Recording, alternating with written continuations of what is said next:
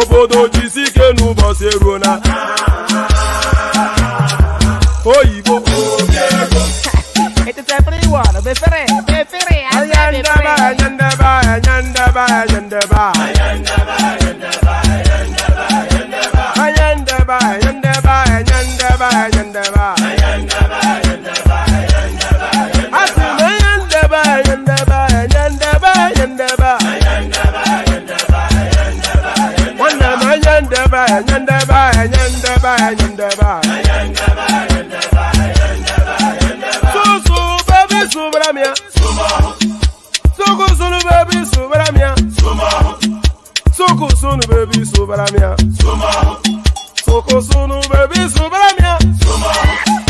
Ladies and gentlemen, sometimes you just have to act like you are drunk, like you are crazy. Confuse your enemies. Confuse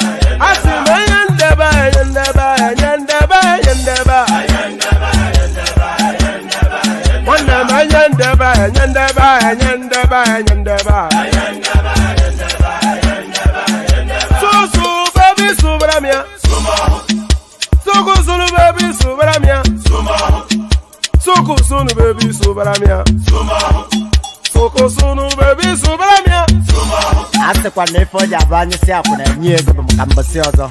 Since I was born, but now I am getting youth. Hakuna motangu, hakuna kogabu.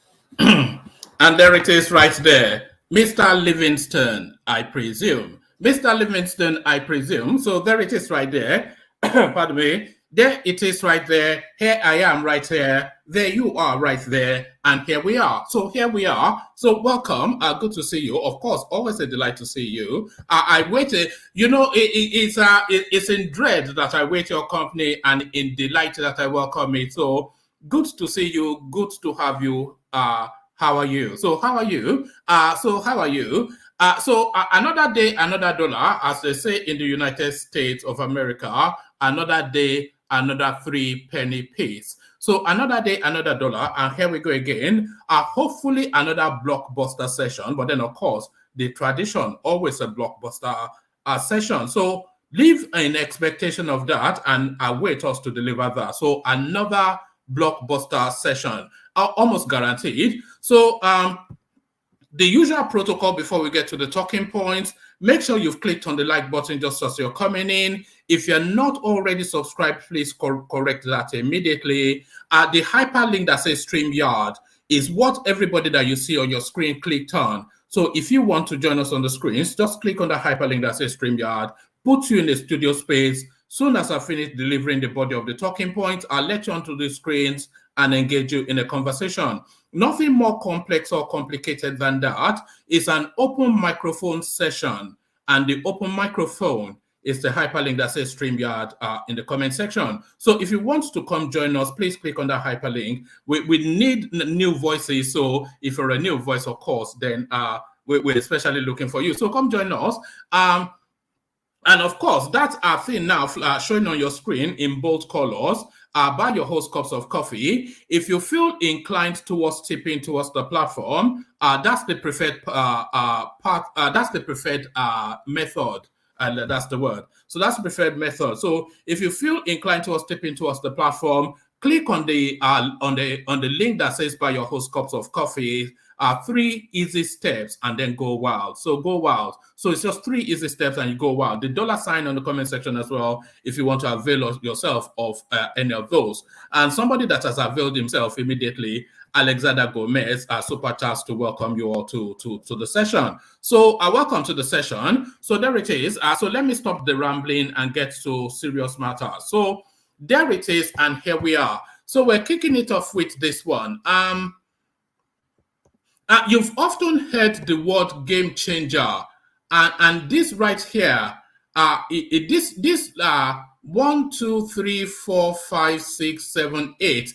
This 8-word headline could well be the propulsion that Nigeria needs into the big time. This could well be what propels the country into a first world country, and that vexatious oil subsidy, the panacea embedded in this headline, relief as Buhari inaugurates Dangote Refinery May the 22nd. So May the 22nd, approximately 2 weeks from now. So he has managed to strong arm Dangote to hurry him up so that he can do it within his own administration, so that documents under him. So nobody really cares who this documents under, just that this thing should start working immediately and provide some succor for the Nigerian person and the Nigerian economy. Relief as Buhari inaugurates Dangote Refinery May the 22nd. So the much long awaited now are delivered. So there we are. So there we are. So this next headline is a throwback to recent times. So a lot of things played out in the last few months and a lot of speculations as to what exactly played out. So now, with the benefit of now things being in the past, some of the main actors are now looking to come forward to speak to the past. So speak to the past. Why I refused to anoint any candidate during APC presidential primaries. So this is the man at the top, our friend from Daura, Malam Buhari, making the headline at this time around. So a lot of conspiracy theories wrapped around the APC presidential primaries. It was probably the most hardest fought ticket known to the Nigerian space, because it is with certainty, and history has now proven, that whoever won that ticket, the APC ticket, is almost nailed on to be the president. And that is what played out. So that is why the fight for that ticket was so ferocious. And a lot of speculation around the Buhari name, because of course, people were waiting for him to point direction so that they can then put their prejudices under the direction that he has pointed and say that, oh, Baba Sope, Daddy said so. But Daddy did not say so. Why I refused to anoint any candidate during APC presidential primaries, our Malam from Daura, Buhari. So he breaks cover then to then let us know then just what transpired within that space. So still staying within the theme of Back to the Future, still staying within the theme of Back to the Future. So this now a blast from this past that speaks to the contemporaneous times, a blast from the past that speaks to contemporaneous times. When was the last time you thought of this name or this person? Brace up for attacks if your husband will be like YAR'ADUA, TURAI, alas, REMI TINUBU. So history has a peculiar thing. History has a peculiar penchant for repeating itself within the Nigerian dynamic. History always, because what did we have? We've had six presidents all the way through. Presidents constantly dying in their seats, either through coup or through natural death. And now the TINUBU situation somewhat mirrors the YAR'ADUA situation, because a lot of people said that there were security reports to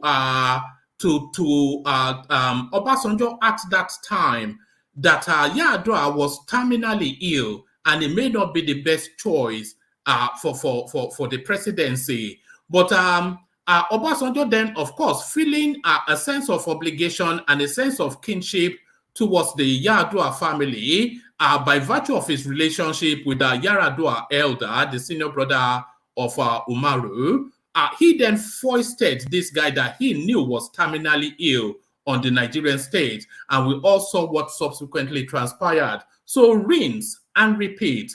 Rinse and repeat. Somebody now that a lot of people are speculating that his health is not consistent with what Nigeria needs at the moment. He has now won a presidential ticket. So the wife of the YAR'ADUA experience speaks to the future via REMI TINUBU. Brace up for attacks. If your husband will be like YAR'ADUA, TURAI, alert, REMI TINUBU. So there it is right there, Back to the Future. Back to the Future, and we're still very much within that Back to the Future theme. We're still very much within that Back to the Future theme. Another blast from the past, but how welcome is this voice? So she threatens to come back. Ex-Petroleum Minister DIEZANI prays court to vacate bench warrant against her. So the coast is clear, and you will see a lot of these renegades. Now, because of course, the Tinubu administration will not be anywhere near even 1% as draconian and as brutish as the Buhari administration. So people feel that they have a fair fight through the legal system under Tinubu, as opposed to Buhari, who would just say, Danladi, get the AK-47 and go and shoot all of them. So she now braces herself to come back, to come and battle it out in the courts. Ex-Petroleum Minister DIEZANI prays court to vacate bench warrant against her. So what's that bench warrant is? And people like Reno Mokri, all of these people on the run, they'll quickly make their way back to Nigeria just as soon as Tinubu has been inaugurated. This is how it usually plays out. If you have an extremist sort of administration like the Buhari one, they all run for cover somewhere, and as soon as somebody more liberal and civilized comes in, they make their way quickly and starts to blow grammar. So grammar to be blown. So let me give you one final headline, and we'll leave it there for the moment. There's still plenty to talk about, but let me just give you one more headline, and we'll leave it there for the moment, and then try and see how we can wrap the conversation around those. So let me bring you this. This one somewhat political, somewhat sporting. So now somebody has to educate me on how to pronounce this guy's name. New king of Syria are Tinubu Peter Obi, Buhari's aide, others react to Victor Osimhen's title win. So Victor Osimhen, and I hope I'm pronouncing that. I say it is Osimhen, isn't it? So Victor Osimhen. So this is a good sporting news storyline for the Nigerian sporting fans. But the political infusion, these people have now carried their back and forth in the gutters of politics to come and stain this guy's achievement. So essentially, all the political names are trying to, this is clout chasing, they are trying to associate their political trajectory to this guy's victory. Anyway, I think you know what I'm saying. New king of Syria are Tinubu Peter Obi, Buhari's aide, others react to Victor Osimhen's title win. So any and everything, they throw the dirty stench of their wayward ways on it. So there it is, the dirty stench of politics. So there it is, and there it is. So a rich and diverse menu. When is it never not a rich and diverse menu? So lean back, kick back, take it easy, relax into it. The usual protocol, click on like, click on subscribe. Come join us via the hyperlink that says StreamYard. And then, of course, buy your whole cups of coffee and all that. So you know you know what I ask for every day. So do as you will, but do as directed. So do as you will, but really do as directed. Let me now take that micro musical intermission before we delve straight into the throes of it. You know where we're going, of course, to the Kegites. Only water, where they see ma. Water, only water, where they see ma.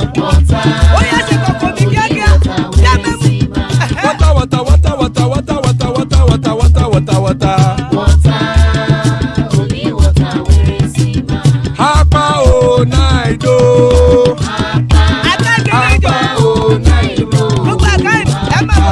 Hapa you don't come o.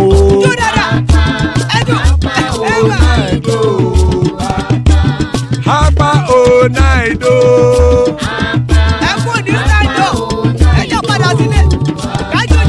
Oro kẹ̀kẹ́ ẹlẹ́mù yé o.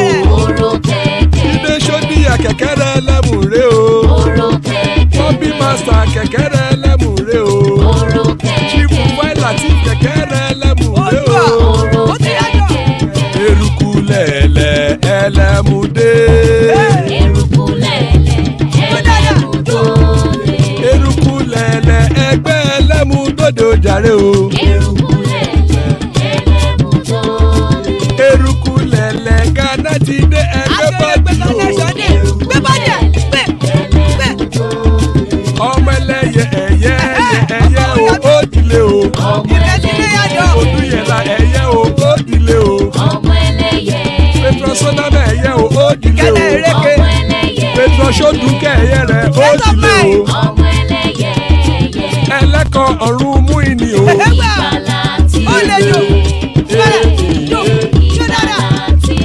Àkùkọ ọ̀run méjìkọ.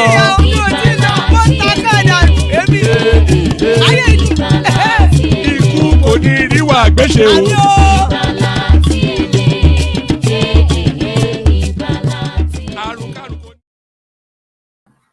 And there it is right there. Iku Koniru Agbeshe, may death have nothing to do with us. So Osimhen. So thank you, Ayo Osimhen, Victor Osimhen. So thank you. So Iku Koniru Agbeshe, I'm going to speed through the readouts because I know it's really the conversation that people delight more in, but we have to set a backdrop for it. Federal government confirms planned inauguration of 650,000 barrel per day Dangote Refinery. So good old boy Dangote, or Aliko, the federal government yesterday confirmed the planned inauguration of the 650,000 barrel per day Dangote Refinery in May 2023. The company had indicated that the $19 billion plant will be inaugurated before President Muhammadu Buhari leaves office. However, in his tweet, Special Assistant to the President on Digital Communication Bashir Ahmad who confirmed the development, stated, efforts by the federal government to make Nigeria self-sufficient in local refining of crude oil to save the scarce foreign exchange used in the importation of petroleum products have received a boost as the 650,000 barrel per day Dangote Refinery, the world's largest single train refinery, is set for inauguration on May the 22nd, 2023 by President Muhammadu Buhari. A source close to the plant said the company was putting the finishing touches for the inauguration, adding that operations will be built up in phases. We don't want to hear that operations will be built up in phases. So you want to be ramping it up and pumping it out immediately. As soon as Buhari cuts that ribbon, we want to see tankers rolling out to petrol stations, and we don't want to hear fuel subsidy. So don't give us any phases. A source close to the plant said the company was putting finishing touches for the inauguration, adding that, let me do that again. A source close to the plant said the company was putting finishing touches for the inauguration, adding that operations will be built up in phases. The national president of Independent Marketers Association, Elder Chinedu Okoronkwo, could not be reached for comments yesterday. But in a telephone conversation with correspondents, the National Operations Controller, something or the other, Mike Osatuyi, said, we just got to know about it. Our members are ready to buy and sell petroleum products from the refinery anytime it becomes operational. The Society of Petroleum Engineers and the Nigerian Content Development and Monitoring Board have applauded Dangote Petroleum Refinery for its application of world-class technology in the construction of the 650,000 barrel per day refinery project. The SPE and NCDMB, which visited the plant recently, believed that it has the capacity to boost Nigeria's domestic production. It better has. If they are telling us that it's the largest single refinery in the world, then it has more than an abundance of capacity to satiate the Nigerian need. Speaking after the tour of the refinery and petrochemical project, the national chairman of SPE, Professor Olalekan Olafuyi, said, we have heard before about Dangote Petroleum Refinery and have also seen that the project is for real. After touring the refinery, we are amazed by the level of work that has already been done, and we are eagerly waiting for its completion. We are happy with what we have seen. Dangote is doing a great job with the construction of a world-class petroleum refinery. It is remarkable that a Nigerian company is building a world-class project. Also speaking at the event, the Director of Planning, Research and Statistics, Nigerian Content Development and Monitoring Board, Patrick Obah, stated, it is awesome that this kind of project is happening here in Nigeria. For the first time, I saw a tank that could hold 120 million liters of liquid at the Dangote Petroleum Refinery plant. We are indeed happy that we have this kind of facility here in Nigeria. The visit is very enriching for members of the Society of Petroleum Engineers and the Nigerian Content Board. There is no doubt that the project gives inspiration to all visitors who come on tour of the refinery. The refinery plant gives a lot of hope to Nigerians. It is important for us to grow local content that will be able to fit into the energy demands of tomorrow. So there it is. So the first thing first is a good old boy Dangote. So he gets his part on the back. But then that part on the back, it comes with somewhat of a caveat, because there's a concern. This is one private individual that essentially has his neck around the country. Because the one thing that has been impeding one of the three things that has been impeding progress in that country is the lack of the capacity to distribute petroleum, not even at a reasonable price. It has to be at a dirt cheap price. In Dubai, petrol, a liter of petrol is is cheaper than a bottle of water. You know, we are one of the top 10 largest deposits of petrol, so we should really be getting it at ridiculously low rates to propel that economy. But now this privateer, he has his hands round one of the, if not the most significant economic value that we have. So are we in a danger or likelihood of being held to hostage by this guy at some point? And what mitigation has government put in place that because if the guy turns against the government, he's a privateer, he can tell them to go and whistle, then what do we do? So I hope there are checks and balances to this enormous power that has been vested in the hands of this guy. But again, I started off a good old boy Dangote, so a well done to him, but with some trepidation. A well done, but with trepidation. So a well done, but with trepidation. So still staying with the theme of move with caution. So still staying with the theme of move with caution.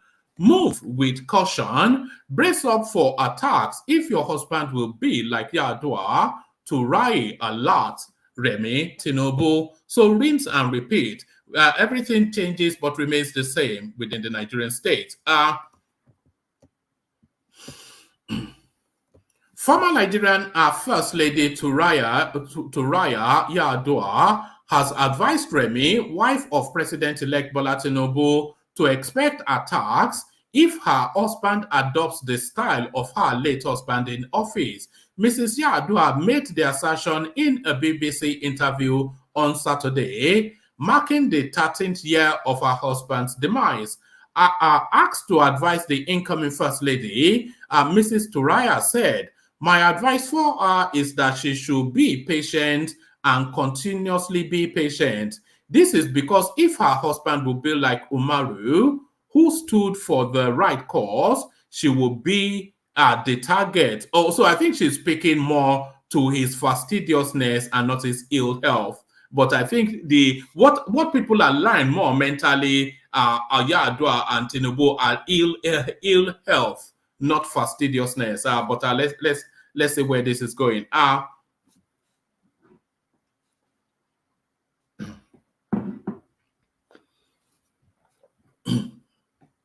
Right. Asked to advise the incoming First Lady, Mrs. TURAI said, "My advice for her is that she should be patient and be continuously patient. This is because if her husband will be like Umaru, who stood for the right cause, she will be the target. That was what happened to me." She added, my husband was not taking alcohol. He did not go after women. He was not corrupt. So the only thing they could do to obsess him because he loved his wife was to attack his wife. I don't think Tinubu lost his wife to that level. I suspect not. Mrs. YAR'ADUA further said, Mrs. Tinubu should never relent in advising her husband. She is the only one that will genuinely advise him. Others will only tell him what he wants to hear. The wife is the only one that will give him information and ask him to investigate. I wonder what level of service Aisha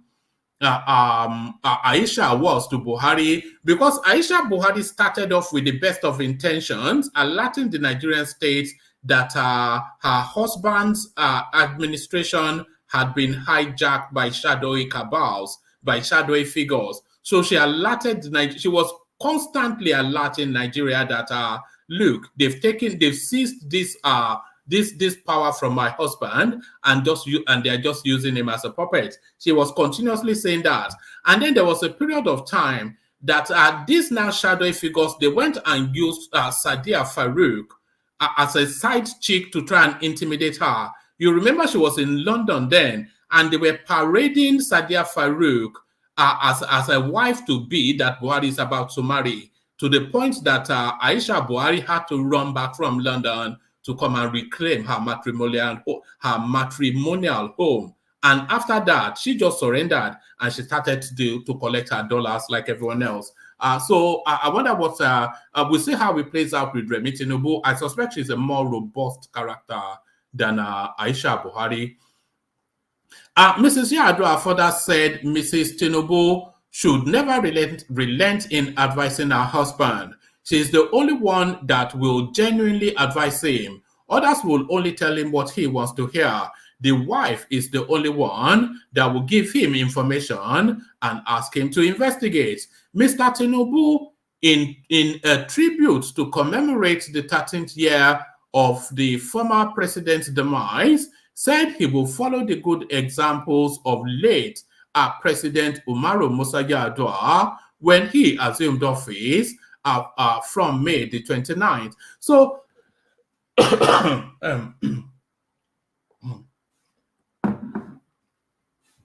you know, when I think of YAR'ADUA, I think about him in the same vein that I think of Muritala Mohammed. You know, when I think of YAR'ADUA, I think of him in the same vein as I think of Muritala Mohammed. Because we saw in a short window the possibilities that Muritala Mohammed could be, but we did not see him in a longer term to see if he would have lived up to our expectation, because his life was cut so short, so suddenly in such a brutal manner. Same thing with YAR'ADUA. When he came out to say that, look, I was rigged in and I will reform the system so that this doesn't happen again. So that sort of language I started with, people were curious to see how he progresses in that vein. But sadly, of course, his life was cut short by ill health. So he reminds me somewhat of Murtala Mohammed YAR'ADUA. Right.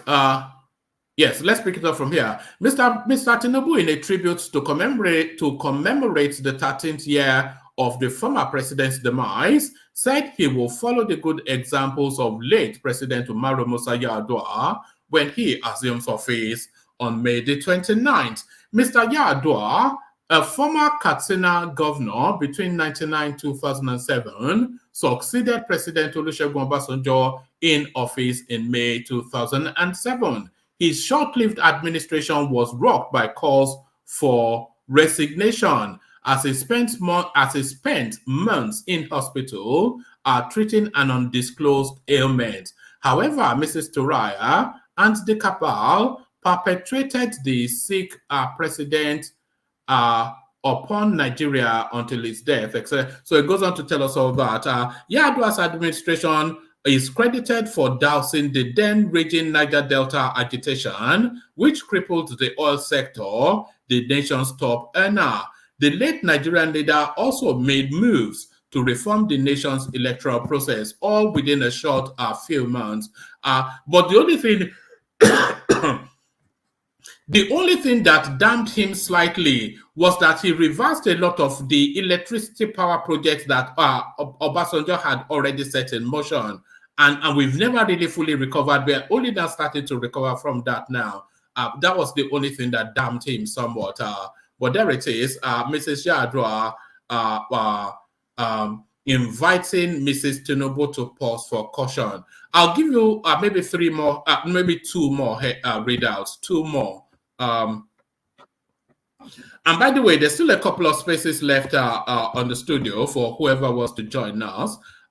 Let me do this. Actually, let me pop the link in there again just to make sure it's let me pop the link in there again so it's yeah, so let's do that. Okay, so now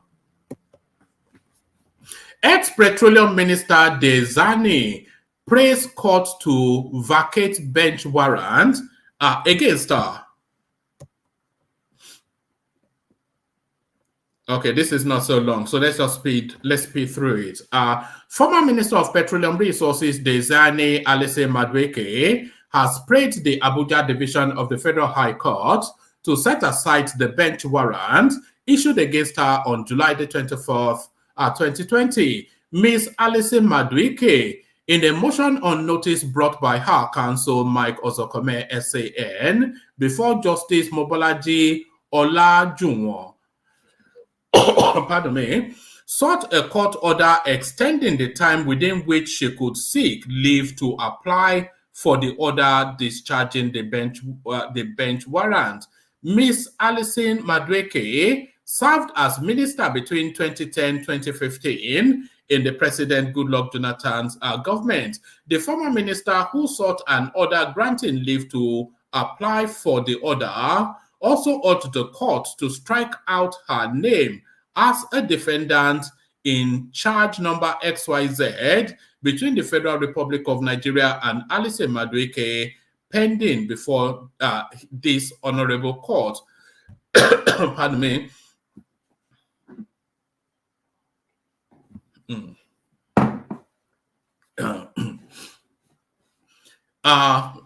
Hold on.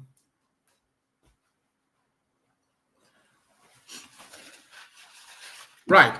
The motion, which has FRN as complainant and respondent, has Mrs. Maduake Alison as the sole defendant. So essentially, she's just she's looking for a portal back into the Nigerian state off the back of Tinubu now becoming president. That's essentially what that tells us. Pardon me. All right. Let me just see. Actually, let me bring you this one. Let me bring you this one. Let me bring you this one.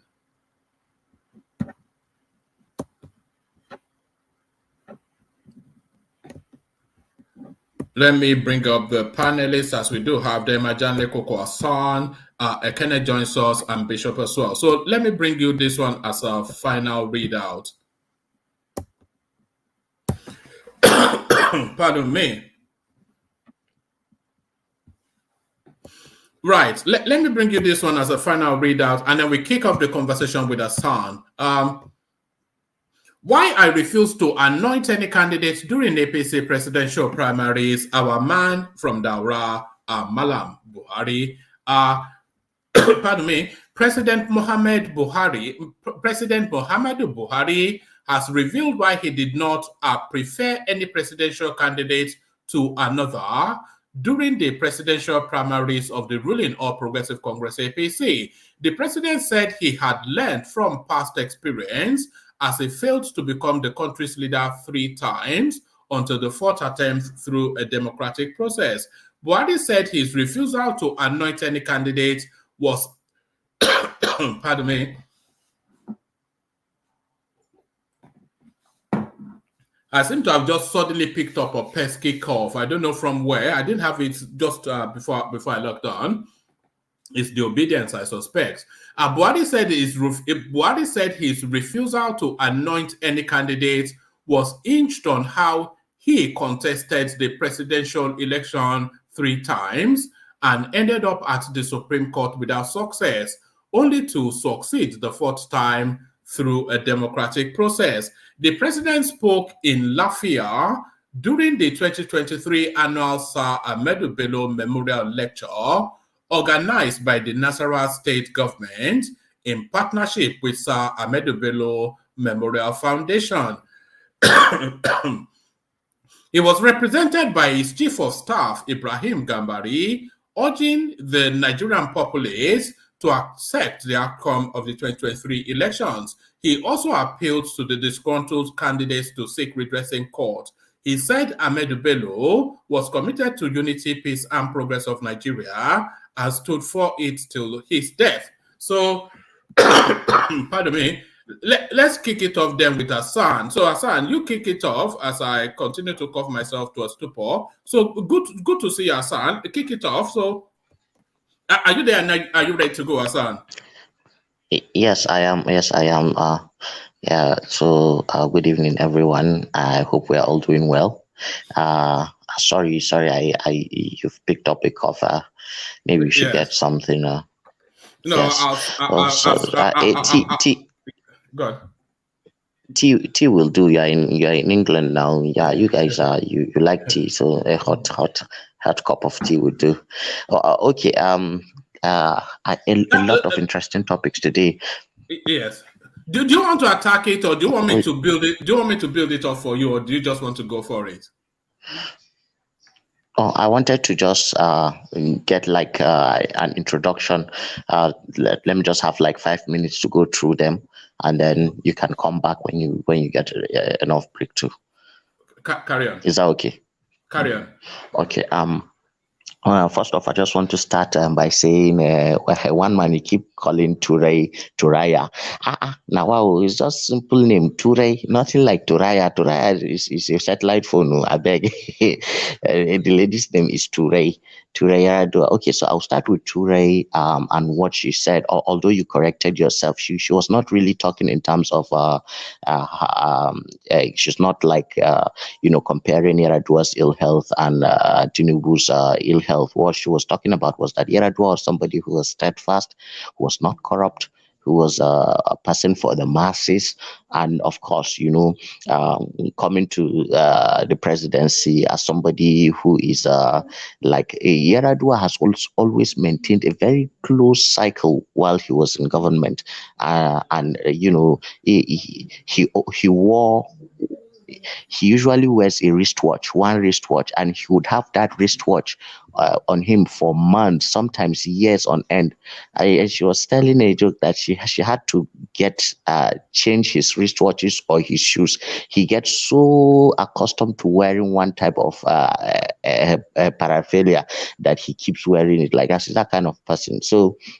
As far as Tinubu is concerned, what YAR'ADUA said is very, very right, and I hope the incoming First Lady is listening with keen ears. She has to be ready. She has to be.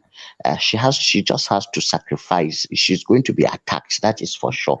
But she just has to look at the bigger picture and be that pillar for her husband. I have seen comments that she's quite a lioness and she's a fighter.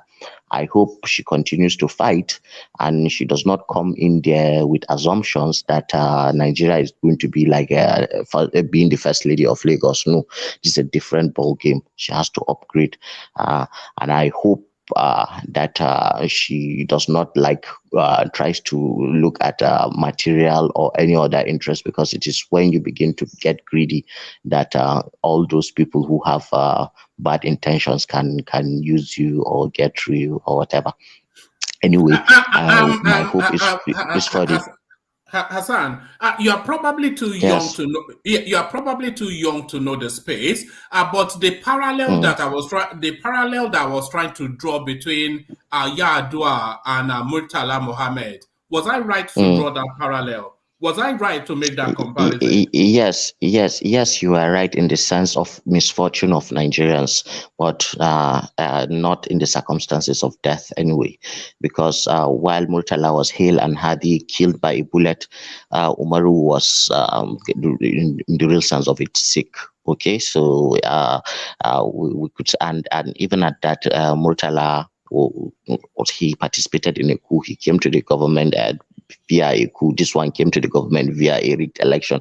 So as individuals, they are good human beings, excellent human beings. We've been trying to, and I have nothing against having accidental, well-rounded, good human, good people with good morals that come into the system and then they perform.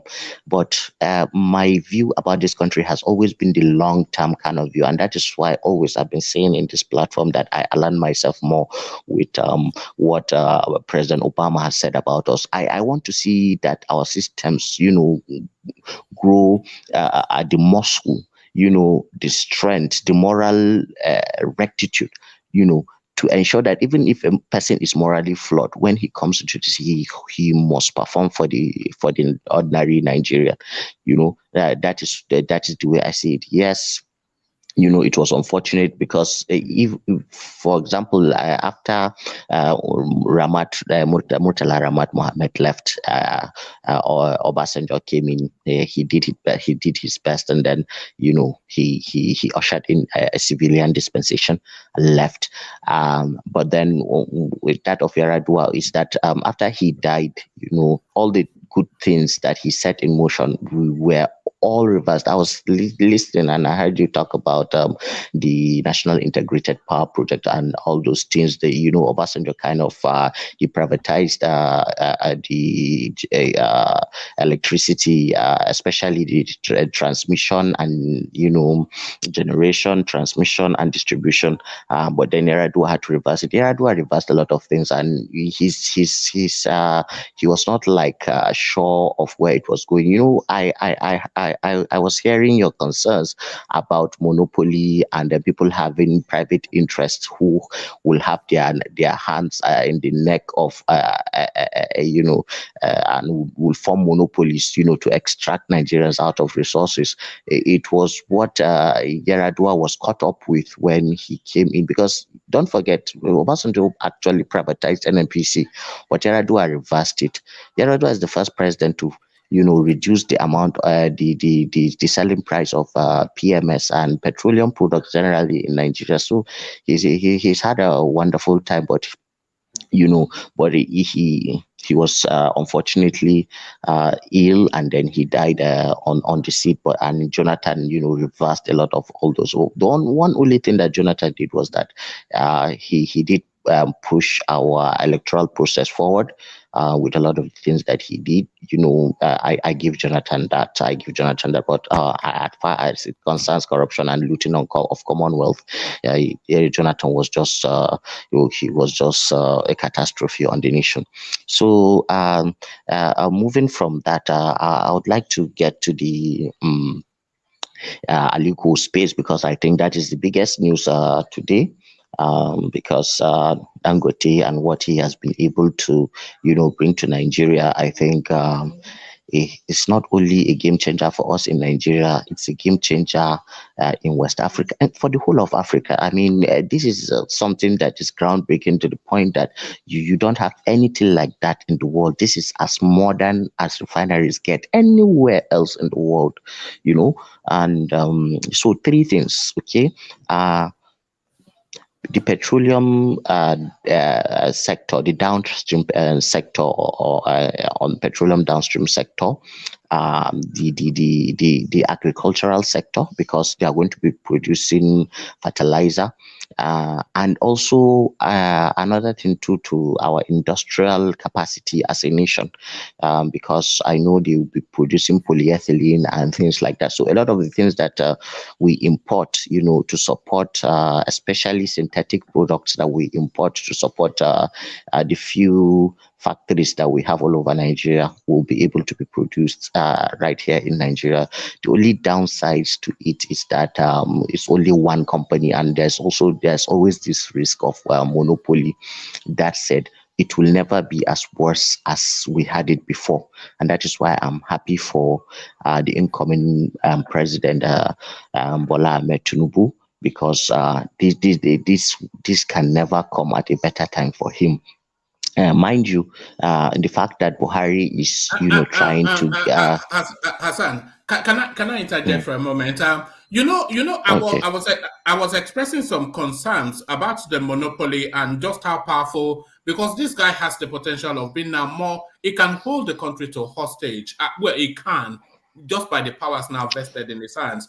And in the new petroleum, the PIB bill that was signed, I think about a year or so ago, there was a clause in there that says that if there's a shortfall in petroleum supply within the country, the importation for that shortfall will be done pro rata in accordance with capacity. So even if it's not able to produce, he still has a near monopoly on importation of oil. He essentially has control of the totality of the consumption of petroleum in Nigeria. That cannot be a good thing. Yes, and yes, he does. But I think the federal government also has investments in the company.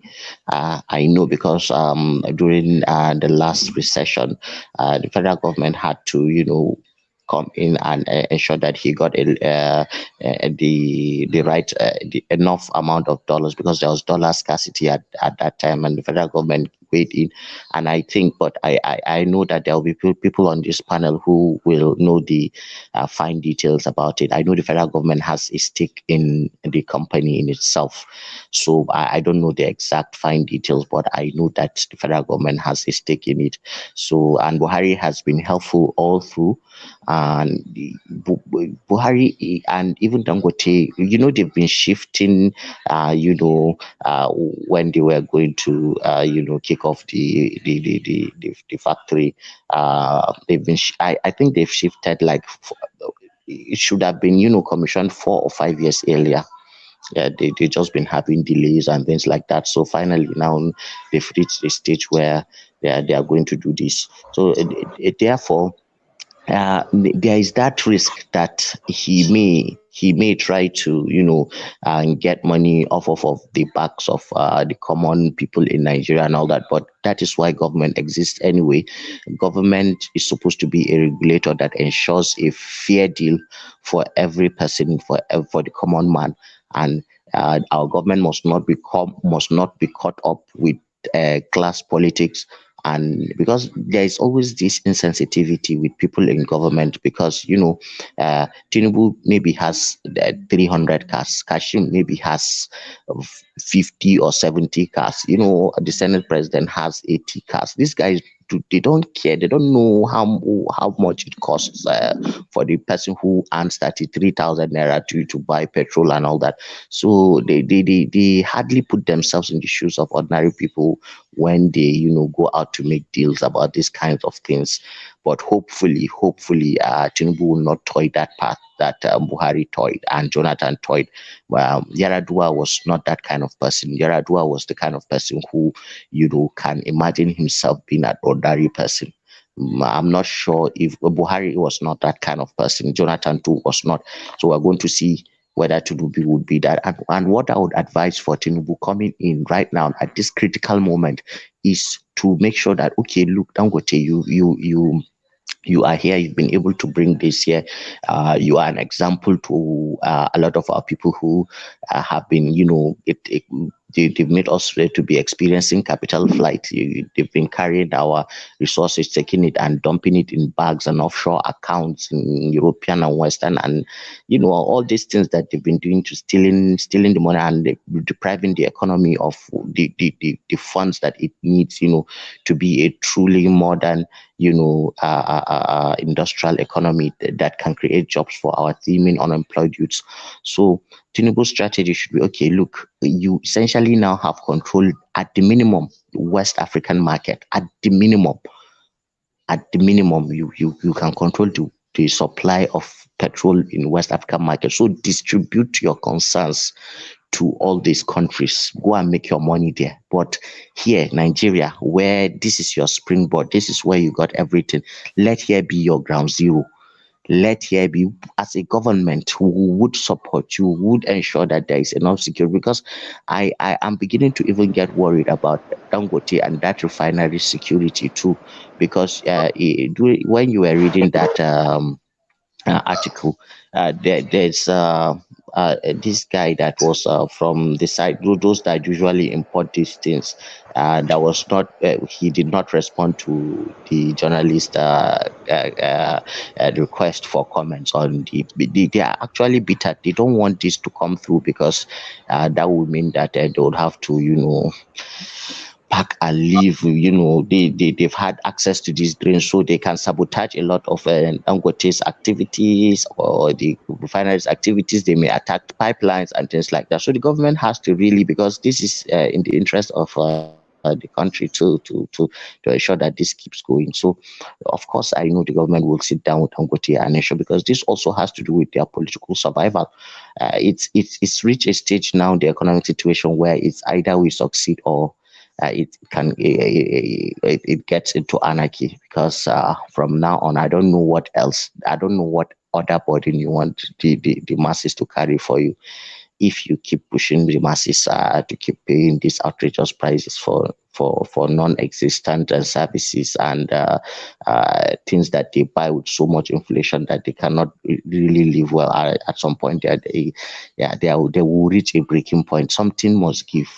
But I know this government that is incoming is intelligent enough to understand the dynamics and the sociological realities to ensure that we do not fall into that trap. So I'm happy, I'm optimistic, I'm excited. And I salute Dangote for his resolve, his forthrightness, his determination. Yeah, even though he is motivated by money, but he is he's somebody who is raising our flag, not only in Nigeria, but every black person on the face of the earth, who would be proud to be associated with somebody who has that enterprising spirit. So it only shows me and that the future for Africa, as far as generating capital and ensuring that we do everything in-house, is very, very possible. This is as technical as it gets. So if we can, get an industry like what Dangote has been able to bring to Nigeria with his refinery, what else can we not do?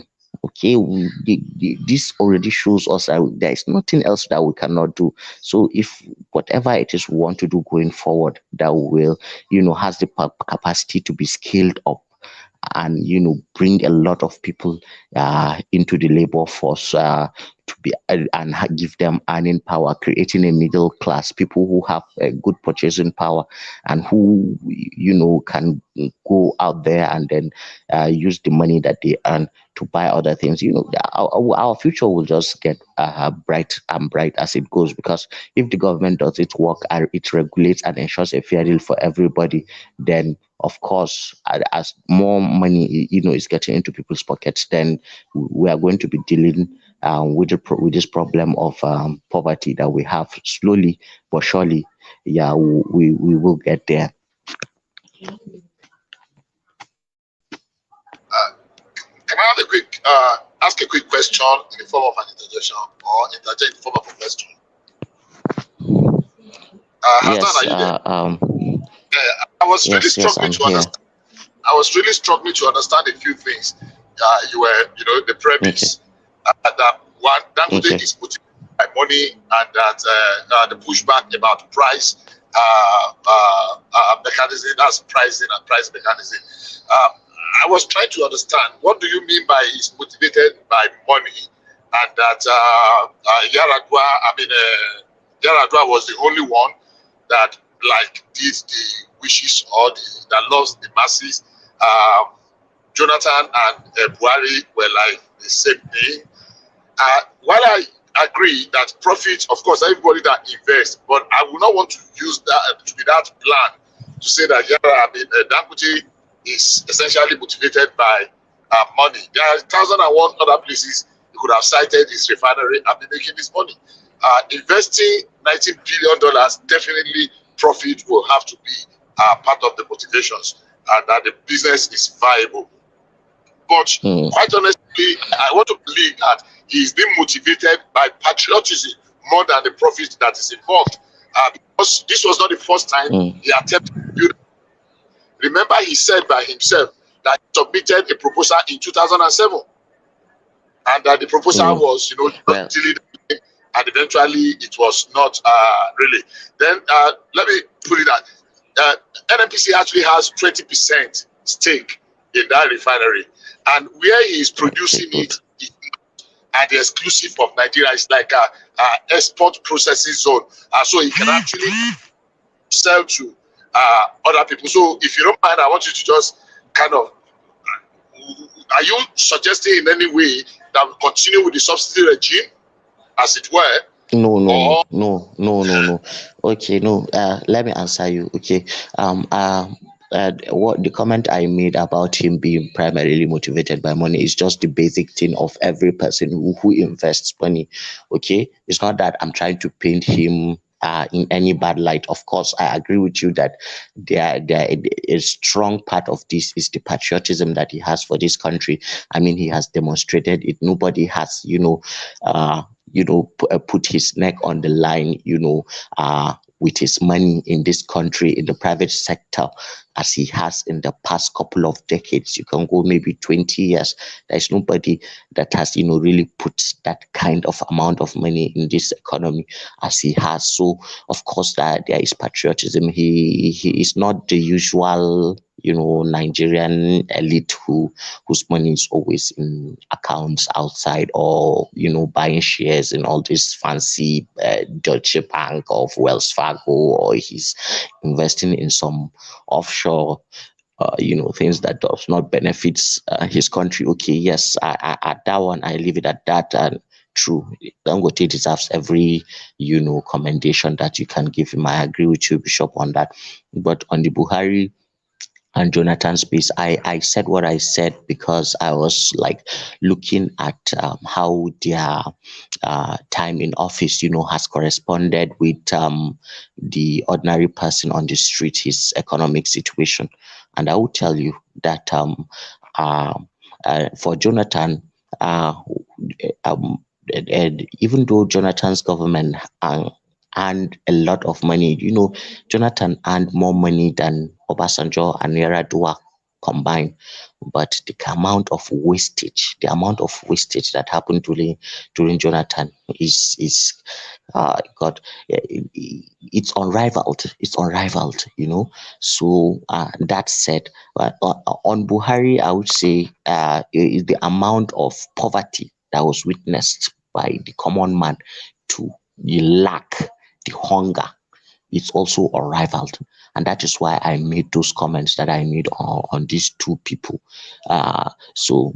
Because for Jonathan, his case was so bad that the military was underfunded and we were being attacked left, right, and center because and people were trying to take chunks of our territory and put black flags and say they own it and they are going to do Islamic country there and all that. And Jonathan was not in control of his army, and they were not making, because Jonathan had to even import mercenaries to come and help him fight. That was a very bad, and all those happened because of corruption and neglect. So that is why I was I sound damning to these people, these two regimes. Okay, I don't know what before Woman comes back. I don't know if he's back already. Let me just shed a little light on what has been in the downstream sector of the petroleum industry. I don't know how people know as much as far or as recent as 10 years ago. Every time there is a scarcity, some is orchestrated. We do buy petrol for as much as 300, 350, 400 naira per liter. I mean, I'm talking of Port Harcourt and Owerri axis where I was operating there. So all you need to do in Aba is some people will just sit down in one big man's house and say, out of this, on this road, only two of you should go and sell so that they can jack out. They will create artificial scarcity. And as at that time, before Obasanjo left in 2000, actually precisely around 2003, there were about 18 licenses that were granted for people to build a modular refinery. Unfortunately, none of them took off until this government took over. Throughout under Jonathan and YAR'ADUA, the sleaze that happened there. But what is going to make it a little bit not attractive for for Dangote to want to monopolize is that there are a lot of refinery projects that are going up now. If we put all of the refineries together, I think we have close to about another 600,000 barrels. The brand new refinery, Port Harcourt refinery, is really going fast, and it should be ready by the second quarter or thereabout of 2024. And let me correct you, there was no time that the completion of the refinery had been scheduled and put off. Right from the beginning, it was scheduled to be completed by the second quarter of 2023. That's not true. It was deferred about 3 times. And apologies, by the way, I lost connection. I'm sure you all gathered that, but it was deferred about 3 times. Go and look at the graph of the scope of work. Go and look. They started the fertilizer production and they've actually made shipment of fertilizer and urea production from there, even to the United States of America and I think Brazil, because they were in. But it was deferred. It was deferred. I saw it introduced not once, not twice. No, I don't know what. I think it was twice. Itself, we did the test run of the cracking whatever unit. Please, you can check. I mean, you can check. Unfortunately, I don't have access to internet now, but you can check. It has not been deferred. The commissioning of that refinery had not been announced now. I have to be corrected. I'm pretty very sure of what I'm talking about. But having said that, I just want to point out that if anybody can check, let's check and verify.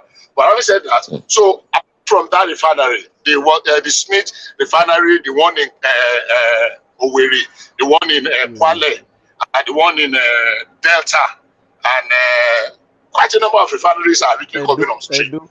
Edo So, yeah, refinery. thank you. I want to remember their names. All of them are going. And So, BUA in Akwa Ibom. All right. 200 million, 300,000 All right. I'm not sure where we are in the conversation, but even if they are going to repair, have we lost? I think we've lost Hassan for a moment. But even if they it's back. So even still with you, Hassan, even if they complete the government-owned refineries, is it your anticipation that they will privatize it? Because we've always said that government has no business in business, you know. So even if they complete the works on the government-owned refineries, is it your anticipation that they will and should privatize it? Okay. Is this question to me? That is to you, yes. Okay. There are modular refineries, yes, and that will ensure that the government, has wiggle room in terms of the kind of pricing regime, the policy that they want to adapt, that will ensure that the bidding of the common man is being done, going forward. And I want to say that I think the next government that is coming in, they will get it, because so much of their future will depend on Nigeria's economy. That is where most people will judge this government, because economically Buhari did not do well. Really, he did not do well. So everybody has, is just waiting to see how TINUBU is going to turn. And now this is a net positive for him. This is the ball is in his court now. It will depend how he tends to play it, but this is a very good problem to have. No other government in Nigeria since I think Babangida has had like this same situation where you are quite in control of what will happen. Especially you can absorb the shocks of the international and downstream oil market sectors prices and things like that on your local economy. This will have a rebound effect not only on Nigeria but to the whole sub-region. So really on this refinery, really I think we Dangote as a Nigerian of substance, a great Nigerian, has really done a good job, and going forward we have hopes that this is going to help us to get out of a lot of the things that have been hindering our movement forward, because you see this will also impact electricity. The refinery will produce. No, that's why I said is if it works the way it should work, it could be a game changer. It could propel us into out of the third world narrative. Yes, but it will take time, but that will be the fuel. That will be the fuel, that we use to get there, really. But that will be the fuel. So I know we'll come back to this space later. So I want to move on to that of OSIMHEN. One man, you don't seem to be a football fan.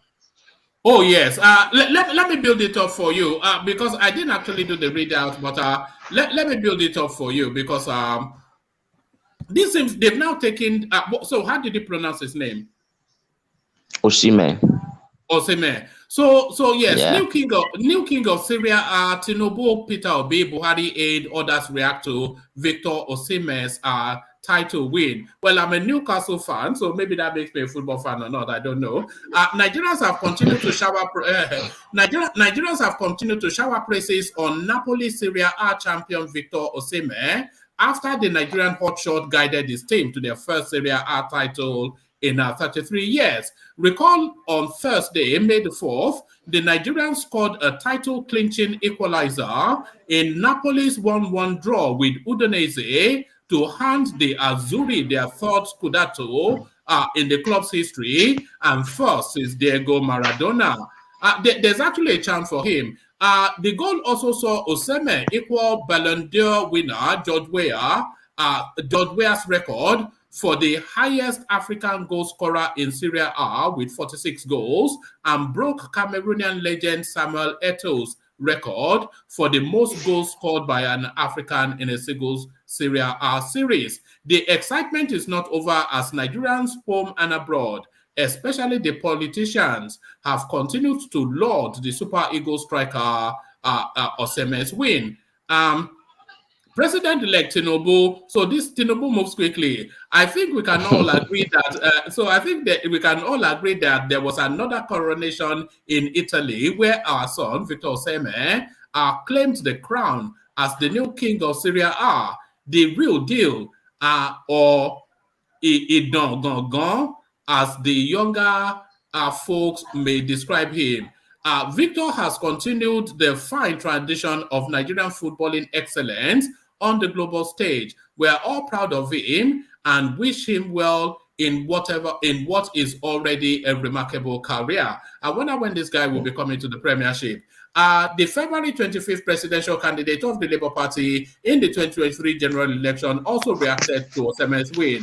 So this is what he says. I heartily congratulate the Super Eagles striker Victor OSIMHEN, whose 22nd goal of the season earned Napoli a 1-1 draw with Udinese and was enough to win the great Italian football club their first Serie A title since 1990. So there it is right there. So they've taken down the political battle to this poor boy. Yes, it's what you said. It's cloud chasing. that is it really. Sometimes I think that our politicians, they don't praise they are probably praising OSIMHEN because he is trending, because most Nigerian youths are fans of football.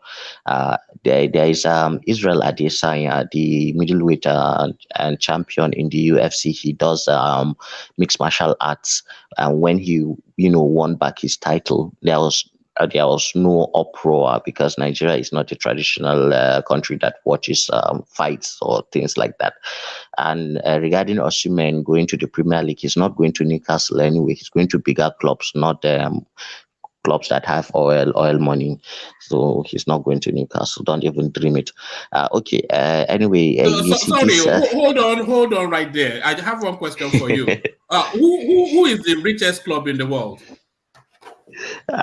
Right now? Yes, who is the richest club in the world? They are saying Newcastle, but okay. They are saying we have Saudi money. Saudi money. Yeah. Saudi money. We have Saudi money. Saudi money.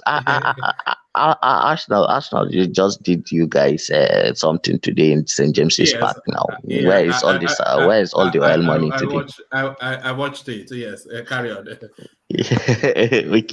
Okay. So the thing with our politicians, and trying to, I hope that they develop sports in Nigeria such that will not have to be relying on what our citizens do abroad before we say, yeah, you see, today because he's shining, everybody wants to go under the spotlight too and take and join in his shine. Well, there's nothing wrong with that, except that these useless people that they want to take they want to take part in the shine.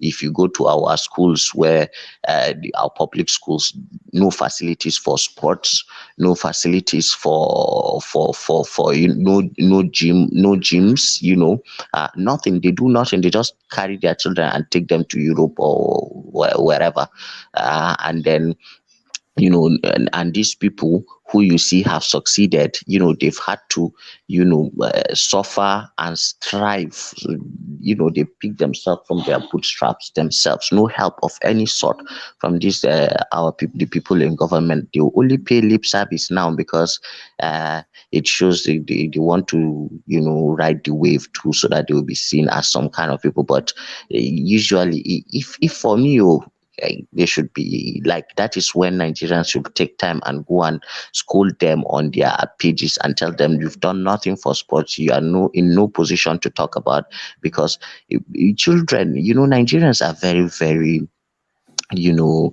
talented people. Just give Nigerians the opportunities. Nigerians will succeed. Unfortunately, if you go back in the 80s, in the 70s, when we were doing well in Olympics and things like that, it is from these and primary school competitions, secondary school competitions, inter-house, competitions, because in the 70s and 80s, at least the facilities were there. So a lot of these people, actually started their career within the country, and they've gone on to do a lot of good things for themselves. So it only irks me, it's something that, I don't really like it when I see politicians do that, but okay, it's okay if the player himself does not mind, because, depending on the mindset of the person, he feels, he has done something. So it's also good that he gets that acknowledgement from his country. If people are going crazy for him in Italy, at least the least that can be done in his country is to get that recognition. But it just doesn't sit well with me morally, the way our politicians want to choke mouth in this discussion. This should not ordinarily be their discussion. And our youths don't have that I don't know, is it they are not holding these people accountable enough, I would say, because this is the time to school them, but they don't. They just follow, okay sir, well done sir, yeah, you are a good man because today he said something good about a sportsman that you like. Yeah, so that's the way I see it. All right, give us a very brief comment on this next headline. Ex-Minister of Petrol, One man, sorry. Can I ask Azan a question? Yeah, go on. Azan, with the billions of dollars that the FGN is singing into Borno, and all the new estates that I see that are being built within Maiduguri metropolis. Okay. We are doing Borno again today.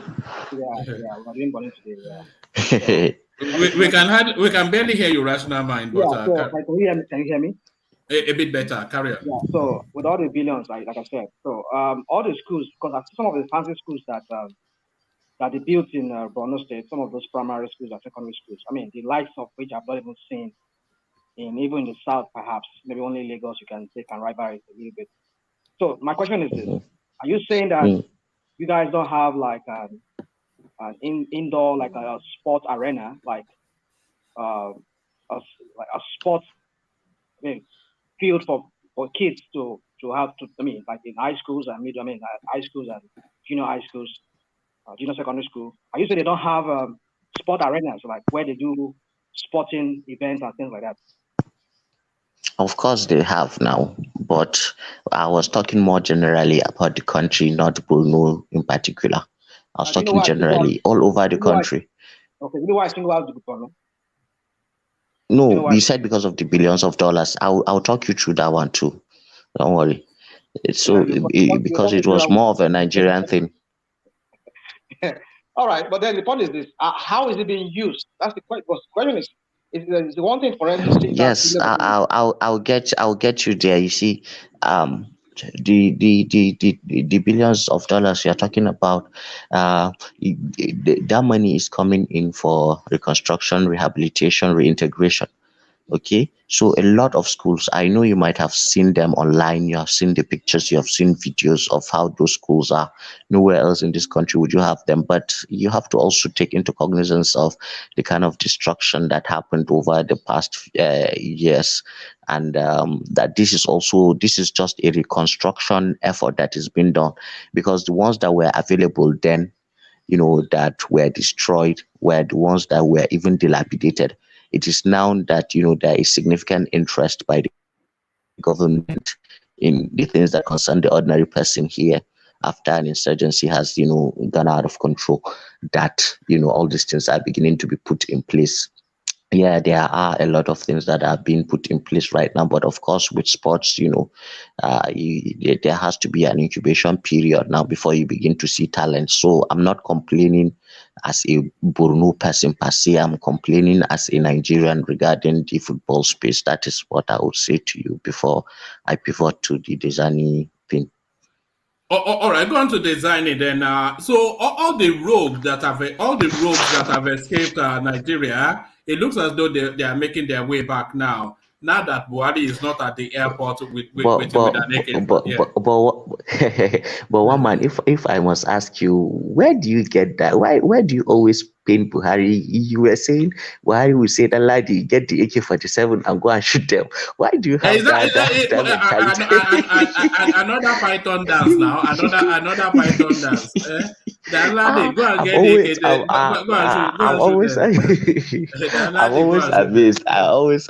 always amazed by your way you this one. Anyway, hold on. Hassan. The popular consensus is that Buhari reaches for the gun as the solution to pretty much every problem. He is a man of force, and he reaches for the gun too. Look at what they did to Sunday Igboho. Look at what they did to Nnamdi Kanu. Look at how they're just shooting up at any and everybody. But one man, can you hear me? Yeah, the man who went to Odianki wiped out almost a whole village.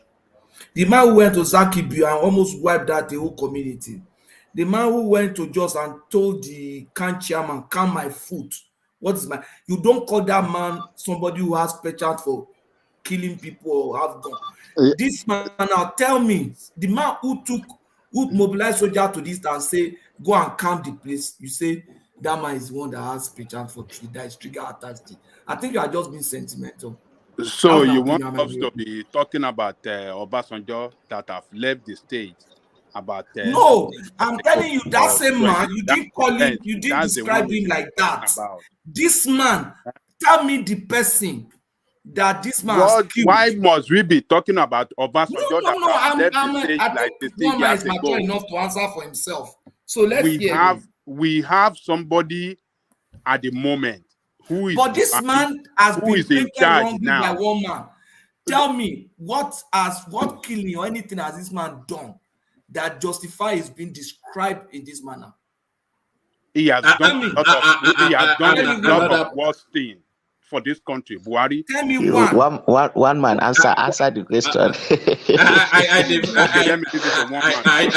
I defer to the answer of my honorable colleague Ajale Koko. I defer to Ajale Koko's answer.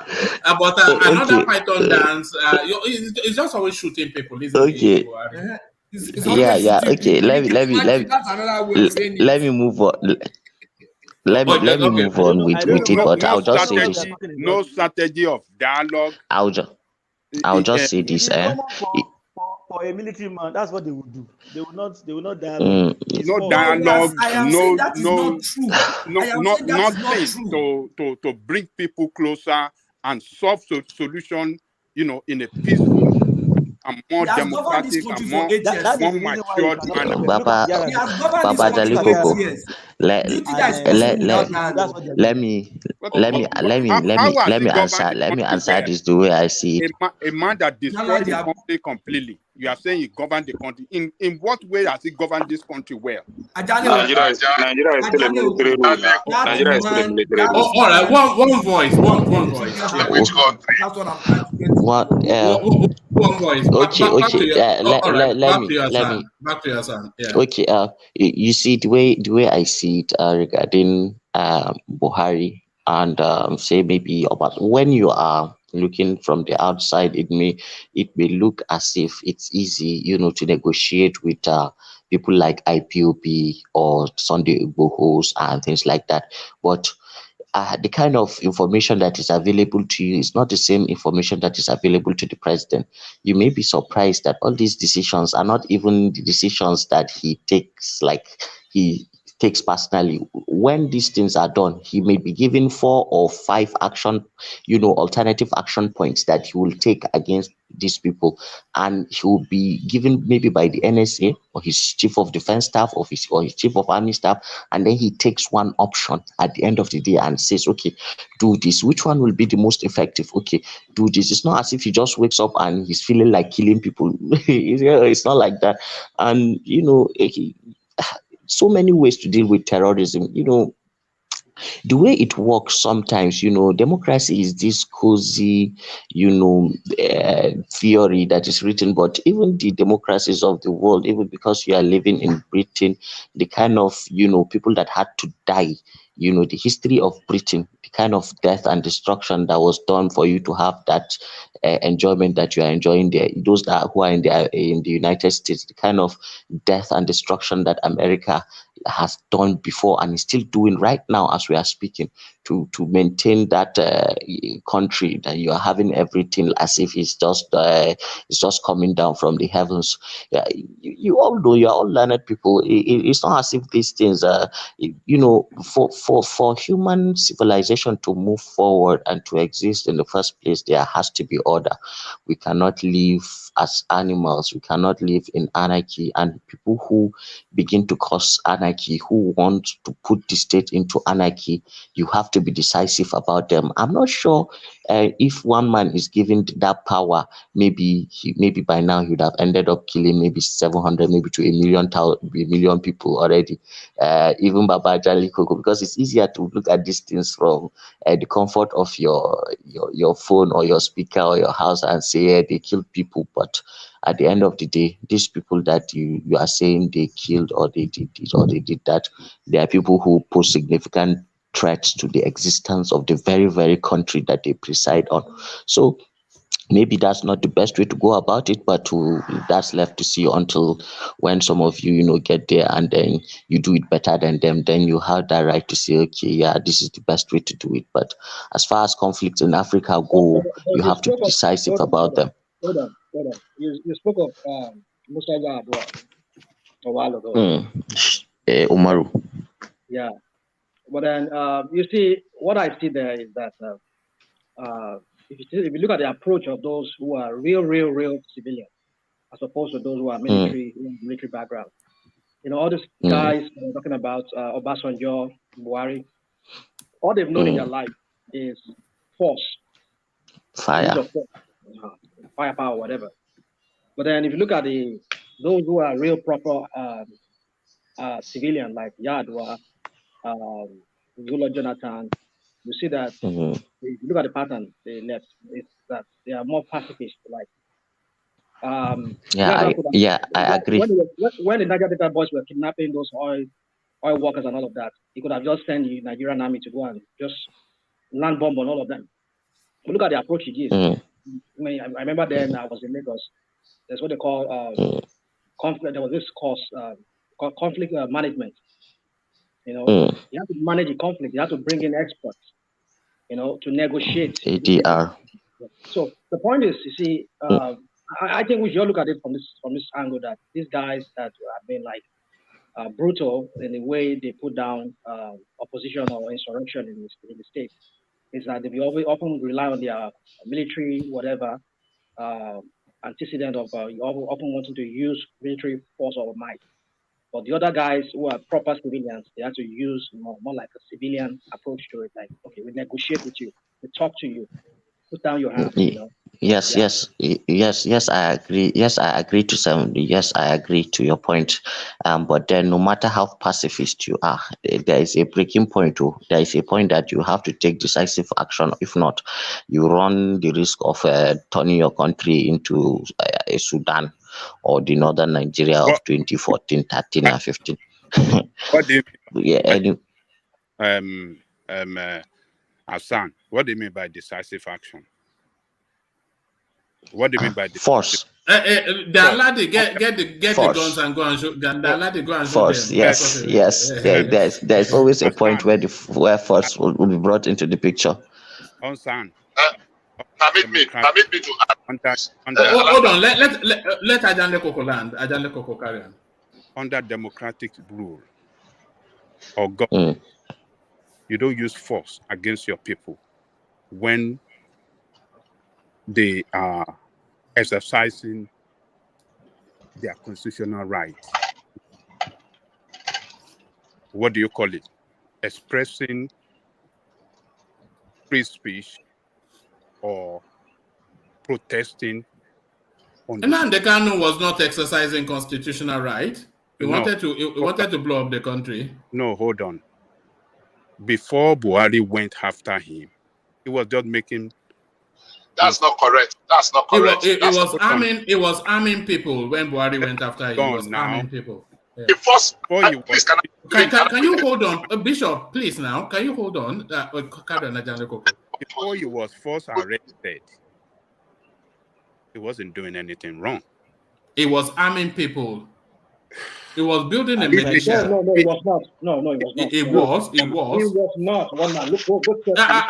It was flouting these bail conditions. Remember, there were conditions for bail, and it was arming people. Let Ajale Koko land first. Let him land. Okay. Let Ajale Koko land, and then Bishop, you can go. Yeah. Let Ajale Koko land, and then Bishop should go. All right. Before he was arrested, he wasn't doing anything. It was after he was arrested and was granted bail. Then they went after him to kill him. And they gave reason for that he was arming people. But up to today, we didn't see anybody that was armed. So, look, under democratic rule, people in charge of power must develop a way of communicating, dialogue, and,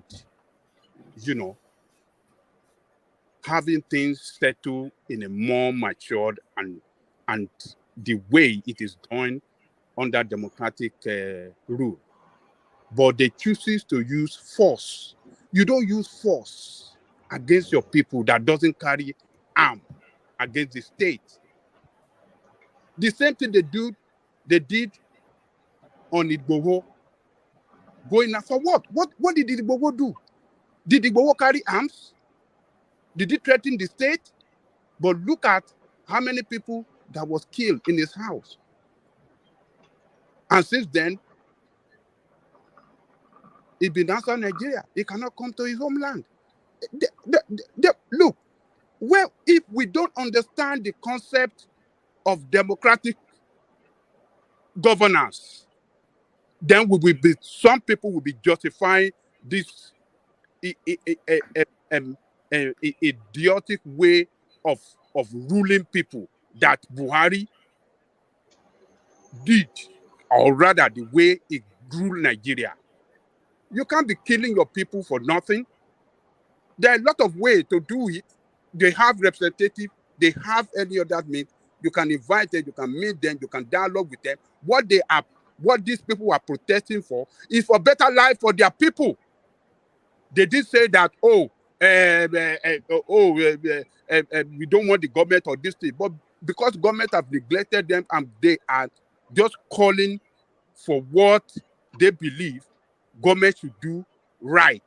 They are calling for government to do right for them. So we shouldn't justify in any way that Buhari handle the situation very well, or use force, or use how did Azan describe it? The writing. I can't remember the way he make the statement. The government must not use force on their people.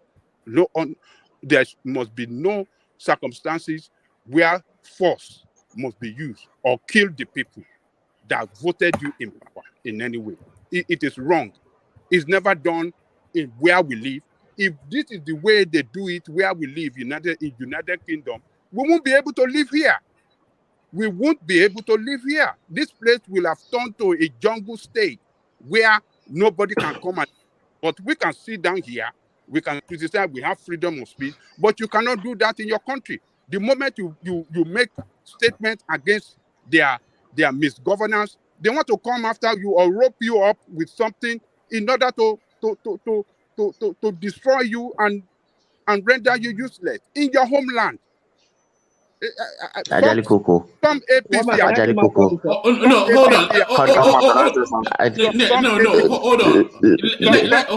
Hold on, Hassan. Ajali Coco land, and then Bishop come in.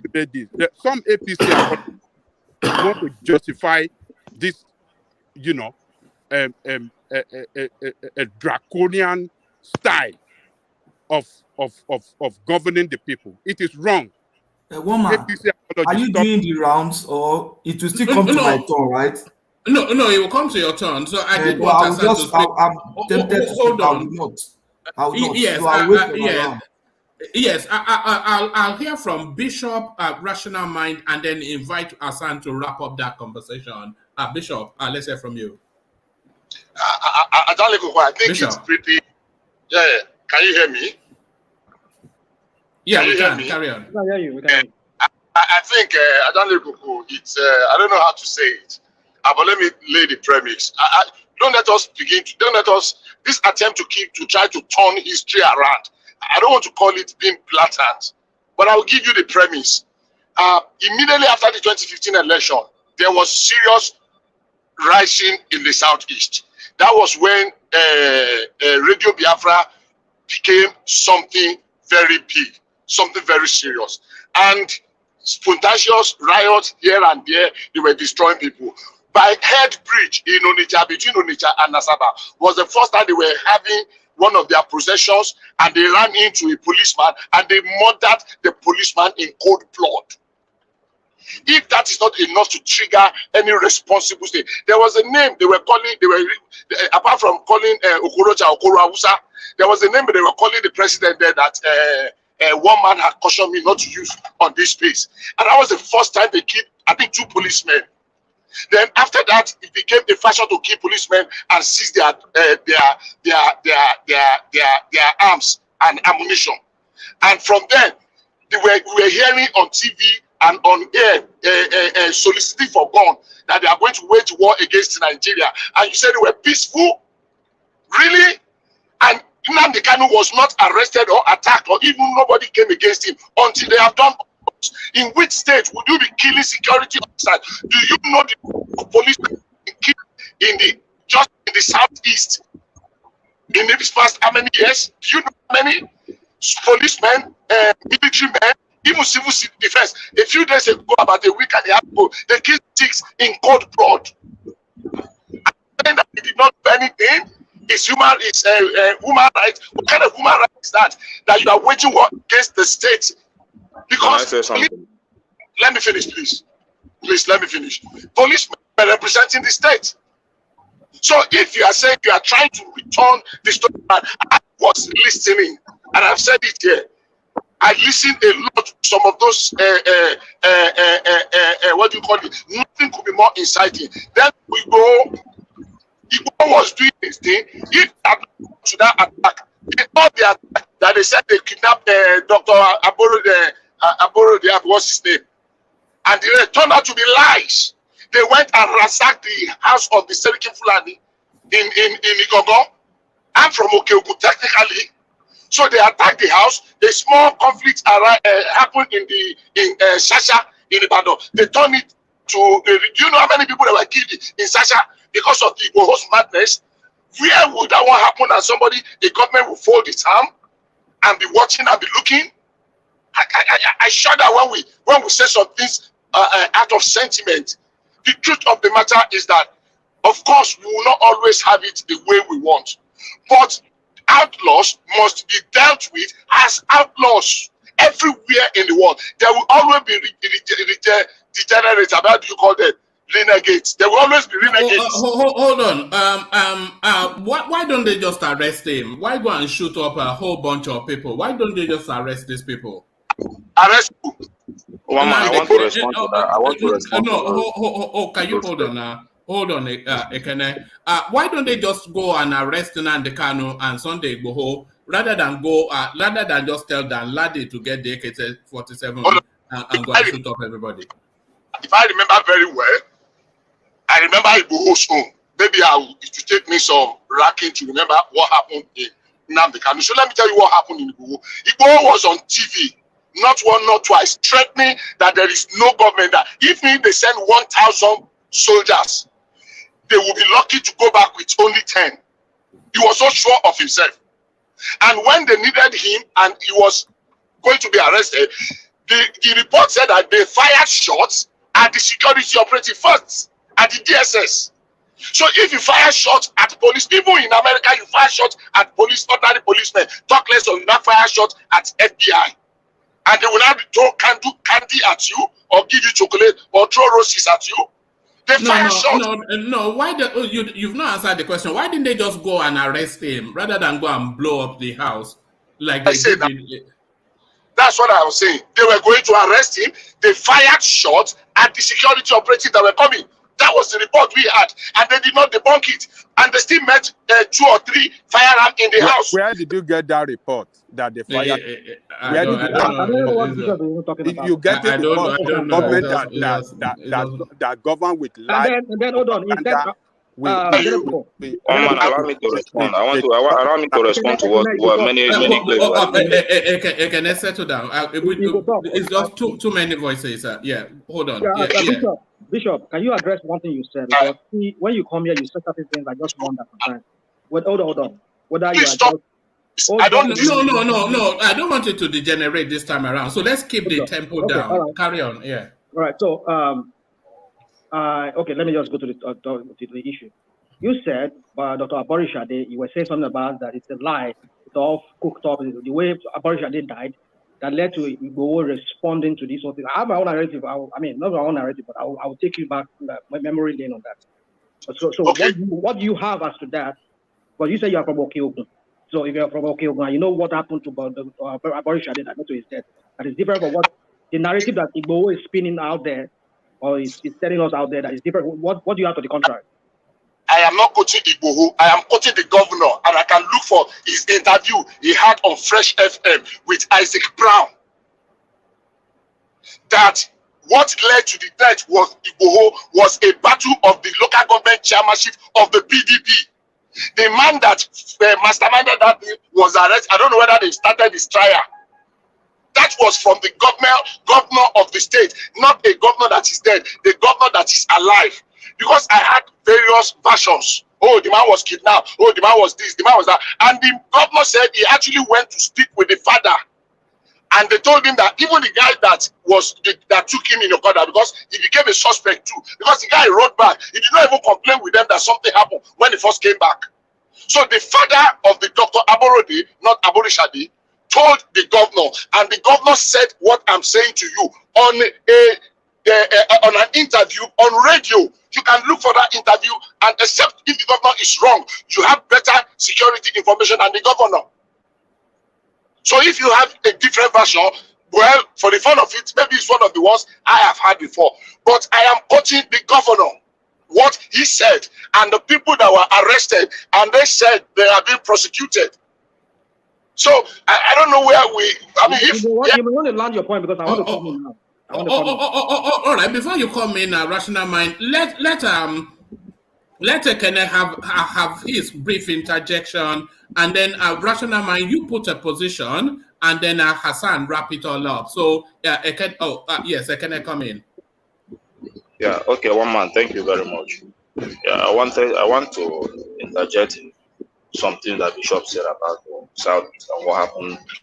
Well, it's not that I'm not saying that there was no killing of armies or police, but there is foundation to everything which he didn't put out there to give his submission. You see, when you go to Southeast, when you talk about all this marginalization, all these things, when you go to Southeast, you see how police and the army operate in that area. You cannot see it in any part of the country. You understand? So you have to look in those aspects. The road blocks that are in the Southeast, starting from Ore and all those areas. Hold on. Now. You're not addressing where the conversation is. The conversation. No, I want to say. Hold on. It's not Nnamdi Kanu's responsibility. What you are describing, that's the responsibility of governance. The senators, the representatives, if they feel they are being pushed upon, they have access to governance to go and address it. What is being discussed? Yeah, that is what led to all those killings of armies and police, because those things were too much in the Southeast. Then coupled with the Biafra of 18 and all those things. So the guys were angry with those blocks and the many police operations in the South. The thing is too much. So if you even last year, the deputy governor of Anambra State has to chase them away. The armies, their load blocks. If you watch the news very well, you will see it. Even people coming down for Christmas, they kind of hold up. They were setting on the way. You cannot see it in any part of the country. Their operation is too much. Their suppression is too much in the Southeast. You understand? You cannot see it in any part of the country. The load blocks they put on the road in the Southeast, you cannot see it in any part of the country. So when you want to put out far there, you put it far, and all those things. Now they kind of have been bringing it out during his all these his interviews. I'm not his follower, but I know that those things were the reasons that caused those promotions. You understand? So if the government wants to be fair, they would have come in earlier to address those issues before those things broke out to start killing people. You understand? So those things are there. They are facts. They are facts. If you go to before you get to where. Let me ask you a question. Let me ask you a question. Did Nnamdi Kanu, did he open the window for them to carry out that Python dance? Was that window opened by Nnamdi Kanu? No. You know, when all these agitations are, when Nnamdi Kanu begin to speak, you know, when you are speaking to people, there are some certain things when you are speaking to them. If there is no action, people begin to react to it. You understand? Nnamdi Kanu was speaking to those issues at a point. People begin to react to it. You understand? I cannot deny that fact. But the issue is that the government didn't come into let me ask you another question. Did Nnamdi Kanu, let me ask you two questions and then wrap them all in a very brief response. Did Nnamdi Kanu, did he flout his bail conditions? Because I know his bail conditions. Did he flout his bail conditions? And furthermore, did he start to militarize his movement?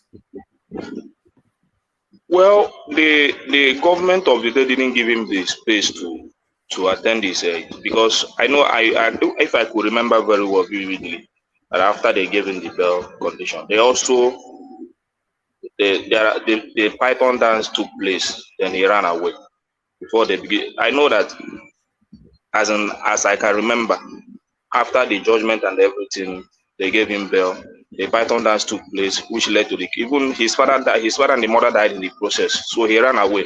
So that is when they begin to say that he flouted his bail condition and all that. The reason he gave was that they came to kill him, and that is why he ran away. So there is no way.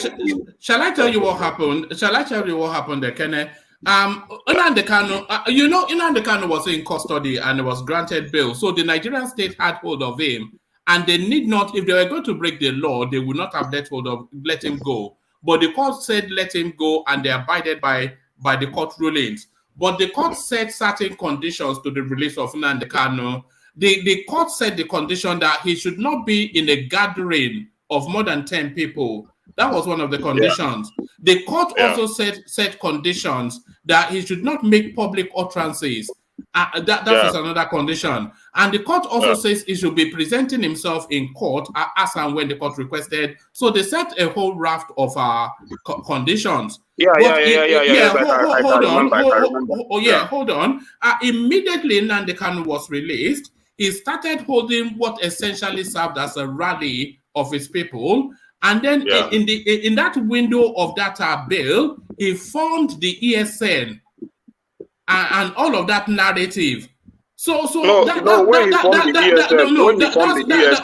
on. That's why I'm asking you the question. Did Nnamdi Kanu open the window for the Python dance to take place? Okay, you give me the what you said. He flouted his bell. Yes, he flouted his bell. That one is for fact, because I remember him saying that how can they give him such a bail condition? It's not possible for him. We should know it's very difficult, but they gave him such condition. I don't know how he would have kept that bail condition, that he cannot be around more than, I don't know whether 3 people or 2 people. We should know it's not possible. But whenever he comes out, crowd used to follow him.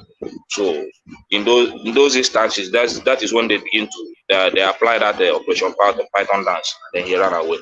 Then the issue of forming the which I never supported for one day, because that was one of the reasons that created insecurity in the southeast. Because when you give room for non-state actors to begin to carry arms, many things will begin to come in, kidnapping and killings and all that. So I never supported that. But I don't know, he said he's chasing away Fulanis and all these things. I want to protect the land, all this and that. Which is, to me, those are the work of this is where our governors are failing. They never did their work very well. And you allow the man to do the work for you. You understand? This is where I begin to blame our governors. Those things are their work to protect the farms, the indigenous and the states.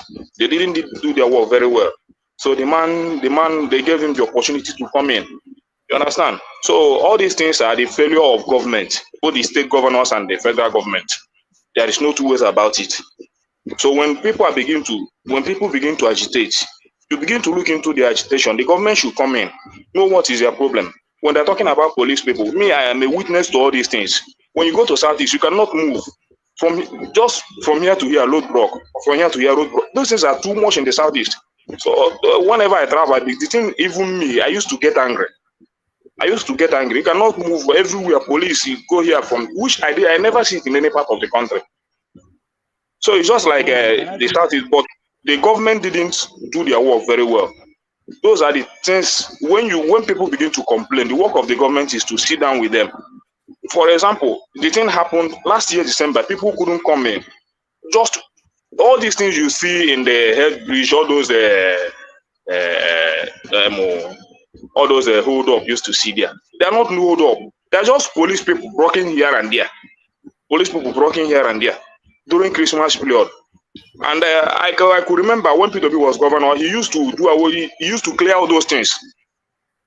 You tell those police people, get out of the way, my people are coming back for Christmas. I don't want to see any policemen around those areas. And they obey the order. But after those is 10 or those things, you begin to see them coming up again before you come to health bridge, everywhere policemen. And people are complaining. Our deputy governor have to go out. The deputy governor of the current governor of Anambra says have to go out and fight those and begin to chase those armies away. So those things are, when you're talking about all these things, these are the work of the government. So you address the issue. All right. Let's hear from Russia. We can barely hear you most instances, Dorothy, because your connection is so. All right. I'm very keen to wrap up this conversation, by the way, but ask the question because I want us to move back to our talking points, but ask the question.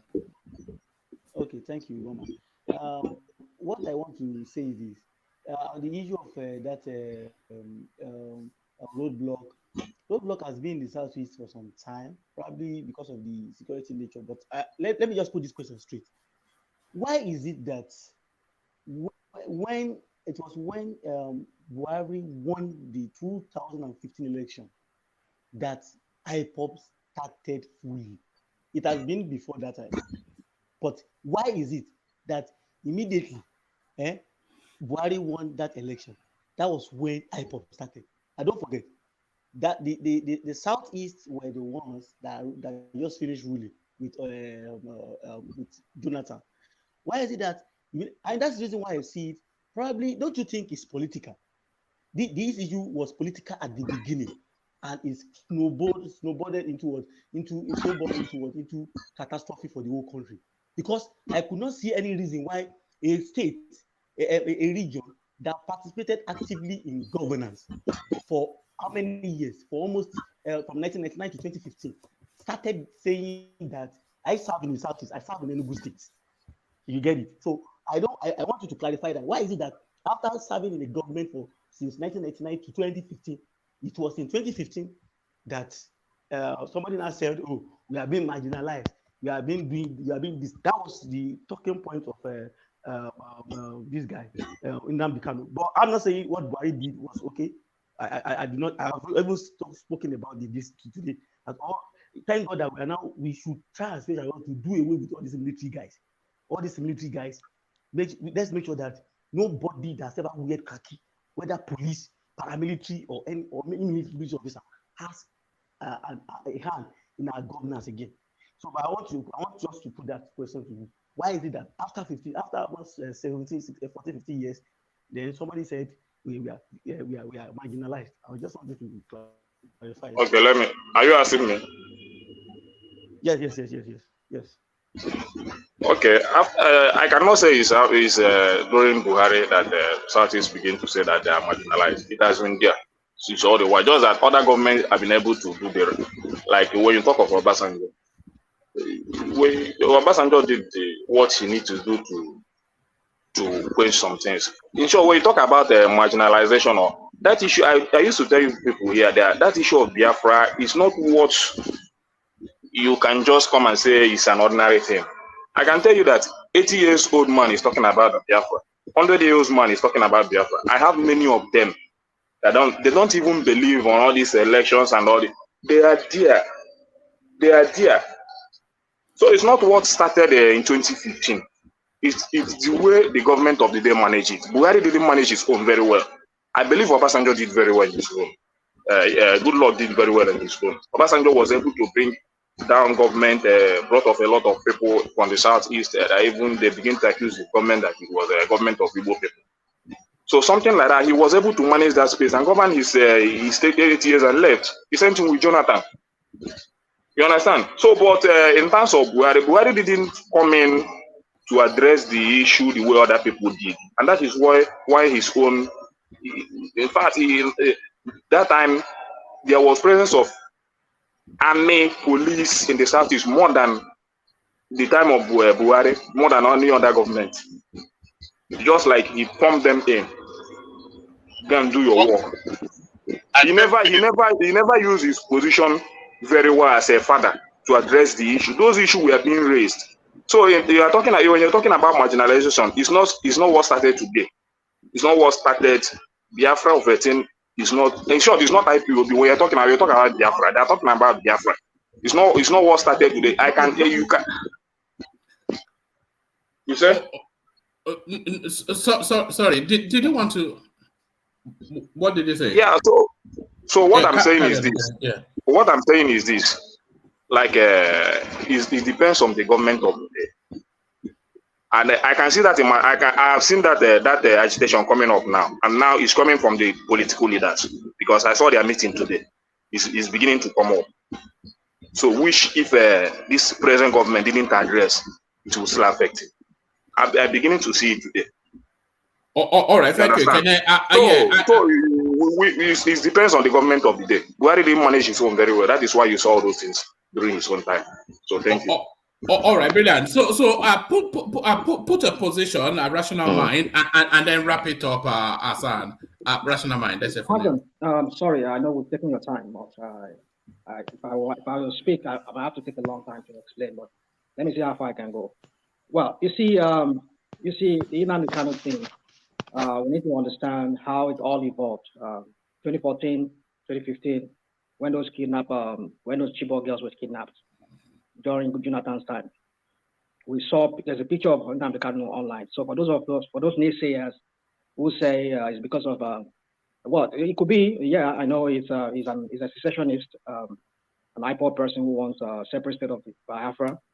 But how it began, how it all evolved was that he protested in London when the keyboard girls were kidnapped, and the seeming Islamization that seems like the kid love that the Buhari government that came in after that was treating the whole matter. And then subsequently we saw how he constituted his cabinet, and the people who were majorly who were top military generals in his cabinet were all of one, if not majorly of one geopolitical zone.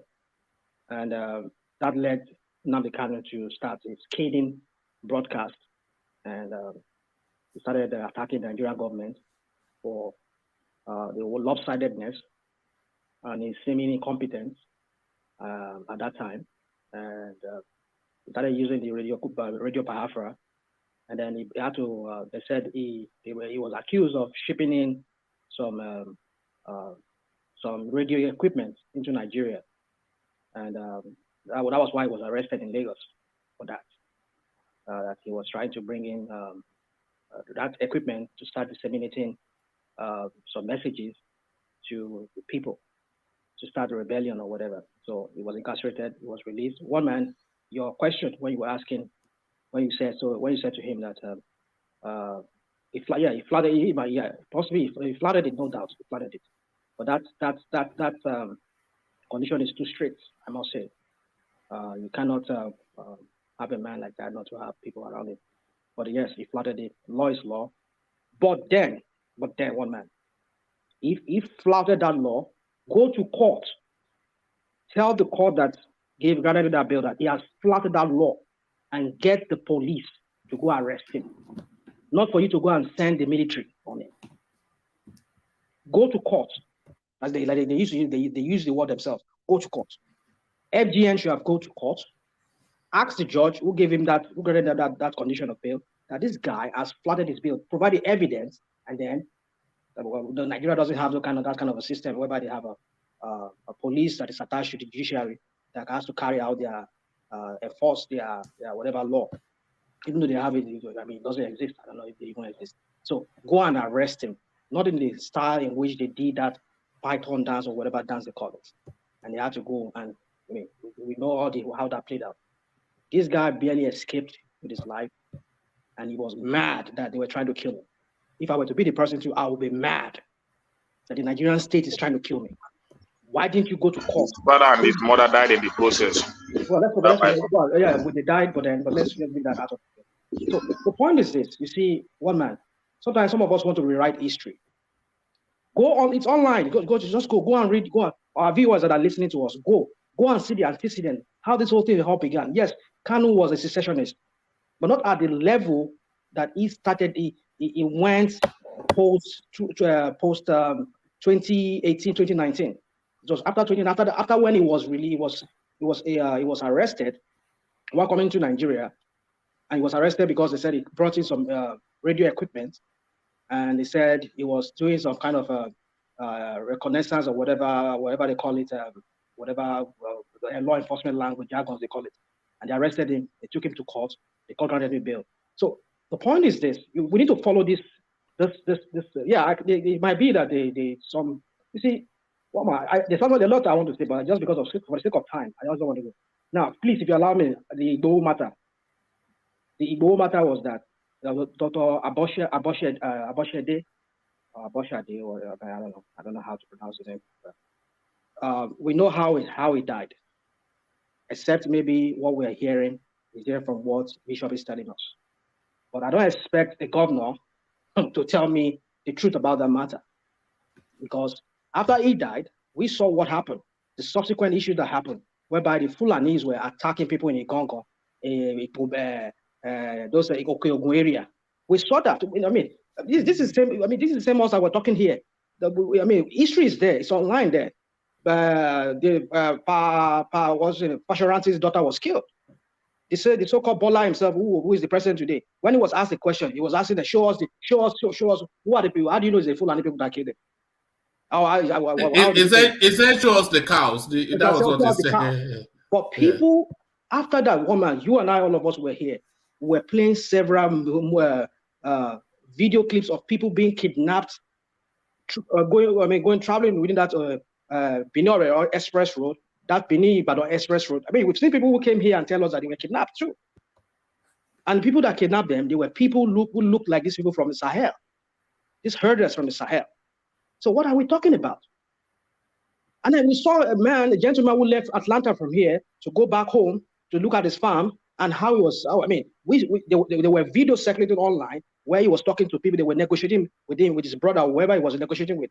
And they sent an Okada guy to go and drop the money. And they, oh my goodness. And yet we're here talking like as if we don't know what's happened. Why do we have to? So how do I expect a governor to be telling me the truth about that matter? Did all of them not deny it at the beginning? Like but TINUBU said they denied it. Until when they found out that it was a threat to them. Or then they started their Amotekun. It's not because they saw that this thing was true. This was real. This threat was real to them.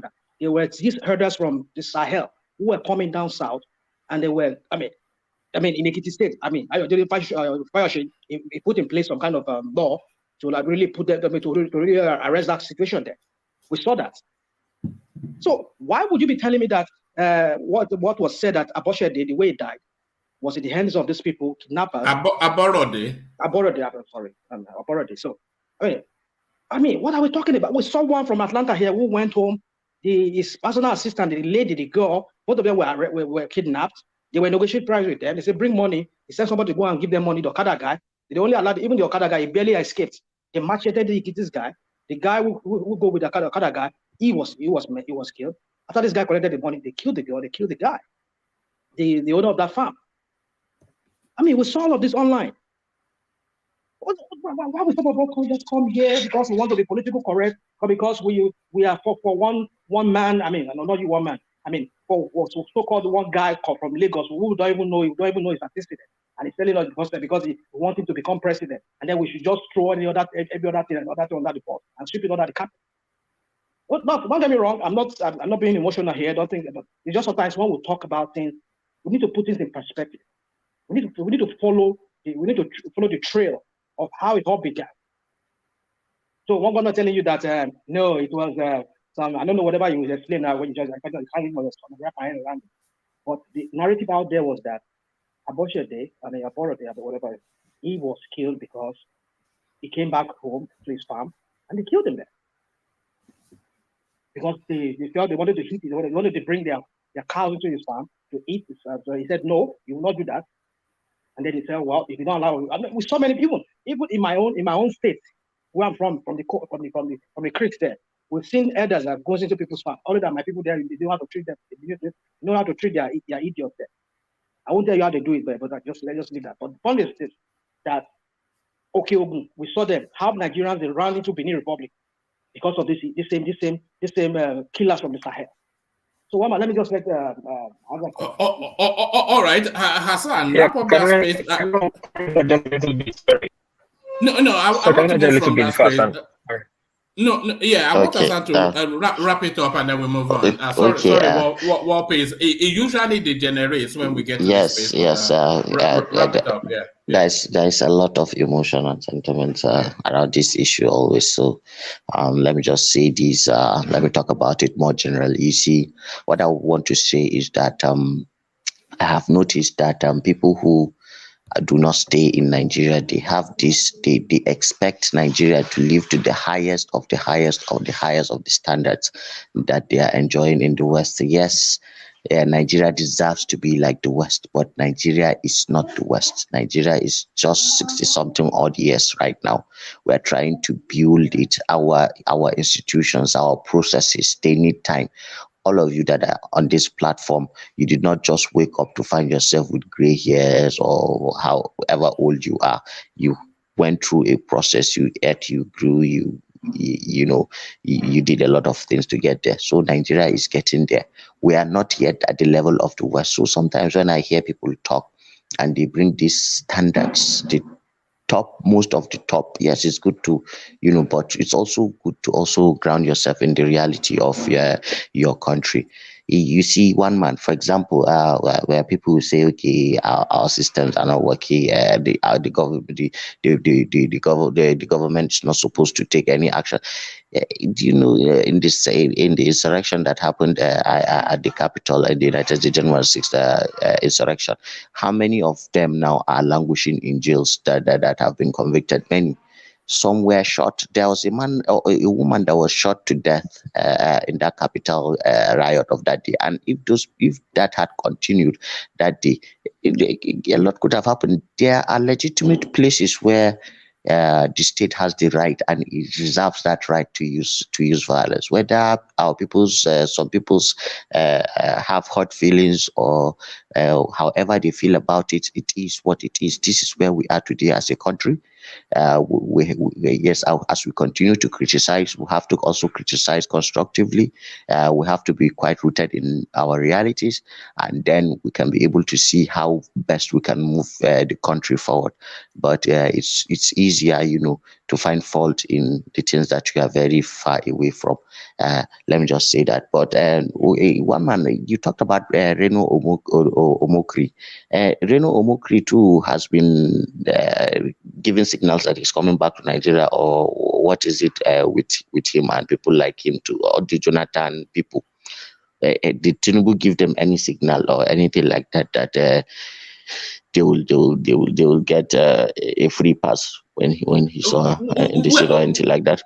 Yes, I'm going off the back of this headline, Hassan, where ex-minister DIEZANI, she's asking the court to vacate the bench warrant for her arrest. So that's to signal that she wants to make her way back home. So she's now been out of the country now nearly 9 years to escape the clutches of BUHARI. So now that a new administration is coming, she's coming. Let me mute you for a moment. There's a heavy.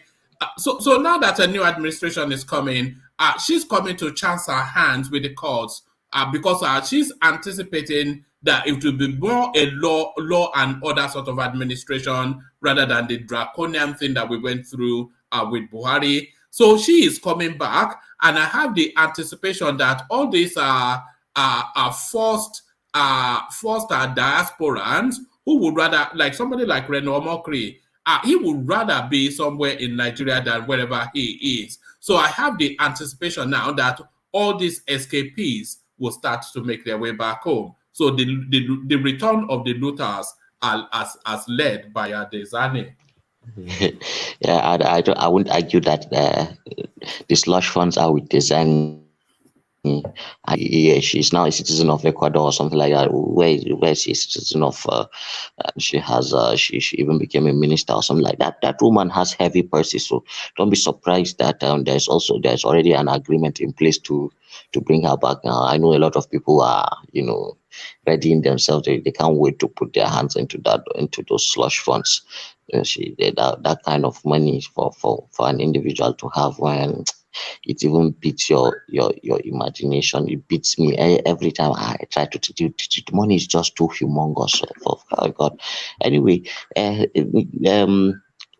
if they come back, well, I hope this is speaking to a strategy of the Tinubu government, to try to rinse them of anything that they have that belongs to the country. I hope it's a well thought out thing. If they are coming back and they agree to forfeit certain amount of money or something like that, there should be something in it for the country. Anyway, that's what I want to argue. I hope this is not just about bribing sons and justices and then obtaining a favorable judgment, because our elites, this has been like their usual way of doing things here in this country. It looks like that anyway. But it remains to be seen. Hassan, Atiku said something during the campaign that struck me. So I think it was in his interaction with Zainab Ahmed, and then she was asking him about corruption, and he was saying to her that, look, a lot of these people, they are not controlling the whole $10 million. These are people controlling billions of dollars. So if you are saying you are going to use the law to fight them, they will fight you till the end of time. that what you need to do with these people is to negotiate the return of some of those monies, and then you just move on. Somebody that has a war chest of $10 billion, what law are you going to use to? So you can't fight them legally, so you have to negotiate with them, and that might well be the pathway for the DIEZANI. Well, I agree. I'm just there is nothing like as usual. They don't talk to us. Our government don't talk to us. But my hope is that this is there is a strategy behind this. There is discussions have been made. They have already agreed that they will come back, and this is what they'll be forfeiting, at least than to lose the whole 10 billion. If Nigeria gets 5 billion back, what $5 billion would do for 20 million people. It's a lot of money. It can change people's lives. I would rather that route, because that is what is more obtainable. But Tinubu must have something. Like, he should be ready for them. Let them not just come and get a free pass back like that. There must be something on the table for Nigeria too. That's what I would just say. There are a lot of people on the platform. We want to move the discussion to another person. Oh, all right, brilliant. Thank you, Hassan. Thank you, Hassan. So I'll do exactly that. I'll move the conversation then in the direction of Patrick, who hopefully is ready to go. Patrick, you're up next. Are you there, Patrick? Yeah, I'm here. Can you hear me? Right. Yeah, I can now. So brilliant. Good to have you, Patrick. We're really doing the opening monologue, but it seems to now be an opening thesis. But you kick it off. So there should be a headline showing on the screen now. So this is Peter Obi. After now that interview that he had with Charles on Arise TV, when Charles was inviting him to address the way that the obedience space assaulted in some form Wole Soyinka, and he ducked that opportunity. It looks as though he has had time to reflect, and he has now gone to Abeokuta to adopt the Idobale position in front of the Nobel laureate. Peter Obi visits Professor Soyinka despite obedience backlash. So what are you then making then of that headline, Patrick?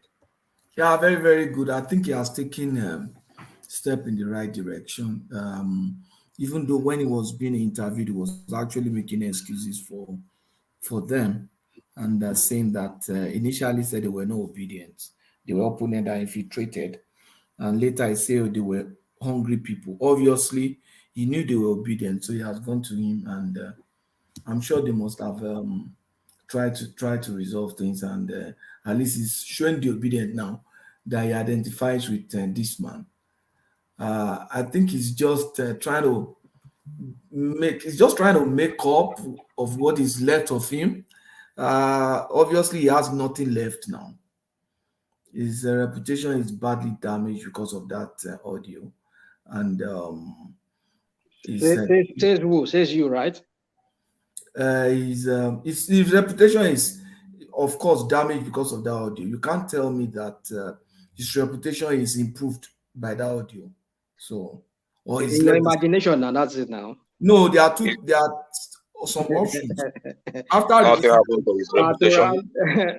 this, that audio, is either his reputation is damaged, or to your own view, his reputation is damaged. Wait, now, to your own view. I've not finished. I said there are things that might happen.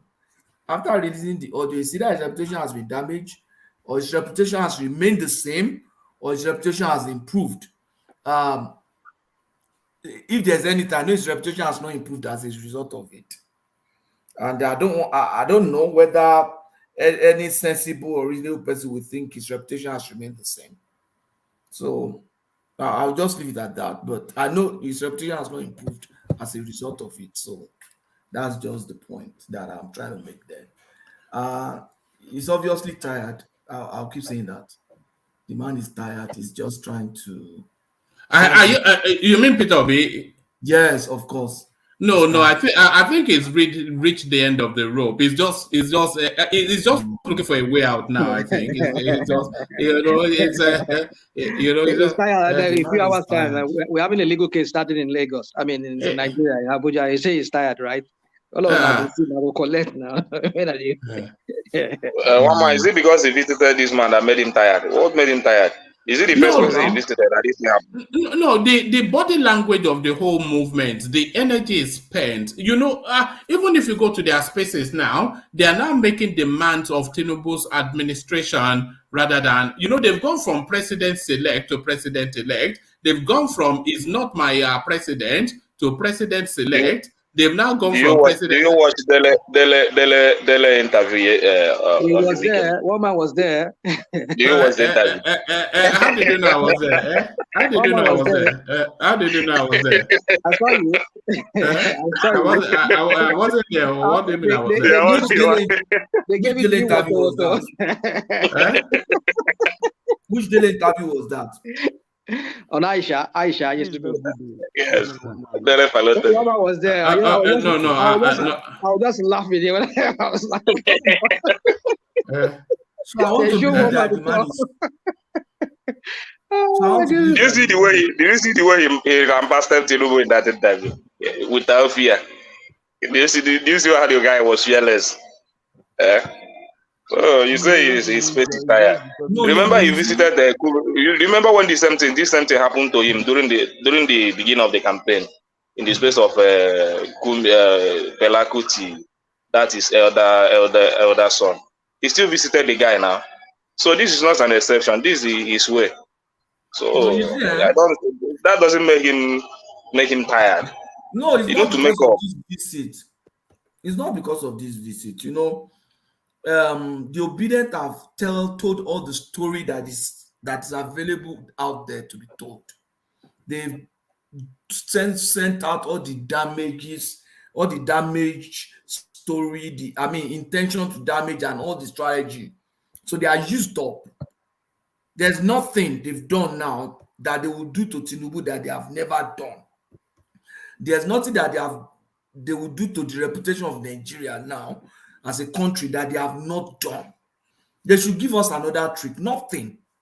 They can only repeat the old things. So, and what's your point? What's your point with that? What I'm saying, my point is this: Obi is just trying to say, okay, these are people that I've known before. Let me just try and enjoy manage and just keep this my relationship. There's nothing, no political gain from that visit. So over 6 million, going to almost like almost 8 million votes. It's not something. Over 6 million. Going by what we're saying now, almost 8 million votes. If everything is proven, are you telling me that's not a man with clout? A man with If everything is proven, as in well, we shall see how I'm saying that there's nothing left. The only thing I see is that people don't seem to understand P2B very well. The way they take him, I don't know. But I don't want to always explain many things about him. But I know that he must take this step. And he has been taking all these steps all this while. It's not that this is not the first time. But you are making it as if this is the first time. He's doing it because he wants to. Didn't you hear me? So we just appreciate that and move on. There is nothing to hold on, Nick. You're not listening. Patrick wasn't necessarily speaking or just on his visit to Wole Soyinka, but the visit to Wole Soyinka is the culmination of what we are all seeing as the energy dissipating from that whole narrative. It's just it's just run its course, hasn't it? Really? Yeah, Patrick. One man. Yeah. One man. If you don't mind, please. I'm very sorry. A lot of interjections today, but go on. Yeah, I just want to. Sorry for taking you guys back. I was listening when Bishop was speaking about Igbo's side. I think the Nigerian government acted how they should act. Why do I say that? I just sent you a video, one man on your Instagram. One of Igbo's disciple, they call the Lady K. On the day of this incident, he was saying confirmatively on that video that the warriors are attacking Nigerian police downstairs. I sent you the video. If you don't mind, maybe later you play the video, everybody listening with their own ears. So if Nigerian government came to your house to arrest you, what are you supposed to do? Are you not supposed to surrender? But on that video, he said, call warriors. People should be coming. He said, warriors, they are attacking them downstairs. I sent you the video. I just want to put it out there. I'm very busy at work. That's what I just want to say. So Nigerian government can sit down and you are shooting at them and they will not respond. So that's just what I want to say. I sent the video on Instagram. You can play it if you don't mind. Thank you. So all right. Nigerian government should come with thousands of troops, army, to come and arrest somebody at the dead night. Is that the way to do it? Did they go there with thousands? I don't get it. Did you go there, Aganeoku? With due respect. Patrick, hold on. I don't want to revisit it. So let Adande Koko just make the point and then move on to the headline on the screen. We've spent a lot of time on that one already. Adande Koko, back to you. Yeah. Is it the right thing? Is that the way to govern? Is that the way to even arrest somebody? To come with thousands of troops to come and arrest just one person and without any notification, without anything, in the dead of the night? I mean, I don't get it. And even if they defend themselves to say, who are these? Because you may remember 2 incidences or 3 incidences has happened like that before this. Some men that were hired and that were paid went to Igbo's house to attack him. And they were arrested. People around went after them, arrested them, and handed them over. They were in Nigerian Army uniform. And they were handed over to the police. Only for the police to say, nobody sent them. They were carrying it out on the instruction of some people that paid them to come and kill Igbo in the house. So when these people came, how do you want to justify it that Igbo must not defend himself when incident like that has happened to him in the past? That some people paid some army officers to go and attack him in the house. So I don't get it. Is it this long time? No.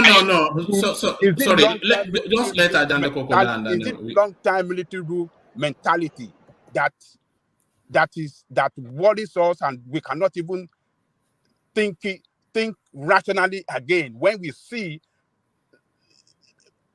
government carried out irrational action and brutalization of their citizens, and we want to justify it and we want to commend them for doing that? I don't get it.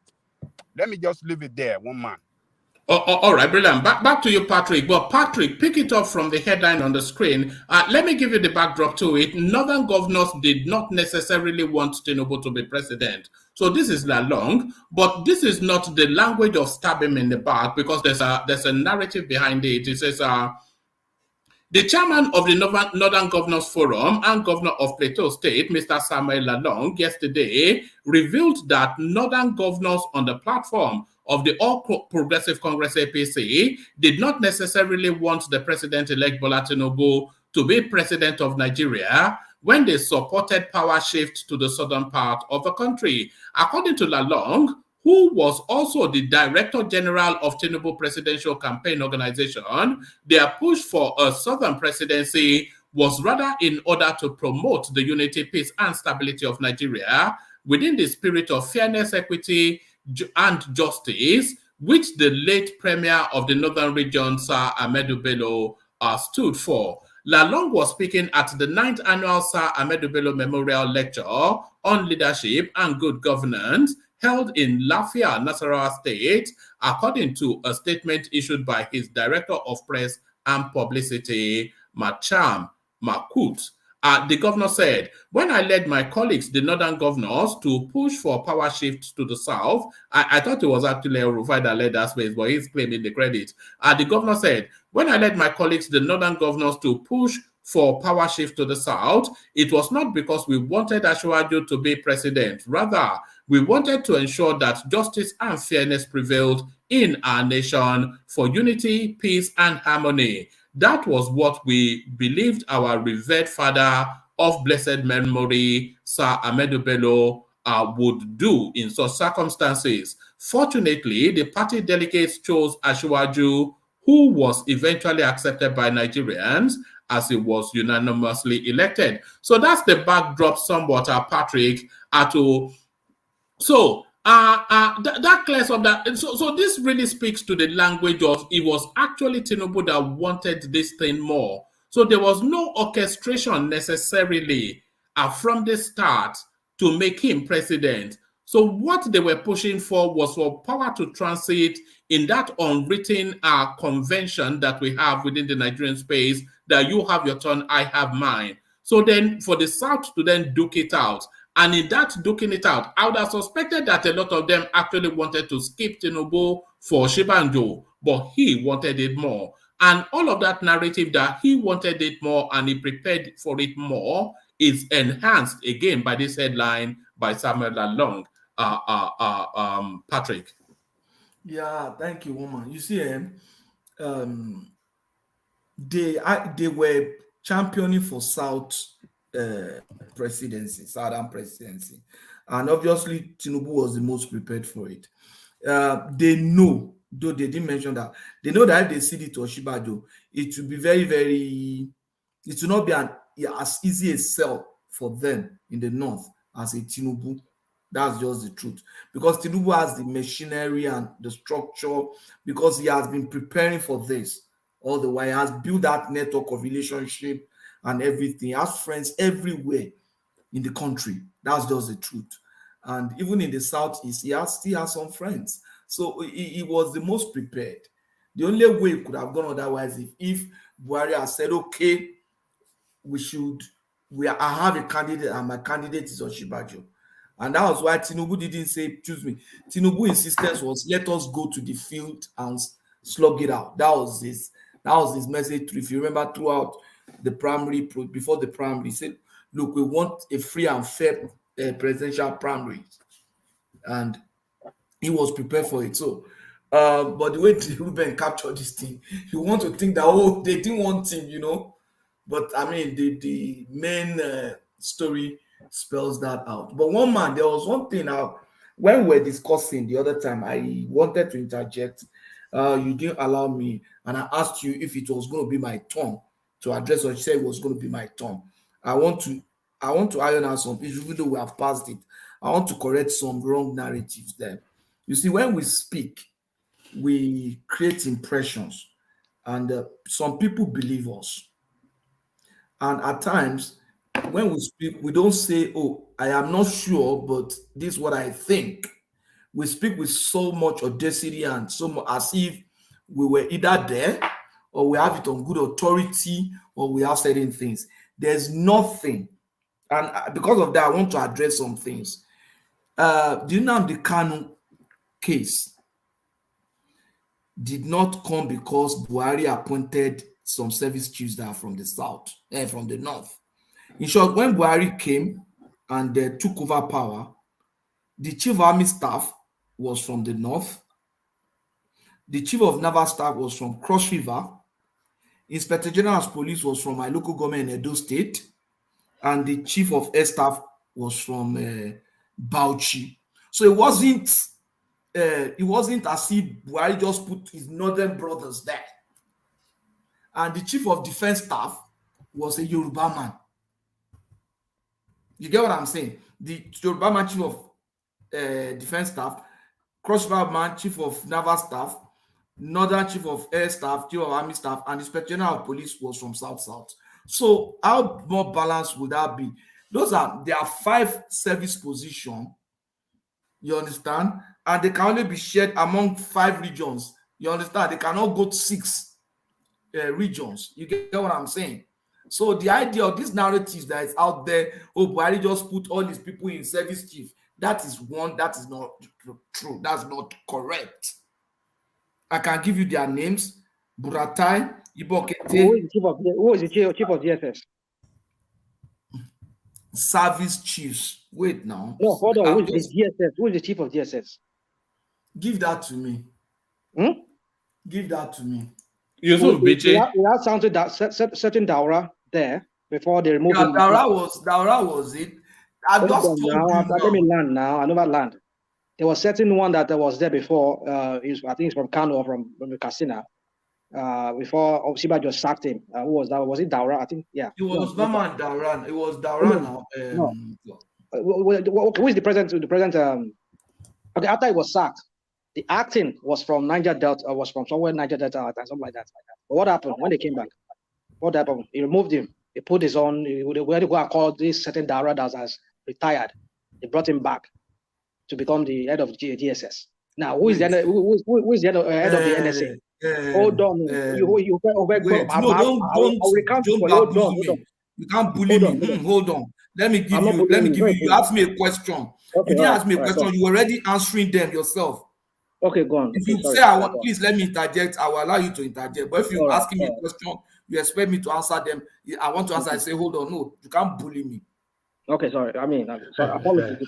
Look at that language. You of all people claiming bullying. No, I know someone like me cannot bully me now. All right, carry on. Now the argument is this: what you have done is just isolate one service. The narrative was that all the service Buhari just put Northern, and I just told you that's not true. If I said service chief, maybe what I meant. It's not even only you. I'm not even directing that to you. That's the narratives. That's the narrative, and everybody will agree with me. But that's not the narrative. The narrative is that the whole government structure that Buhari is leading, especially maybe the service chief, like you said, too. Because if you look at it strictly, in Nigeria, there are three major tribes. Igbos should have one. Don't get me wrong, I'm not this kind of person that is here to come and promote Igbo, whatever. But I'm just saying that. You see, sometimes when we make stints, and then we have to also factor in the what these people themselves have said.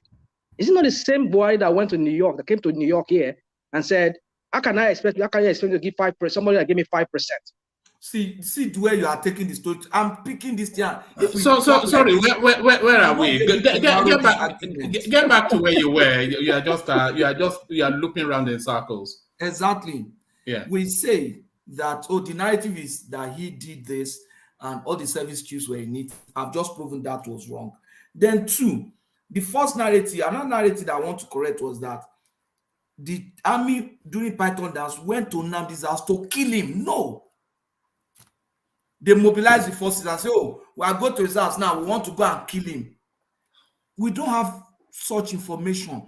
And nobody on this platform, I strongly believe that, can say that with so much authority. That, the reason why we went there was to go and kill him. No. So when we talk, we should be careful about that. That narrative was wrong. You understand? Then, to say, they took 1,000 military men, thousands. We say that as if we don't have sense of appreciation of numbers. It's just exaggeration now. No, we say people are listening to you. It is not exaggeration. That is what people. You just said it's exaggeration. I said it's that not. Is what they narrated. The people that were there when the attack was carried out. Thousands. People that were taken. Yes. People that were taken to Abuja. That is what they said. Patrick, can you give me 1 minute of your time? Thousands of armies that they took down there. Patrick, can you and that means they went there to kill them. Patrick, can you please give me 2 minutes? Okay, yeah. Can you please give me 2 minutes of your time? Yeah, please do. Why won't I believe people that were victims that were there, and you want me to believe the governor? Why did I believe the government? Who was part of the government that was covering up a lot of things from Nigerian people? Why would I believe? Hold on, Bishop. There's one golden rule here. When Ajan Lekoko is speaking, people let him land. To carry on Ajan Lekoko land. Why won't I believe the victim? Why won't I believe the victim? Why would I want to believe governor? Okay. I don't. We have finished. Yeah. Okay, let me leave it there. All right, Bishop. Let's hear from you. You've said what you just said before. I want to put it to you that your narrative about 2 soldiers in the Igboho house is a very blatant lie, a complete blatant lie. And let's look at it from this angle. That's the only thing I want to address. You said 2 soldiers went to Igboho's house to kill him. 2 soldiers in full military uniform with their name tags without arms said they were sent to go and kill him, and they now took them and they now confessed at the police. Terrible lie. 2 soldiers were going innocently after work. They were harassed by those thugs around Igboho's house. They wanted to bring the kind of narrative. Let me finish, please. I beg of you. No. Sorry, Bishop. I must say one thing. You have to bring the octane of the octave of your voice down. I don't know if that's your natural speech pattern, but bring it down. It's a conversation. Carry on. You won't hear me. I'm on the highway. All right, carry on. No, we are hearing you. Don't worry. Okay. So it is not true. And I want to just throw the line of what Patrick said now. I sent this to a lot of people since I joined you. Every time I see 1 or 2 persons, I'm inviting. Because I believe that whatever we say can be fact-checked. A good number of times we just throw things out of emotion. And that's where I get a little bit. There are bad situations we can address with facts, not exaggerated. The story of those 2 soldiers completely. And the fact that you said that they now confess that they were sent to go and kill Igboho. Nigerian soldiers fully kitted in Nigerian army uniform without arms, with their name tags on, with their insignia of the corps they belong to, went there, and they now said they confessed that they sent them. That is not true. They harassed those soldiers, and it was beginning to look like if you begin to attack military and security personnel the same way it's deteriorated in the southeast. It's something we must nip in the bud of a necessity. So when we put this out, please, even when we hear certain things, let us by ourselves interrogate them. This platform, I personally invite dozens of people, because I believe that whatever you put out here can be fact-checked. Don't let us speak of just like out of emotion. That story of those 2 soldiers, please go back and fact-check. Then go back and fact-check the story I said about the governor. Because they arrested a man that was contesting for the chairmanship with Aborode, and the man is standing trial. Was it a setup? I know we might not like it that way, but let's give some respect to facts. 2 soldiers that were harassed did not confess that they were sent to go and kill Igbo. It doesn't add up. If they were sent, they will not go in uniform. They will not go in broad daylight. They will not go with arms. So soldiers were walking on the street, and the Igbo people just grabbed them. I don't know the activity that grab them like that.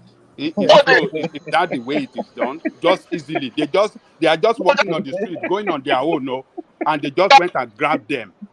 Really. The ones that I don't get it. Why were they arrested? Why were they arrested? And why did they hand them over to police? Those ones that are just going on their own, and they just go and just grab them and started molesting them. Is that the way it is done? Those ones that are being attacked in the southeast, even without arms. And they happen to be two soldiers in Nivo, and they were just walking on the street too. And they those who were attacked in the southeast, what were they doing? They were not walking on the streets. Let me finish. Sometimes these conversations it just meanders into the back of beyond. But take us to You can believe. Please, just one more minute. You can believe your facts. But I'm saying that it does not make sense that two soldiers in uniform with their name tag, with every of their ID cards on them and everything, without arms, will be said they were sent to go and kill Igbo with what? With charm or with their hands? So whichever one you think is convenient for you to believe. But I would just say, before we put this out here, let us get the real fact of the matter. Thank you. All right, thank you. All right. So he's back with the bank, the nemesis of the wayward child, Oko Omoya like Borno. Enigmatic Hondi. Let's hear from you, Enigmatic. You've come into the conversation. No, Oko Omoya like Borno. You've heard that phrase. Yeah. So Zita has been hustling to hear your voice. I'm sure she will be delighted. So how are you? Speak to the conversation, Enigmatic. Yeah, I'll be very brief. So first of all, let me just congratulate Nigerians that finally, Nigeria is counting down to the inauguration of the incoming president on the 29th of May 2023. And for those who are still battling and struggling to accept the fact that Nigeria has the president-elect that will be a substantive president in the next 2 weeks. We have a neighboring country, Sudan. Sudan needs a lot of people now to help them out, so they can probably port themselves to Sudan. So, and then I believe the legal firework will be starting tomorrow. And this is probably one of the reasons I'm even here. So people who have been having their hopes high by the negative narratives from those politicians, they should just moderate their expectations, as we told them before the election. There's nothing will happen, nothing will come up from the court. We've seen the petition, we've seen how watery they are, both political parties, the senior PDP and the junior PDP, Obedient and his big brother in PDP, Atiku.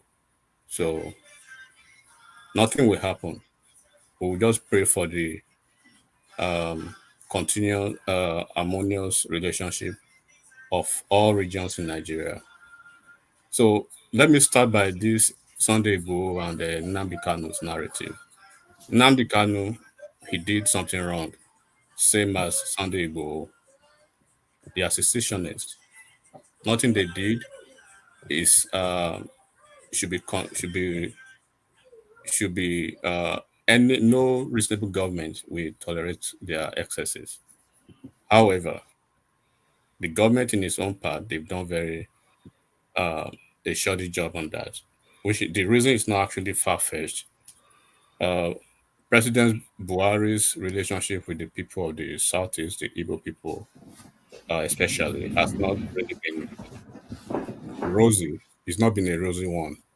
And the situation which the president has failed to handle the matter, maturely, and then with the most needed awareness and presence of mind. Of course, in various quarters, the matter regarding Nnamdi Kanu especially and his activities is, to me, a subject of controversy and debate. Some people may actually argue, that Buhari's administration has handled the matter appropriately, while others will disagree. But it's quite important to know that different individuals and groups may have different perspectives on this issue based on the political, social, and the ethnic background or probably leanings of those people.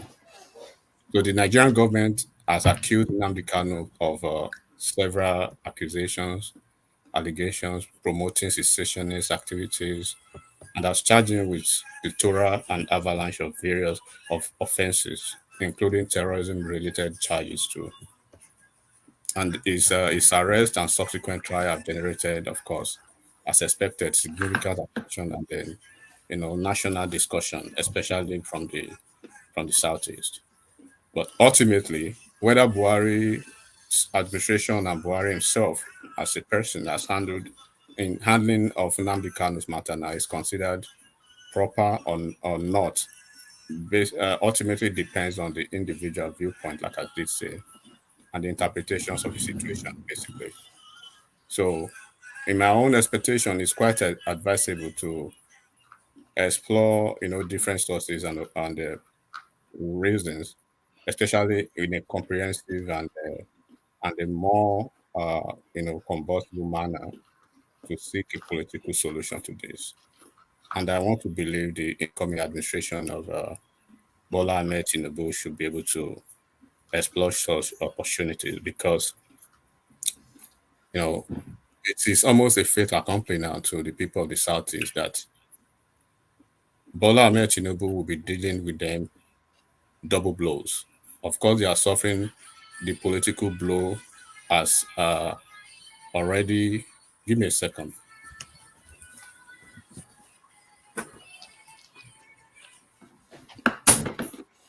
Okay. Excuse me. So, of course, they will be suffering from the political blows that they've actually been dealt with by their prodigal son, Peter Obi, and his obedient shenanigans. And then, of course, the issue of marginalization that will be a subsequent effect of, their political naivety. Basically, as you can see now, I'm going to the politics of it now. As you can see now, it seems like the South, they they are taking a proper detour and probably taking the shine of the Southeast. And when some people came over here to say it's going to take the Southeast politics more than 16 years or thereabout, it was first echoed by they are now. I mean, now another prodigal son, Soludo, who actually came up with a well-detailed memo, but of course, he's been condemned to the abyss of one of their levels now, unfortunately.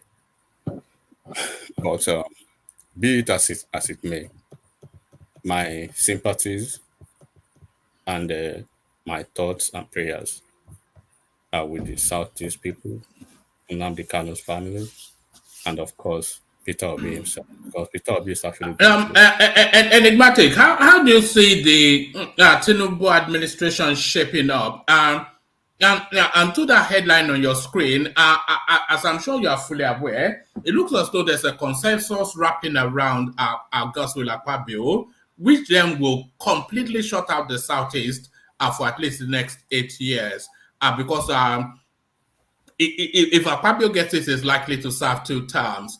So they're up in arms in the Southeast. Senate presidency, Southeast senators reject Akpabio, says it is a plot to shut out the zone. So that's the politics then in its coldest and most brutish. One man, you are getting it all wrong. Southeast, they have a clear agenda.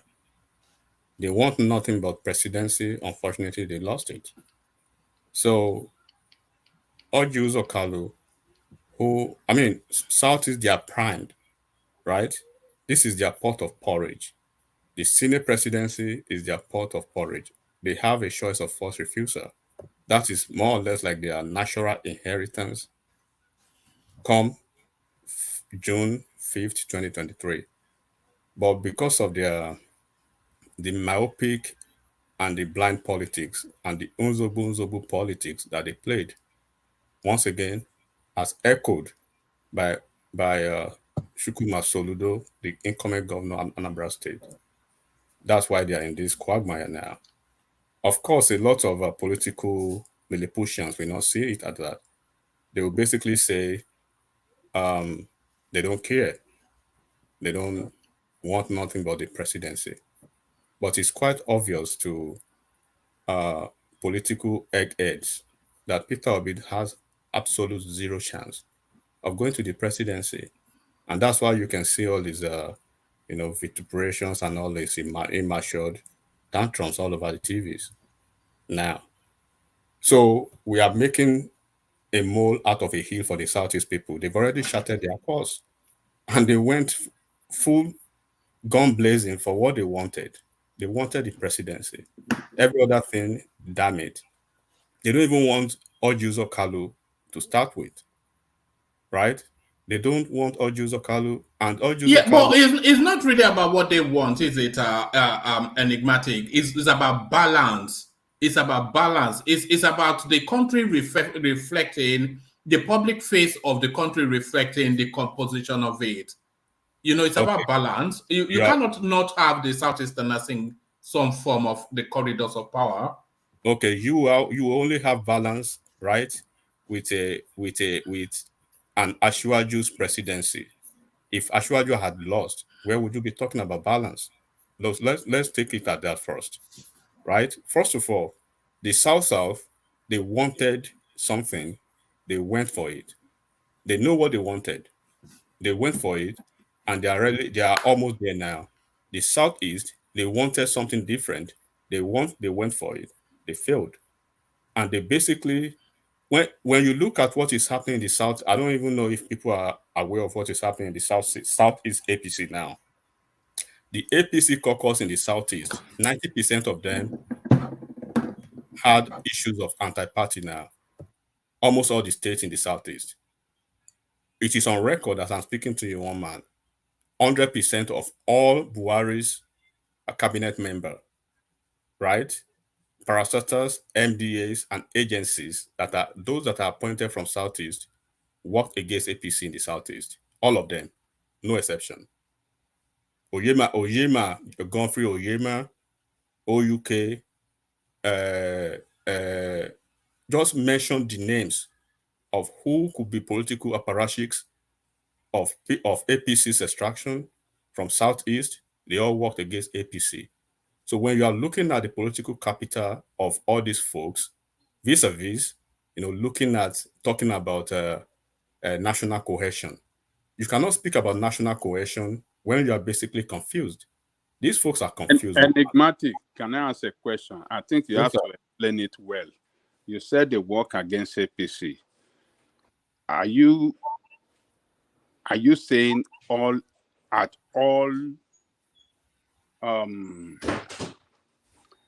I mean, are you trying to say they work against Tinubu, or you are saying at every elective governorship, state assembly, everything, they work against all the candidates of APC in all the elective position? Or are you trying to say they work against Tinubu? What do you really, because when you say APC, Yeah. I don't understand it. Be Yeah, very but clear. Be very both clear. in both ways. The governor that's actually succeeded in probably turning up positive points, Umai and Uzodinma, they are still mad at them because they believe they did the untoward to actually get the result that they actually had. And like I've told you now, if you are talking about Tony Nwoye, is it Tony Nwoye, this guy in Enugu State, Ken Nnamani, the ex-Senate president, Geoffrey Oyema, the ex-governor, Sullivan Chime. Those are the top guys, right, of APC in Enugu State. In a state where you have all those guys and they all work against the interest of APC and the presidential candidate, that defines the whole purpose of their uselessness, right? And then when you go to Anambra State, when you go to Abia State is worse. Orji Uzor Kalu is having multifaceted issues.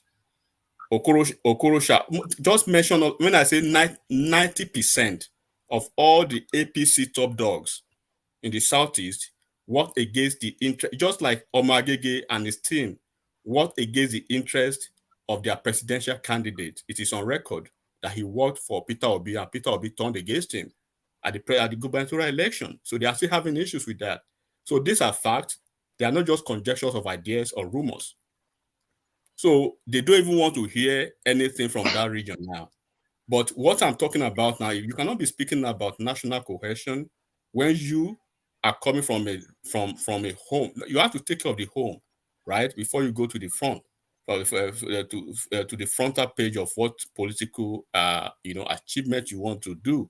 So it will be so unwise for APC, for PDP to keep rewarding failure. They are going to 2027 election. Nigeria's political system is changing by the day. In 2027, right, you have to work with the strength of your fingers now. So that leprous finger that you have to find a way to either cut it off or make it absolutely redundant. And that is what probably they are doing now, because this electoral cycle has actually shown convincingly that APC does not have a future and do not have anything to rely on in the Southeast. So it's shown that. Can I ask you a Can I question? say something? Can I say something? Let me make my point. Let me make my point.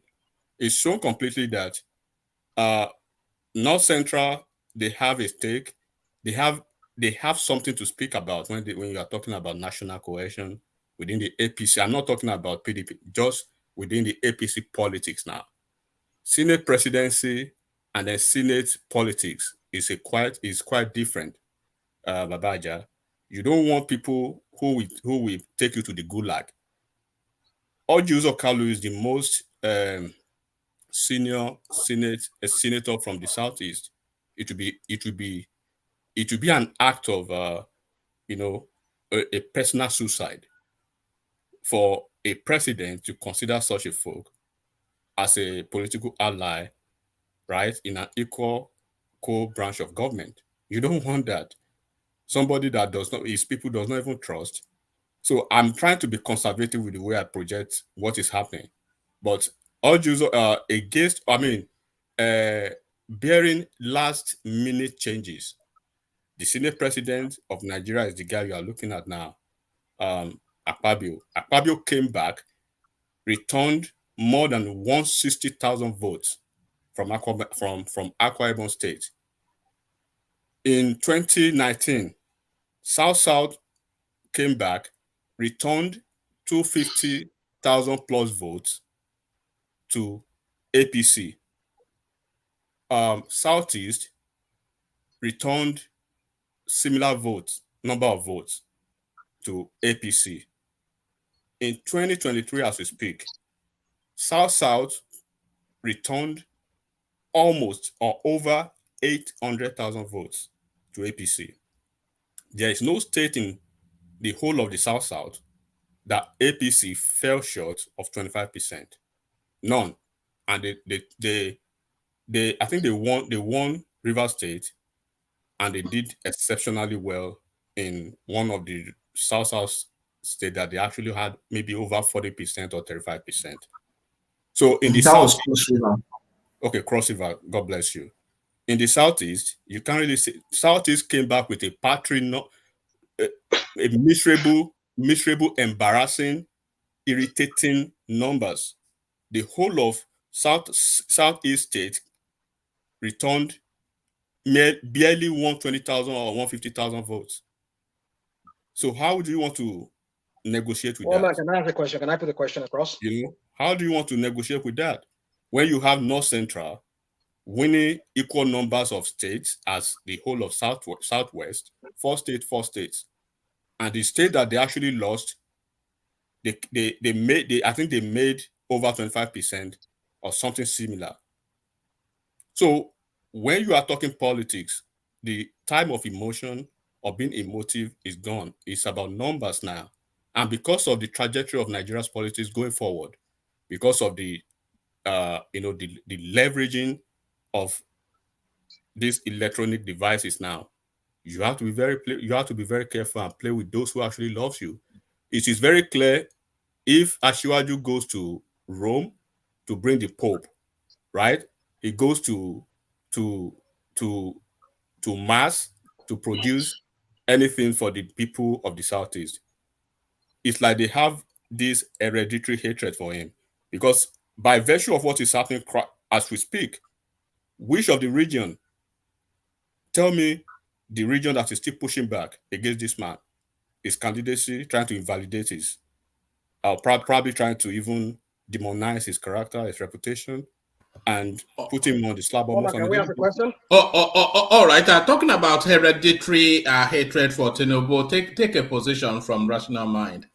Yeah, I think I heard him say something about facts as to the anti-party activities of some APC political appointees. What are just facts you have that you said you have? I don't know. What are these facts? Well, one man, do I have the first choice for refusal to either answer or move on? Of course, you're not obliged. Yeah, I move on. Okay, take a position from Ekene. Okay, one man, I want to say something. When he said that Southeast, everybody in the Southeast work against the APC. I put it to you that APC won, at least in my village, APC won a polling unit, and nobody fought about it. A polling And the unit. reason why, no, I want to give you an instance. The reason why that happened is the man is a member of APC, and he has been so contributing to the community that he did so well that he don't need to talk too much, and the people voted in that aspect. You understand? So when a man does so well for his people and people see his good work, they don't have any option than to follow his footsteps. The man did a lot of things personally for that community, and they cannot reject his whatever he asks of them. You understand? So when you talk about people rejecting APC, Southeast has never been an APC state, which you know, and I always say it here. APC don't owe Southeast anything. It is left for them maybe to say they want to include the Southeast, but in terms of saying that APC owes Southeast anything, APC doesn't owe Southeast anything. Southeast was rigged out of the position because of the failure of PDP towards the Southeast. How they played against. So you don't say that they played this one is prodigal son, this one is this one is this. When you know where Southeast politics started, when did the APC came on board? When the Southwest started aligning with the Northwest and other people before they get it this time around with Tinubu. So everything will continue to build up until it comes to where it has to stay. You understand? Talking about the politicians in the Southeast doing this and doing that. They are politicians. You're talking about Southeast in general. You're not talking about politicians. I saw them fighting today on the television that I was just laughing at them. You understand? So it's not APC putting as if APC that the Southeast owe APC everything. So APC doesn't owe Southeast anything. You're right. And P2B came in to contest an election. He's not a prodigal son.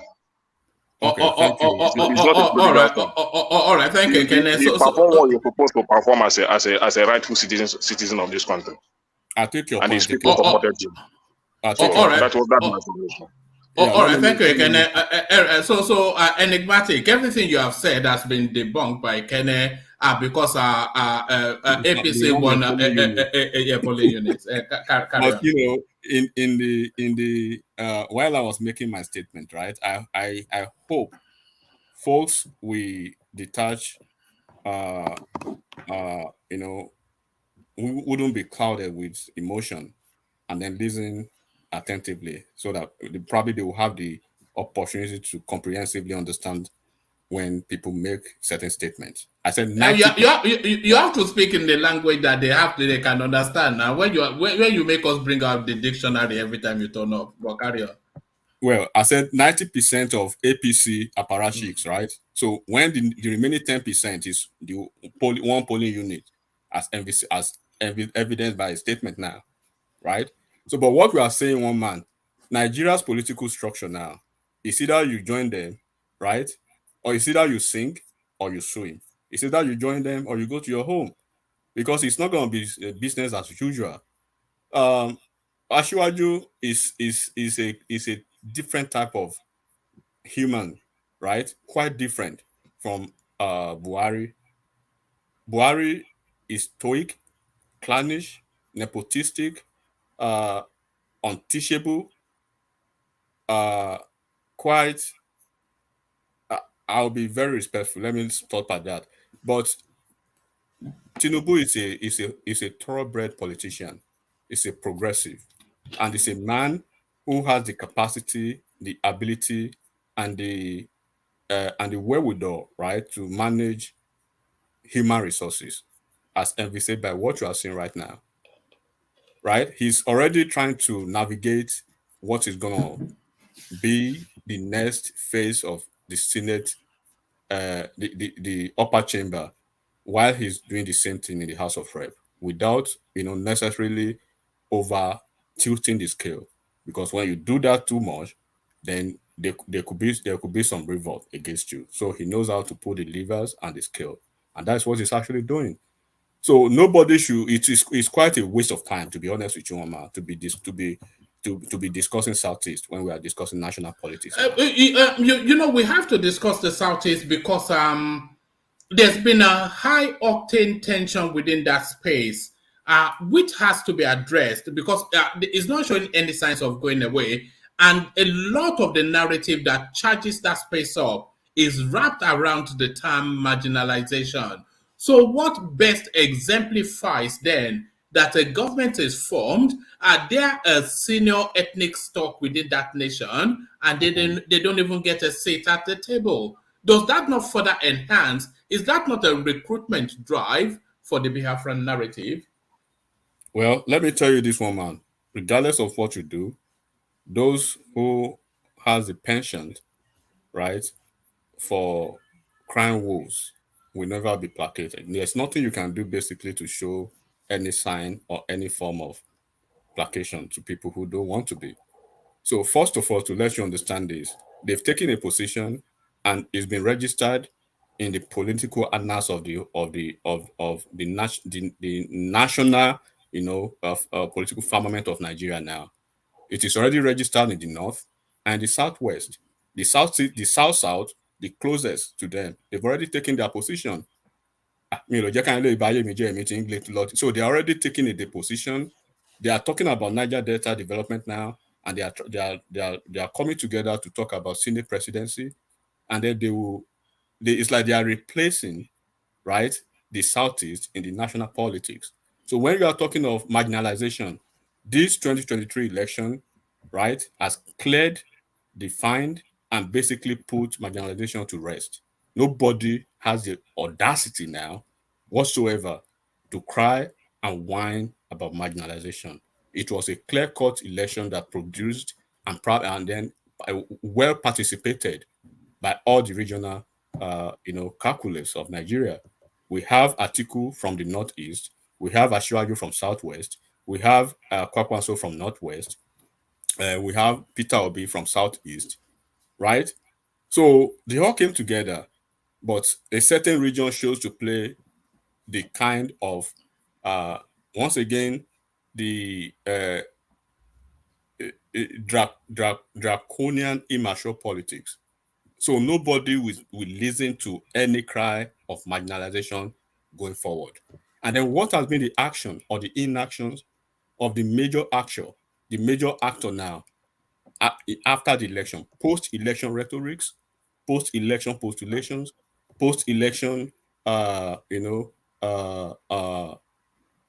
macabre dance of the same person and his group of fellow, as their brother called them, right? Fleeting frenzy mobs all over the place.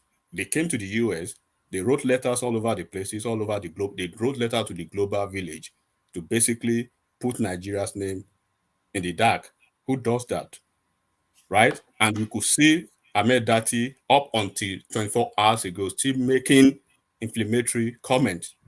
Have you seen what happened in the last 2-3 days on social media? Some very funny characters coming up with some few seconds of video talking to Buhari, the same Buhari they derisively and viciously, right, hated for the whole of his time in office, and they want Buhari now to extend his time in office so that a constitutionally elected president will not be inaugurated. What can be more it is the height of stupidity, and it is the height of not trying to be the leader.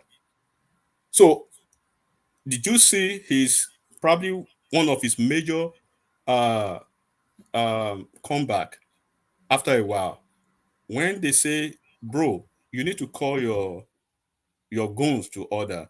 He will say no. He will deflect to PDP, deflect to APC, right? Pretend as if he's not breeding a crop of fascists, as Soyinka called them. The same for Soyinka now that you are hobnobbing with once again for almost 3 days, 24 hours non-stop, almost 10 hours on Dr. Damages.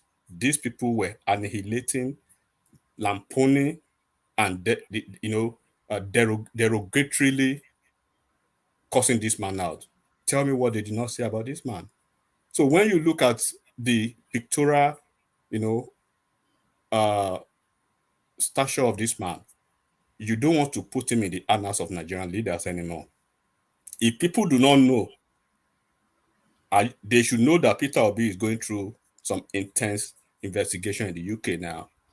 He did not. He basically glossed over his antecedent in the UK. He didn't say much. Even his Yes Daddy video, he lied about it. And we have some apostles of this same man, Peter Obi, on this platform, who were coming up with deep fake, artificial intelligence manipulated, doctor stuff. They were so brazen with confidence. They were so sure of those, delusional statement they were making. When we know even a human being with the right senses of is, or concocted or blogata, well screwed to the head, we understand that this man was the man in the video, in the Yes Daddy, whatever. He confessed it. He's confessed it since. Yeah, I mean that's why I say I'm offering him my prayer, because he's going through a lot, but they don't know, because he's been encapsulated in a cocoon that he can't get himself out now. The leash has him the mob has him on a leash. He can barely manipulate or maneuver around his way, or he's done with. So it's either you are for them or you are against them.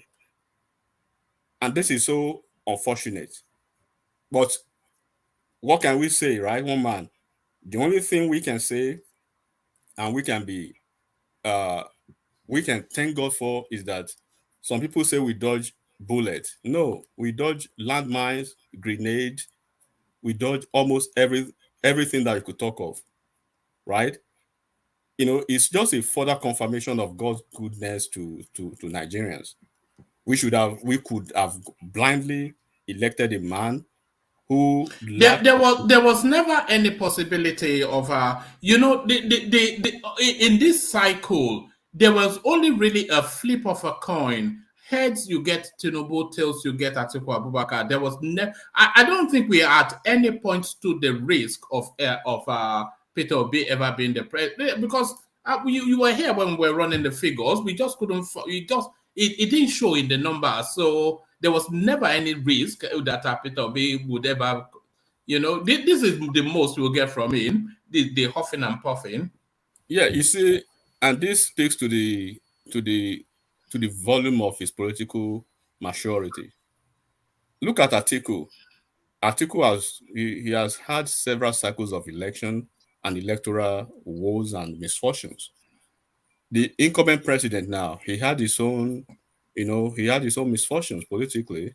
I think he ran election 3 times, and for those 3 different occasions, he headed to the court, up to Supreme Court, and he took it, like a big boy that he is. He went home and he went to re-strategize and came back stronger. Atiku has been in this terrain for several years, but none of them has called, right? None of them has written United States to cancel Nigeria. None of them has actually mobilized their thugs, right, to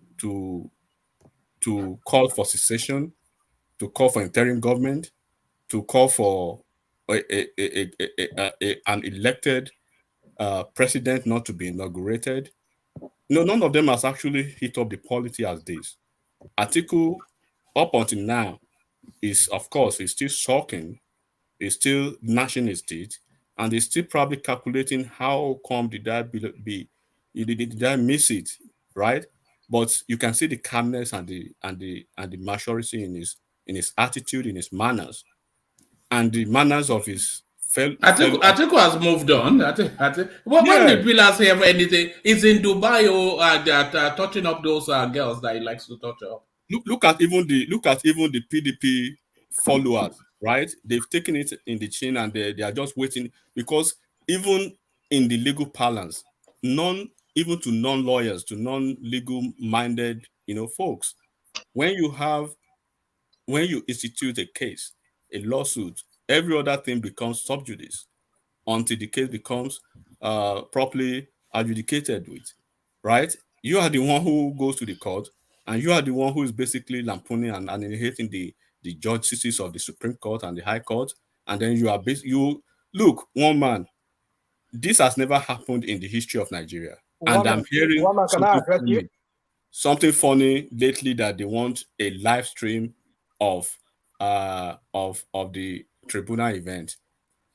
Must everything change because of this man? He's not the only one. He's not the only one who has run for presidency in Nigeria. Everything will not change because of him.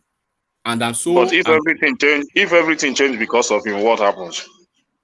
Everything will not change because of one man. Nigeria is bigger than a man who. If everything changed because of him, what happens? Everything.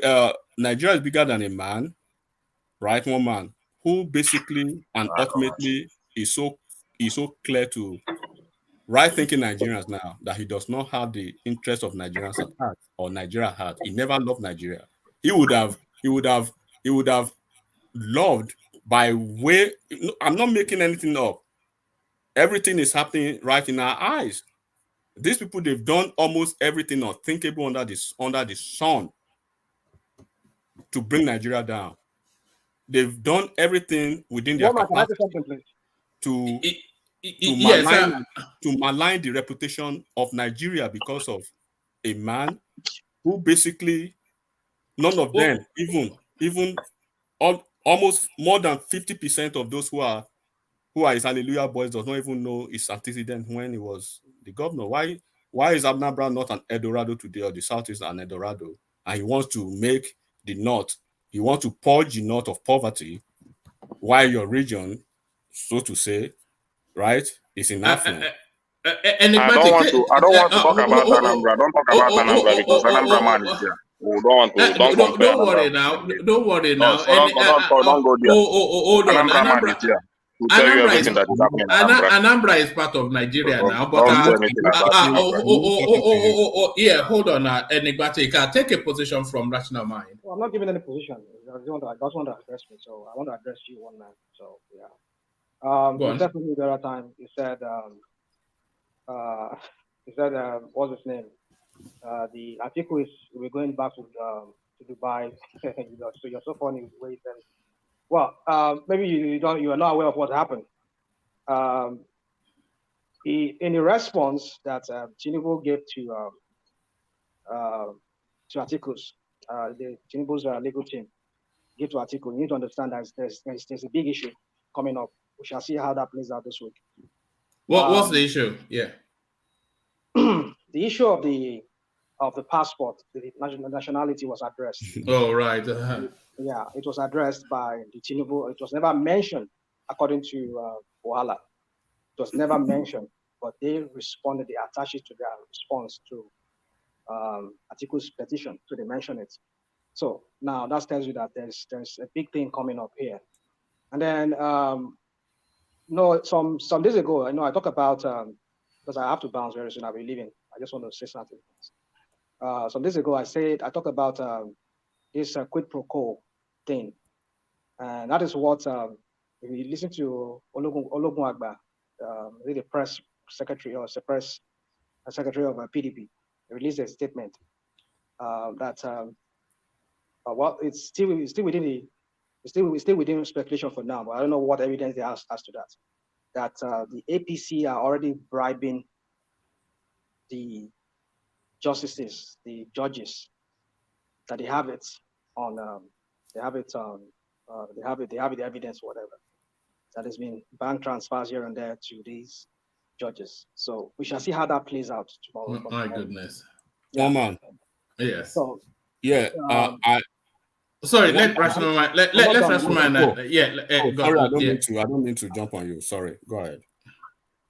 Yeah. So one man, I want to say something. Hold on. Hold on. Let rational mind land. Yeah. Again, I talked about you see, so many things will play out as we'll see, because with what Wike did in River State, the comment of Wike, the comment of I meant to say Badaru, not Bala Mohammed, Badaru. With the comment of Badaru, it's an indictment. It's an indictment on what played out in River State. That INEC declared TINUBU as a winner, when they know fully well that that is from what Badaru said. You don't understand. I said that some days ago here, that it's an indictment on what Wike did. Is there an element as clutching at straws in all of this? Clutching at straws. It looks like this ridiculous passport something. Passport, yeah. No, I'm not. Well, you see, I don't want to debate that. I'm just saying. I just want you to understand that it's almost sounding desperate. It's sounding desperate. Who is sounding desperate? Who is sounding desperate? No, not you, but the narrative around the. When they are now saying that, I mean, that's what I'm saying. The point I'm trying to make is this: if it is not an issue, Atiku's petition, according to even this guy, what's his name? I wish he's there today. This our guy from Ekiti, this PhD guy in Scotland. What's his name? He's listening, Benny. Yeah, he's listening. Yeah. He said, looking at Obi's petition, it's like Obi's petition is so strict. He has addressed the issues that he wants to address. But Atiku has one of his prayers. It's very ambiguous. It's very broad. But then they did not mention. PDP did not mention it in their prayers, but they brought it up in their response. So if it was not an issue, why would they have bring it up? If they felt that there's nothing to it, like you are saying here, that you are saying you're saying here that it's not an issue. So why did they bring it up? Let me tell you why I thought they brought it up. Can I tell you? I think they brought it up because it's not as if they have done their research on the guy and they found that he has his passport and they are ready to present it. I think they just heard it in the news like so many of us. Let us include this one too. You know, they are just trying. Yeah, right. No. Listen to what Patrick is saying. I had him. Thought. But let's put that one too. Tinubu should just go and be drinking champagne. Obviously, nothing is there. Oh yeah, I'm champagne. You know, just as sorry, rational mind. Yeah, hold on. Just off the back of what Patrick was saying, if they had anything with the passport, they would have included it originally. So, like Patrick was saying, they've just read something in the news and they've just struck it. Like I said, it's desperate stuff.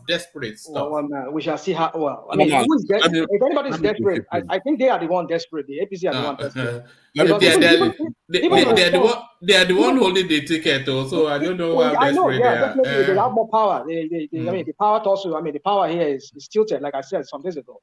It's not fair. You know they've already started to form a government, which is what we have been discussing. The INEC announced, INEC declared the president-elect. So yeah, no problem. So they can do that. But we shall see how that plays out in the court. Can I come? I need to bounce. Yeah. All right. Thank you, Rational Mind. Take quick commentary from Ekene because he's been pushing to come in, and then you carry on enigmatic. Okay. Thank you. So what I want to say is this: whether court case, I have made my position there. My mind is not there. What happened in the court case, I don't care. But the last speaker, I think, is not fair. So when he comes, he was just trying to bring the man P2B and his character. He want to malign his character. He want to make it look like the man is nobody. That nobody regard him in the society. That maybe So I put it out there to him for him to know. A man contested election. Yeah, let's say he lose. I'll declare the Tinubu winner. Nobody's the man go to court. And is that the reason why you come to national platform? You called him a prodigal son. You did this. You say that he did this and he did that. He never. So these are the issue I love to speak about. You understand? These are the issue I love to speak about. I don't talk about issue that concern the judges and the federal government and any other thing. Okay. So what I'm trying to put out there is this. This is you said that he didn't do this, and then he's now looking to the north. Or is what happened? What happened? He never developed Anambra, but he want to develop the north. Is that an issue? He made his statement. Is that everybody made a campaign based on what they want to do. So he has made out his own campaign, and he now said that he did not develop Anambra and that he wants to develop the north.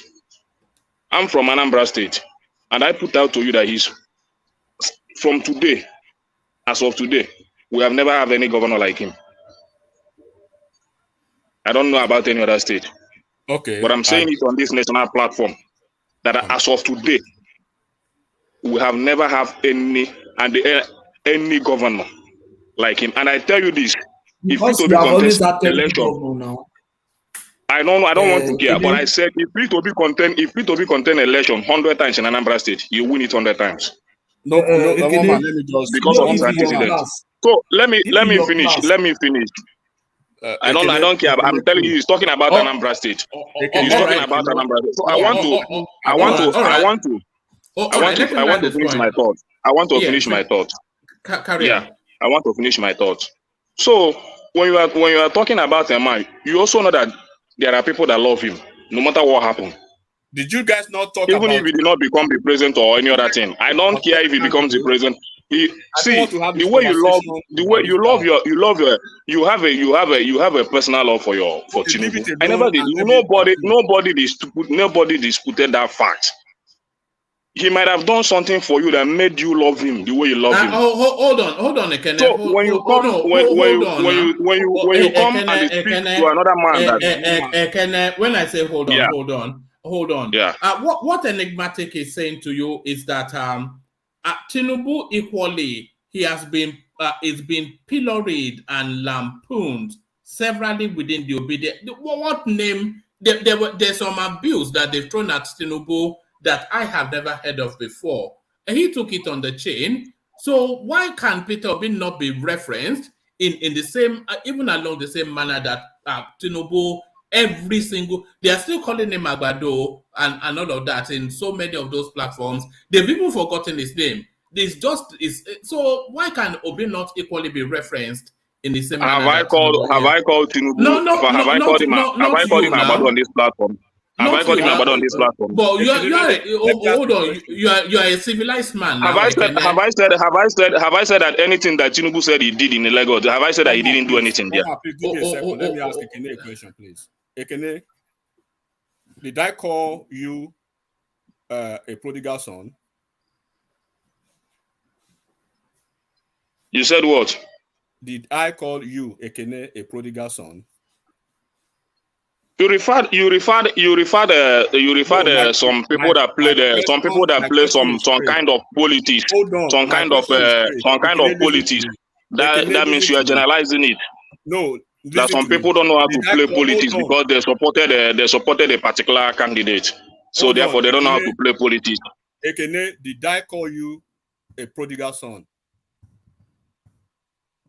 Did I call Tinubu a prodigal son? Tinubu is not my father. If you call me a prodigal son, I'll go at you. I don't care about him. Did I call you, Ekene, a prodigal son? Or I call anybody related to you, like your dad or your mom? See the point I'm trying to make. The point I'm trying to make is this. When we want to speak on issue, when we come to platform, we want to speak on issue, we speak to it on truth. Not on. See, I'm a man. If I want to say something, I say it on truth, on what is on ground. You don't bring up something And that is me. You know need me. to grow up. You need to grow up. You So need to be mature. there is nothing to grow there. When you want you speak on truth. You don't bring something and change it. Okay, Ikene. All right, Ikene. That is me.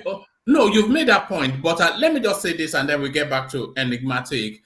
You see, the language of this particular political cycle has been very charged, and people use all manners of language to reference their political adversaries. You are a civilized man, Ekene, but the political space is not a civilized space. So don't expect the political space to be up to your standards, because it's never really ever the case. But back to you, enigmatic. Yeah. No, you see, one man. Let's move on. Back to enigmatic. One man. I hope I'm not going to be stirring the honestness again because I'm trying as much as possible, and I've said it on this platform. If Peter Obi is your father, if Tinubu is your father, if Atiku is your father, if Omoyele Sowore is your father, if Kwakwanso is your father, right? I will respect you to be mindful of my language towards them, as long as they are normal politicians. They are not bigger than Donald Trump. They are not bigger than Joe Biden that they call every sort of name in the US. He takes it like a big boy, he moves on. Tell me what name they've not called Ashwaju. He said it himself when he was in River State. They call me all manner of name. I just don't care. They call this man a drug baron. They call him Chief Nobu. Some people call him Abado. Some people they made caricature of his image. He came back from his vacation the other time, right? They altered his image. They've not done. Tell me what they've not done to ridicule the man. Tell me what they've not done to ridicule Atiku Abubakar. And this is what we are speaking about, these political babies. Probably one man going forward and some to other platform, because I was even surprised this morning, maybe 5 minutes or 10 minutes when I just take a cursory look at Dr. Damages. Dr. Damages, I think he's even taking some cursory audit of his or trying to take some cursory audit of his platform going forward, because you can't keep continuing to have some kind of lackluster riffraffs who do not have political fecundity to listen to ideas. They basically have subjective mindset of what interpretation they could basically define. When an idea becomes a lie, it's no longer an idea. Just keep that. When an idea becomes a lie, it's never an idea. When I'm saying, one man, are you hearing me, one man? We're all listening. Carry on. Okay. When I'm saying Obi, right, is Obi is a normal politician just like every other normal politician. When I'm speaking to the fact that Obi is a polarizing, divisive, schismatic, inharmonious figure, and he thrives on chaos, you can counter that with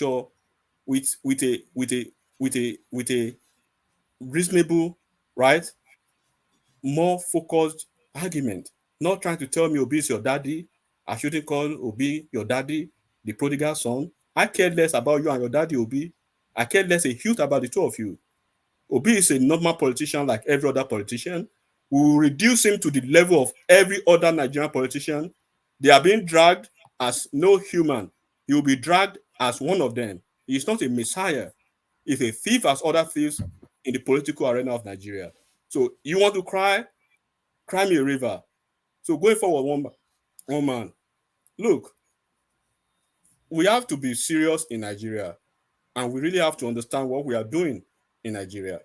We can't be choosing and picking which of the thieves, right, look like us, or which of the thieves is our guy. We've already moved on. The trail, the ship has sailed. We lost out on Omoyele Sowore, so we've given ourselves, right, who we want among the thieves. Take it or leave it. So the way forward now is, how is Nigeria looking forward to economic prosperity, to having an administration that could focus on what could be, the succor, the economic succor the political and social cost shock for Nigeria going forward. What is going to be the texture, right, and the malevolence of all these folks who will be in his administration? We're just talking about the Senate presidents in politics. We're talking about all the political gladiators and their actions, right, generally. But to actually say this and to rest it at this, and I'll be brief at this, and probably I pity who seems to be the only obedient on the platform tonight, right? I want to address this. Do not die in the wars of politicians. There are some folks that whatever they say about some certain candidates, it is normal, it is expected. If Dele Farotimi speaks any good of Asiwaju, then you should be expecting snow in the summer. It's not possible. If Rational Mind speaks any good of Tinubu, you should be expecting maybe Donald Trump to renounce his statement calling African shithole countries. So there are certain things that are expected from certain quarters. So when they make some certain projections or certain statements, it's part of their it's just part of their capital, basically. Just move on. I was surprised when I listened to folks on this platform and they came. One of them, you challenged one of them for more than 5 minutes, and Baba Aja was listening that day. This guy was saying, I am a software engineer. I have MIT degree in Harvard in everything. I can tell you this is doctor. And there was a girl who came that day. She said she's from some part of Lagos, maybe Badagry. It's some name, Adalia or Alia. Then they were saying this, and this. Look, and I always tell these folks, all these guys are politicians. They have their dark ends. You may not be part of those dark ends, right? It brings me to this Ekremadu issue. They are lampoon Ekremadu. Nobody wants to care about him. Of course, Ekremadu is probably the most, notorious, most corrupt politicians we have in Nigeria. He has stolen money. He has done every dirty thing that you could imagine of any man. But at least you cut him a slack if you are a father. God forbid, I pray none of us who are fathers on this platform will go through what he's going through. God will never let us have the situation where we have to choose between what is good or what is moral or immoral to save our kids. God will never let that happen to us. Good. But remember how he started this problem. He made a certain statement about Peter Obi, and shortly he had issues in London. And that's why you see all this opposition against him from certain quarters. And this is the same man that is being investigated. They don't even know if tomorrow the same London or the same British legal system, right, slam their hammer on their guy. Would they be saying APC has done that because we could hear their narratives when he came back from London? You said that Peter Obi is being heavily investigated in the UK. That do you know any? Do you know the details of that, or are you able to expand on that? Or I think I said some things one time about that. Yeah, I'm not able to speak much on that, but it borders on a varying degrees of issues. He knows that. He knows, but of course, look, one man is a core politician, is a guy man, right? All of them, they've had. Tell us the investigation is passing through in UK. I want to know. I want to know. Don't worry. Rational Mind. I think enigmatic. I think I'm aware. Yeah, okay, go ahead. Baba, God bless you. So let's. No, I won't say it now. I think we chatted on it now. So he knows one man. At the end of the day, right? Do they even know what the guy is doing behind the scene with the same APC to get him off the hook? Look, enigmatic. You have not been able to tell us the investigation. You say you know. What's the investigation now? Let us know. Enigmatic.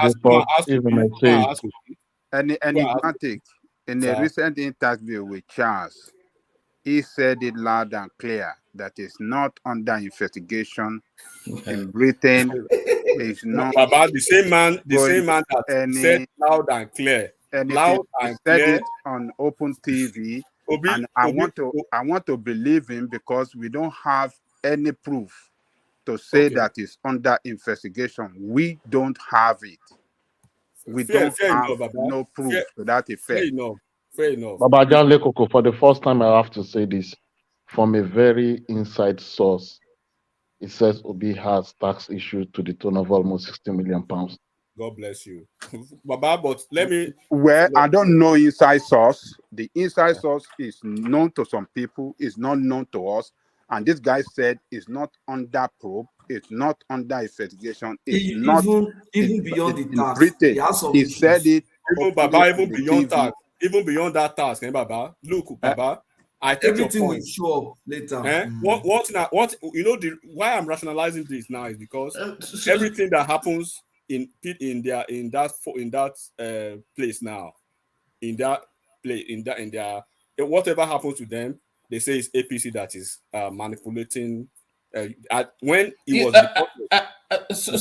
was sorry, enigmatic. Just to entire, you know, to that space of the reasons why Peter Obi was he said they held him for 20 minutes. It was a bit longer than that, but one of the things that that is out there is that you know, when it was going around the world, because we addressed this here at Janle Koko, do you remember when it was going around the world canvassing for funding? There's the narrative that there was an infusion of laundered money in some of those monies that was padded into his campaign. And by the way, if you listen to this, I hope I've not deleted it yet. If you listen to this, the people are dropping hints, but we're not picking it up. Listen to this. Now, who bankrolled Labour Party? How did they get money for the last election? You know, they wonder. Labour, how did they get that jet? They branded Labour. Who bankrolled? Who are the donors? Have they explained to us? Because Showore done in his own time. Showore will even give us account. As bad as Showore be, he will still come and say, Mr. Taye donate, Mr. Kende donate, we buy fuel, we do this. I beg, who are the people that bankrolled Labour Party? Who are these people? How much did we spend for that election? We spent over 60 billion. Where did they come from? There is no saint politician in this Nigeria. If Obi and Papaso alone add their vote together and they are reached. So there's that speculation out there that it might well that the campaign structure might well have been used as a conduit to launder money. So one man, you know, what is the reason for this? Why did I bring it up? This up? If you don't know stuff, play safe, but do not stick your life, right? Do not place your life Can I interject, please? on the line for any politician. That's what I'm trying to tell these political babies that we have here. All of them, regardless of their age, one man. Go ahead, Mrs. Zita. But I want to conclude on this. Yes, daddy or nothing, to let people understand that. Please, before you hold on. Okay, go on. Yeah. Zita. Okay, Ignumatis, thank you for coming. I appreciate you. There's something I want to say to you before you continue. Most times when you come to one-man platform and somebody is telling you to tell him something, like give him evidence, like Ekene is asking for now, I think do not waste your information. That's what I will tell you. Because there are people, no matter what, they saw what I call landed evidence in 2023. They still make innuendos, deceit, package it to make it look as if it was real when it is all lies. So what kind of information do you think you will release to them that will make them believe that the man is not who they think he is? No information. So please don't waste your information. That's actually why I came in. Thank you, Ms. Zita. It would be damn me to even waste my time on those folks. Honestly, I was basically reacting to Babaja because I understand this. But Ms. Zita is not only a kernel on the platform. The information might be useful to us too. So why must he be hiding the information? No, Zita is not referring to Kenny now. He's not referring to anybody. I'm making a general statement. See, do you know why I said that? Yeah. Let me be honest with you guys this night. There are two reasons why I came to one man's platform. Two reasons. One is because of the shock I got in 2023 election. I never knew that most Nigerians lack information. I just believe because they have their phone, they're going on TikTok, doing all manner of things, browsing, interneting, and all those. I thought they have their hands full with information. But what I saw in 2023 swept me off my feet. And what I heard in one man's platform, 80% I was shaking. That is one. Two, I came into one man platform because the moment I started speaking, most people heard my voice.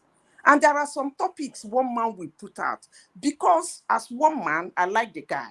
I want us to grow the platform. They will call me on the phone and say, Madam, is there anything you have to say? Because one man has a way of making his hook. It makes his hook very elaborate. It catches the eye. So you want to come. You want to know what it's all about. I will tell them, listen to one man.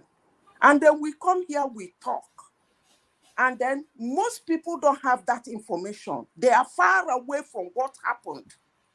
They still want you to give them evidence. Even when, let me give you an example, Baba Jali Koko. If you remember, there was a time somebody was asking me, 6 months, can I give him a name of somebody who was kidnapped 6 months before Obi leave office? Can you imagine that kind of thing?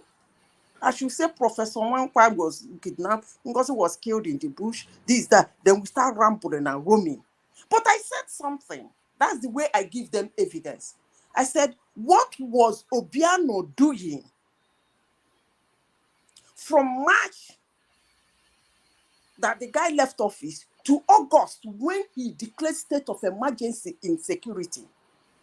If security was good, why will your successor declare state emergency? Do you know what the guy told me? They said to me, I've given him the evidence. He said, I care less about what Obiano does. Is that the people you should be wasting your information on? You're laughing. These people have taken a decision. Their mind a lot. That's why that day I had the argument with it. I was telling you people that I am not talking to convince them. I'm saying what I'm saying in one man for the listeners, our viewers that are listening to me. I can assure you they're listening to us.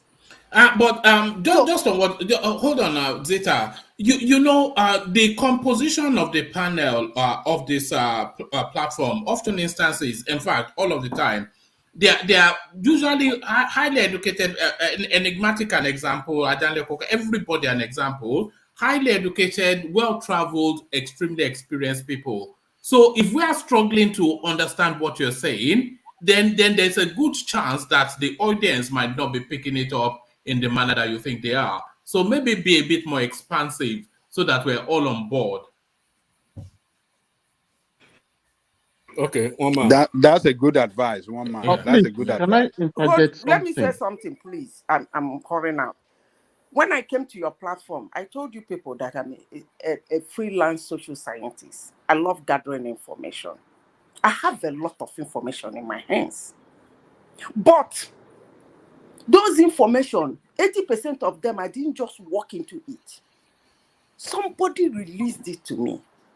So I respect the secret, the privacy and secrecy of information. Otherwise, I won't be getting. So most times when I come to one man platform, before you even ask me for the evidence, I have released it. One man, I have my target audience, and I responded. You see your platform, they're highly educated, they're highly learned, they speak on all these things. They're speaking the same to their own target audience. I have my own target audience. And when I speak, they listen. I cannot convince you people here. Not, I've tried several times. I know some people I know that they're inconvincible. So why would I waste information on them? You tell some that asking for information, you give it to, that's a lie. They open the trash can and drop it. Why would one do that? Did anybody pay me to look for those information? No. Was I forced to look for those information? The answer is no. It's my hobby. So I never see anyone those that will understand me. You have not shown me any information about what you are saying about Obio. So maybe I may believe you if you give me. Inconvincible people. Hello, people. Hello, one man. Hello, one man. I want to ask hold on. something. What did you say? No, he was only joking I never with you. Any information about what you are telling me about Obio. So maybe if you give me, I will believe you. You have a landed information on Obi. Landed evidence that he's no good. But you supported him. I must say it now because the election is over. So it's not like I'm campaigning for anybody. I'm trying to bring him down. The election is gone and done. So let me tell you this, Ekene. You say you are from Anambra State. I tell you that you have what I will call a landed, when it's a landed, something anytime you walk in, you see it. But still, you were not convinced with it. You supported him and you make bold to say that. And you are still fighting. Anybody that say anything about him, you jump out and you get angry. So what evidence again do you want from me? I told you, I was saying based on, I was saying based on conviction because I know nobody here, maybe, and I don't think anybody is here from Anambra State. I'm from Anambra State and he's my governor. So if you haven't done well, just like I've said about every other person here that haven't done well in my state. So if you haven't done well, I will tell you that you haven't done well in my state. You understand? So you cannot know him more than me. I felt his government. I felt everything about him. So if there is another person now into Hijab, I don't know. You know Ndukofia local government area? Where? Ndukofia. Yes, Dunukofia. Yes, if it Dunu. Yes. Yeah, if it Dunu. Now my auntie place. He lives in Oka. And for your information, she's a politician. I ended there. She's a politician. What happens if she's a politician? You see, that's the thing now. So nobody is any wiser on that. But back to you, Enigmatic. Hello, please, Enigmatic, please, a minute. I want to ask one man something. There is something I want to ask one man. Is it possible to make your videos like 30 minutes on YouTube so that people can watch it? When you see a 5-hour video, most people are turned off. I've been trying to ask you that. You mean I should close everybody to 5 minutes and shut it down in? No, like maybe you put it in segments so it's easy for people. When you see a 20 minutes video, 30 minutes video, you can watch maybe during lunch, at work. But when you see a 2-hour video, people are like, "Oh my God, it's not." You should break it down into smaller units so that people can work different section of the. I think it's a good advice, woman. But the Prime, difficult as it may be to believe, I do actually have a life. Imagine I'm here say 6-7 hours, and then I spend another 2 hours chopping off it, and then I come back and do another. I mean, I know it's impossible to believe that I have a life. The amount of time I spend here, but I do. Sorry, what I'm saying is, when you're probably uploading, is it possible to break it? I don't upload though. It's streaming live now. Once we shut it down, it stays as a video. Oh my God. Yes. Because today I saw some video. I really wanted to watch what you were to say about it, and it was 3 hours. Do you know there are some platforms that run 13 hours, more than 10 hours? Do you know that? At the end of the day, the viewership also for one man, there is a path to trying to optimize. You know what I do sometimes at the Prime? If there's something especially compelling and then I will cut it up. Like we did something, we were just having conversations and we landed on a far, and then the conversation was so compelling, I cut it out of that session and I put it up. But I know what you mean, by the way, because it's almost like an endurance test, having to labor through 7-8 hours of people just going back and forth. But it'd be too much for me to take on to be chopping it up. Okay. But it's a brilliant idea. 1 man, you can edit it after. Yes, now that's what he said. Now that's remove all those and never mind. No, that's what the Prime just said, and I'm saying that I'm not sure I have the time slot to do that. Okay, it's okay. Yeah, but it's a brilliant idea. It's one that I've thought of before. Question in that line, because I've thought of this before. How about bringing some compelling topic, and we have a session on that one topic alone, and make it maximum 1.5 hours, and just end it there. It will be easy for people to watch 45 minutes, 1 hour, or 1.5 hours at the most. Because I've thought of this before. Sometimes I want to go back and of course I can only do probably 20-30 minutes or 1 hour. Going through longer might be a little bit tedious. So if it is possible to bring about some topics, some very interesting topic, and we have a section on them, and that one is closed. If you see the reaction, the number of views that one gather, maybe it might actually be a way to go. Just suggesting. We used to do that in the past when we used to run 2 sessions. Then we do just a 2-hour afternoon session. But that window is not available temporarily. But back to you, Enigmatic. If you can recall where you were. Yeah. So I was actually laying foundation to But good idea, everyone. Please always bring forward it, and especially the idea of a single topic space is something we look to explore. But back to Enigmatic. Yeah, there is a clear-cut difference between loving a politician and then putting your life on the line for politicians. I'm just trying to advise those folks to be very careful, because it is so glaring. At least if basically they've been providing some forms of alibi here and there for him, over the years or over the months that we've been talking about this. At least elections are gone now, we can speak freely. But this Yes Daddy matter actually elevates and magnifies the level of some people's disingenuity about the nature of politicians. This guy was caught in a corner in a web. Of course, we talk about gaffes made by politicians most of the time. Almost all of them suffer that, issues. It's not, it could be, we can't really relate it to medical, to some people, to a few of them. But gaffes can occasionally result from trepidation, from tension, nervousness.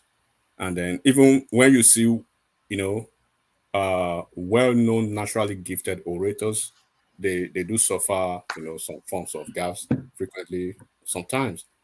But however, confirming something you once strongly, vehemently, viciously denied or rejected, and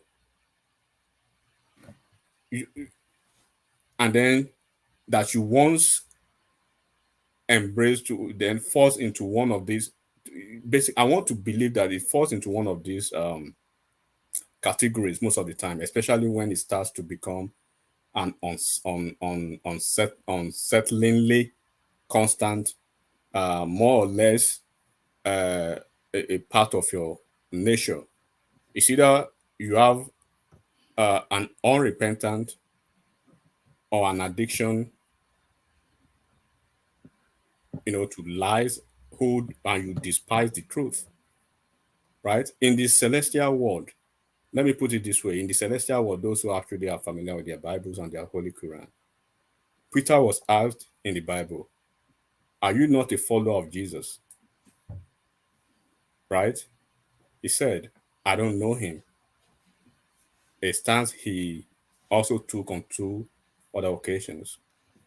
But the difference is that Peter lied in this situation to protect his reputation after witnessing how cruelly and ruthlessly his Lord or Lord Savior was abused. After all, even the strongest of the faith in human may quake or could quake in this kind of situation. Nobody could. May our faith never, fail us in this situation. But however, lying almost unprovoked, falsifying facts without any forms of on of provocation. It's either I consider it one man to be honest. It's either a form of somebody being caused or a sign of undiagnosed mental disorder, right? So even the Abraham, the father of faith himself, once, as you can see, that denied Sarah. So it is entirely acceptable. It is entirely understandable, right? For instance, very silly stuff. I own one pair of shoes, 3 boxers, 3 underwears, and stuff like that. What for? Which perhaps more serious, requires immediate care. And that's why I say I feel for him. So is there a chance that this man has a dementia? Because no public denial of an occurrence, not even the threat of a legal action, is made by the best orators. Instead, acceptance, confirmation, and then the embrace of the same event occur within just a month or few months or few weeks of the public denial in our own very eyes. There's nothing wrong with that tape, one man, to be honest with you. If he considers it a political strategy, it's okay. Right? Recording, the only thing that I consider is nothing is wrong except for the fact that, other than the fact that, of course, it confirms and evidence the fact of what we already knew. That once again, this man is basically a divisive and polarizing figure. He used what was available to him, the religion, the ethnic, and of course, lashing on the vulnerabilities of the youth to pursue his political goals.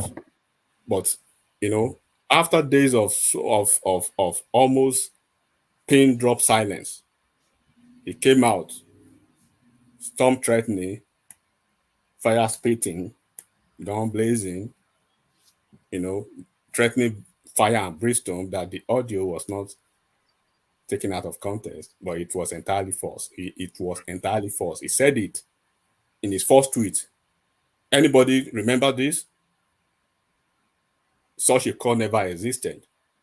And then he even threatened that PG, which is the people hold on now, enigmatic. You know that audio space. You know what I think really happened.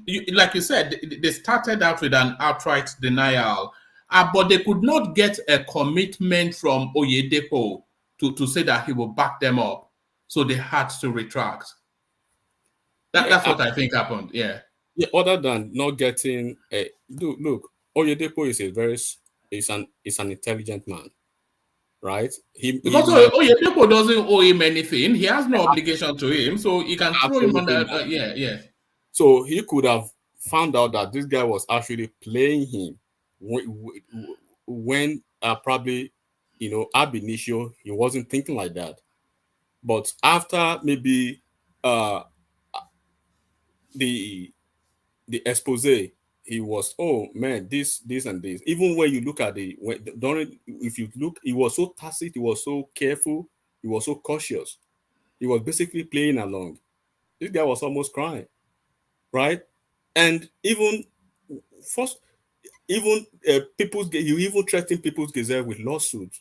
He was telling them, he was trying to, threaten them with libel, slander, defamation of character, kidnapping. Of course, probably they kidnapped his voice and the attempted murder, the assassination of him, assassination of character, quote and unquote, and his personality was slaughtered as well. So basically, perhaps expecting an apology.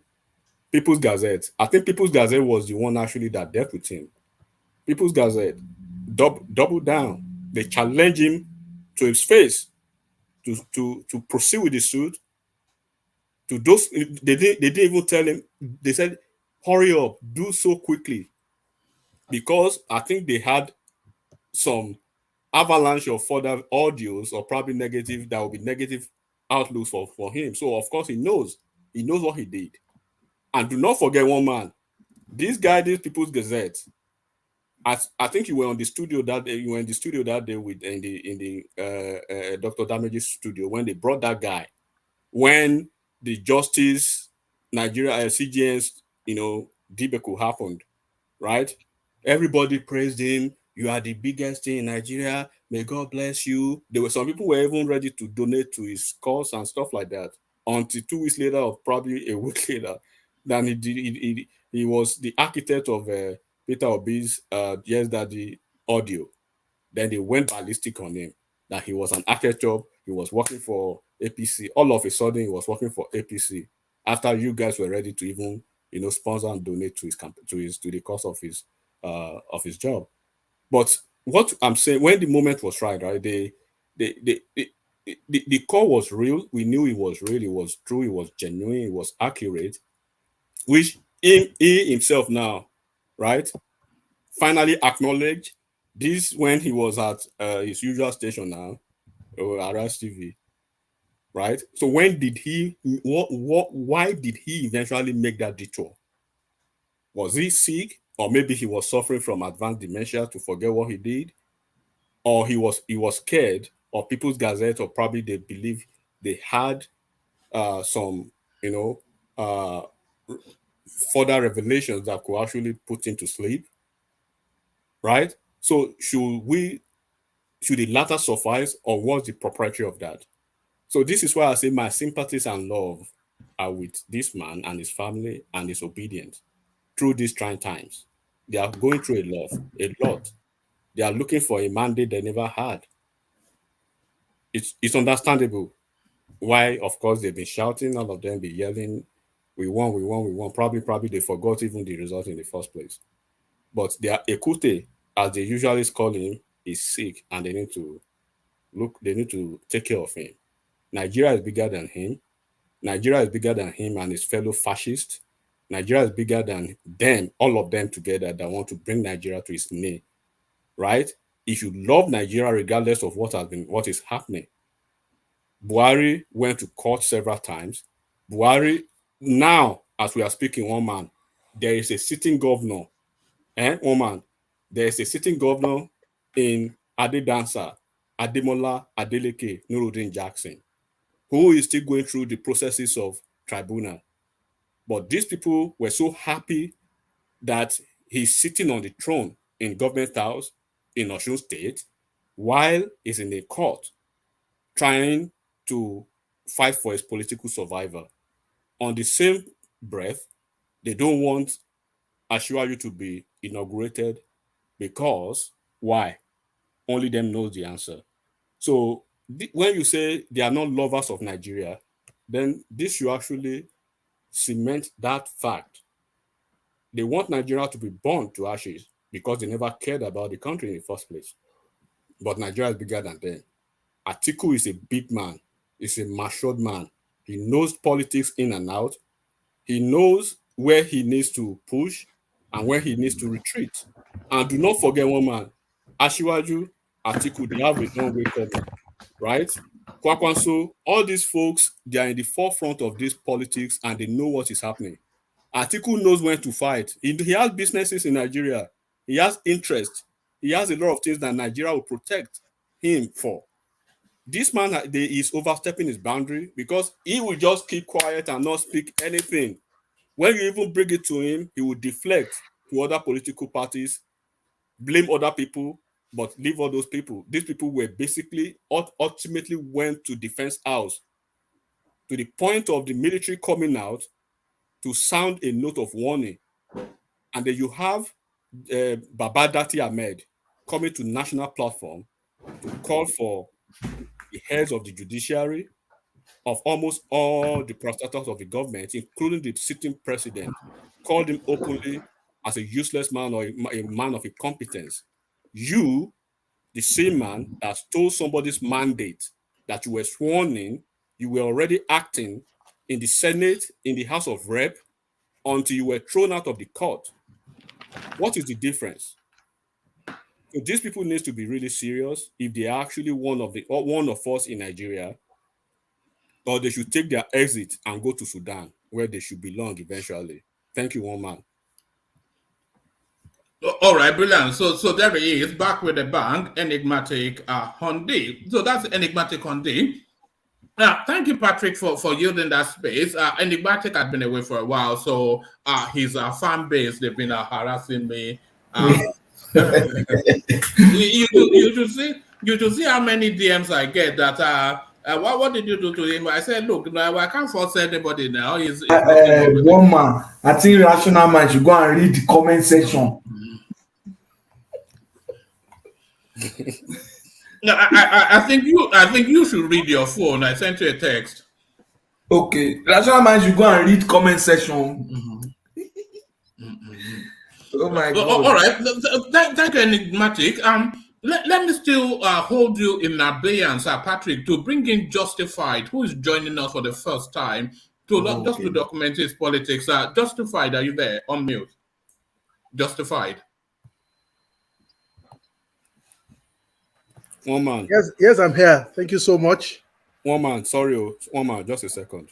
One man hearing me? Yes, carry on. Okay, yeah, I'll reach out to you. I'm getting ready for the week, but I just want to say hi to everyone and thank you for having me again, one man. So, all right, brilliant. Thank you very much for coming. Yeah, so let me go get. I'm traveling. So, but one man, I will reach out to you. Thanks for the Babaja Mohelio. Thank you. Thank you, Anti-Obi. Thank you.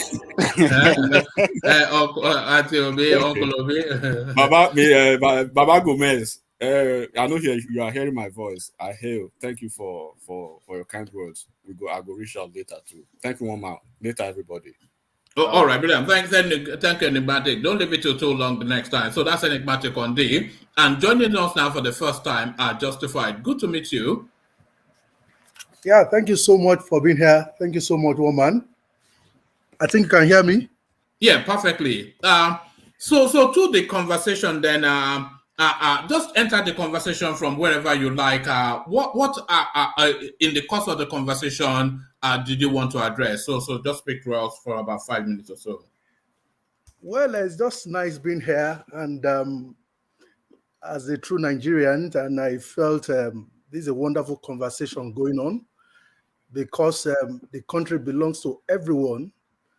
And if you are a true Nigerian, you are a patriotic Nigerian, you don't definitely want the disintegration of Nigeria, but which we have seen. Some people will say they are Nigerians, but at the end of the day, they're not really disturbed whatever happens to Nigeria. But going from the history lane, we could see what played out in the whole politics. And I always tell people, the man we are playing politics with is not just a politician, he's an institution. Asiwaju Bola Ahmed Tinubu is an institution. This is someone, I call him an institution because in any institution, you are there to learn.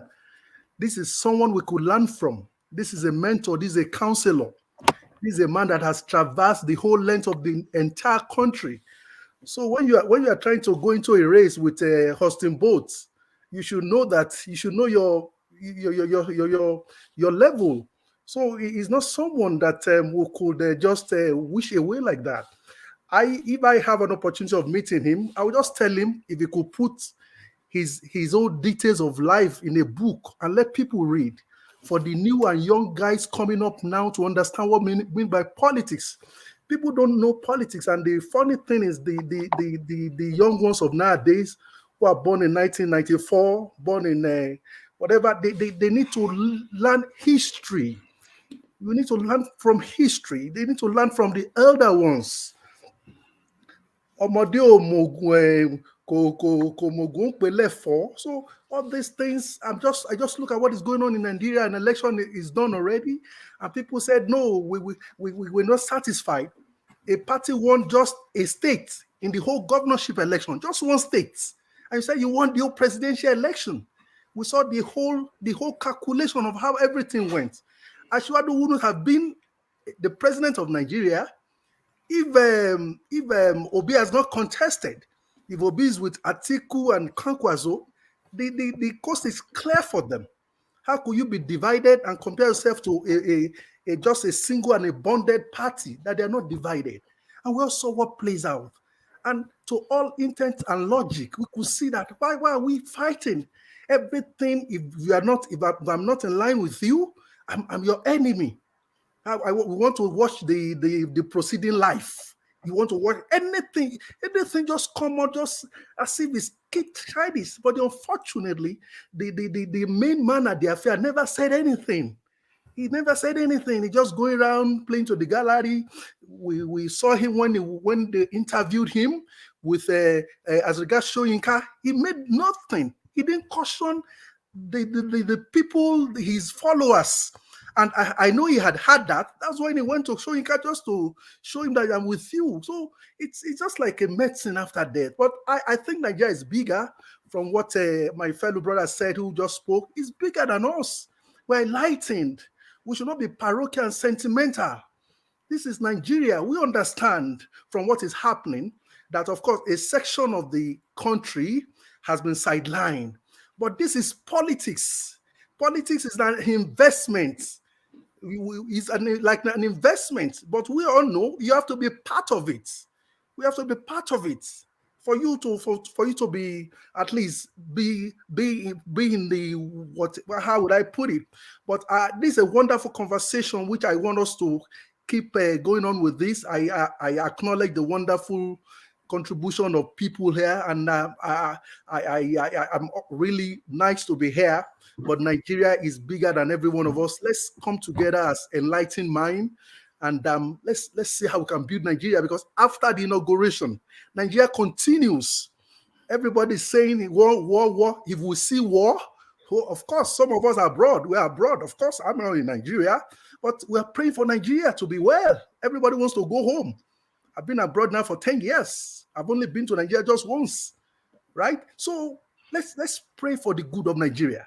And everybody knows a Shiwaju that is coming in will make a difference, whether you like it or not. You can't compare Shiwaju with Buhari. It's not possible. Neither can you compare Shiwaju with Jonathan, who is not prepared for what they gave it to him. This is a man that is prepared for this. And this man said, it is my turn. I told somebody, it's a spiritual war. Somebody told you, it's my turn. Even in the Bible, there was a place Jesus said, my time has not come. But when the time of Jesus came, he said it emphatically, my time has come. It's a spiritual word. Is anybody a successful man will know his time when it comes. But this man, his time has come, and he has said it. He's so confident of himself because he knows what's happening. To change Nigeria, there's not something special about it. It's just because of the rulers that we have been having. Buhari does not have the clue. We all know. We know. Everybody wanted him, we got him, and we saw the whole mess. We saw the whole Naira swap. We saw everything. But you think with Ashwaju all this will happen? Forget it. Nigeria is in for a new dawn, whether we like it or not. It's going to make the difference. But there's people who don't want us to have a very good atmosphere for the country. But I assure you, come 29, you will see a difference. He's a quiet man. He has worked with everybody. Babangida knows him. Everybody knows him.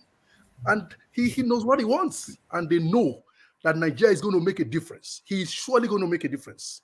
Even different from what what's it called, the Obasanjo or whatever make. But this is a country that I still want us to be together. And let's pray for the good of Nigeria. Let's criticize the government. We for Ashwaju or whatever. By from May 29th, we start criticizing his government. Definitely. Nigeria is bigger than everybody. We start criticizing right from May 29, looking at his appointment, looking at the whatever portfolio ministers. If they are not in tune with development of Nigeria, we're going to criticize him. Definitely. So it's not about Asiwaju or something, but this is a man that said his time has come, and we're happy that there will be a change. And as we are going along, I know something good definitely will happen to Nigeria. And thank you But so justified. much. Let me ask you a question. How can you be this sure? Because you're just saying, yeah, no people on this platform will be surprised that question is coming from me, but the way you're speaking with so much assurance, can you give us, do you have I mean, maybe you have a perspective that is so assuring that you want to share with us? All right, well, of course, I was in Lagos. I was born in Lagos. Honestly, of course, I was not opportune that Asiwaju paid for my school fees when I did the WAEC in 1989, thereabouts. Of course, I know how tough it was for my parents to pay my school fees. Sorry, the WAEC fees for me. And when I had a man, it has never happened in history of Nigeria that the man paid WAEC for the entire school. It has never happened. These are genius steps that this man has been taking that we can't criticize. They have never mentioned this. I've been looking at the whole campaign. There was a time for us who were in Lagos, born in Lagos. Did anybody remember that when you are driving in the city of Lagos, the area boys will make potholes on the road before you leave in the morning, right? And they'll be there and they'll bring stones all around and patching the road as if they were walking. But Asiwaju, it was during Asiwaju's time. And so what's happening here? Do you know all the area boys were employed under direct labor? If anybody can get that clear, if anybody can remember, direct labor. That company, I don't know, that ministry of whatever parastatal works in Lagos State was along Ojodu or something. They called it direct labor or something. He brought that in because of the area boys that you can't go to Island. No, it's not the one that started direct labor. Direct labor started under Buba Mawa. It was Mawa that created direct labor agency. Okay, So but bringing the area boys, who brought them? Who brought the area boys? Ground.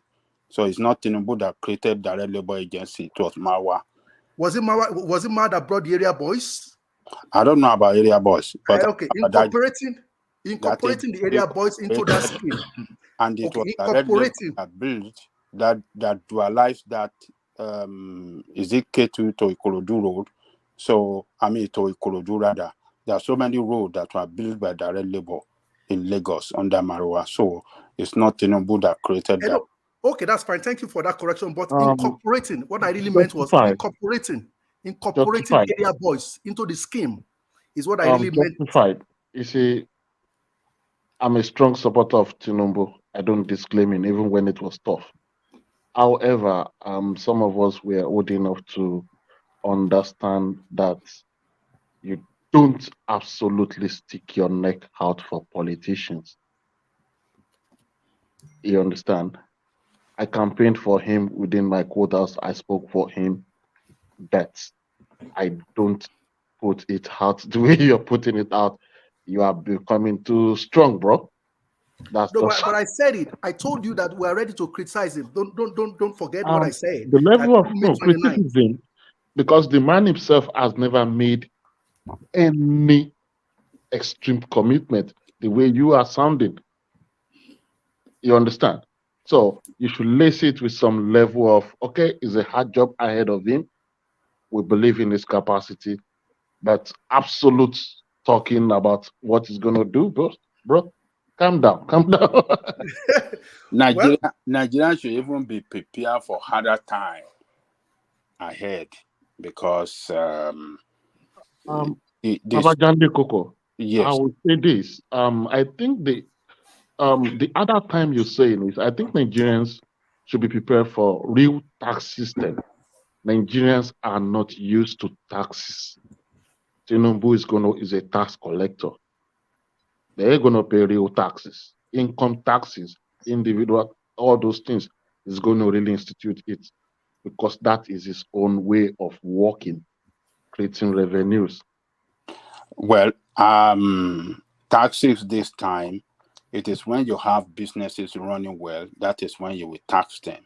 Not when you have a situation when businesses are not doing good, when the environment is too hostile for businesses. I don't know how you want to introduce taxes, new taxes. The issue is what I said is this. I said income taxes. Where are the I don't know. Okay. I don't know. I think you're based in the US. Some of us are in Europe. Either you have a job or not, you're paying income taxes. What I'm saying that is the economy even creating job in the first place? The economy is not creating job. So what where I'm is the saying income is tax is going to come from? Income taxes. Tax the existing job now. If the economy is not creating jobs, there are jobs now. We're going to tax that. Then with that, you can create more jobs. So from your source of livelihood, that is what I'm saying. Yeah.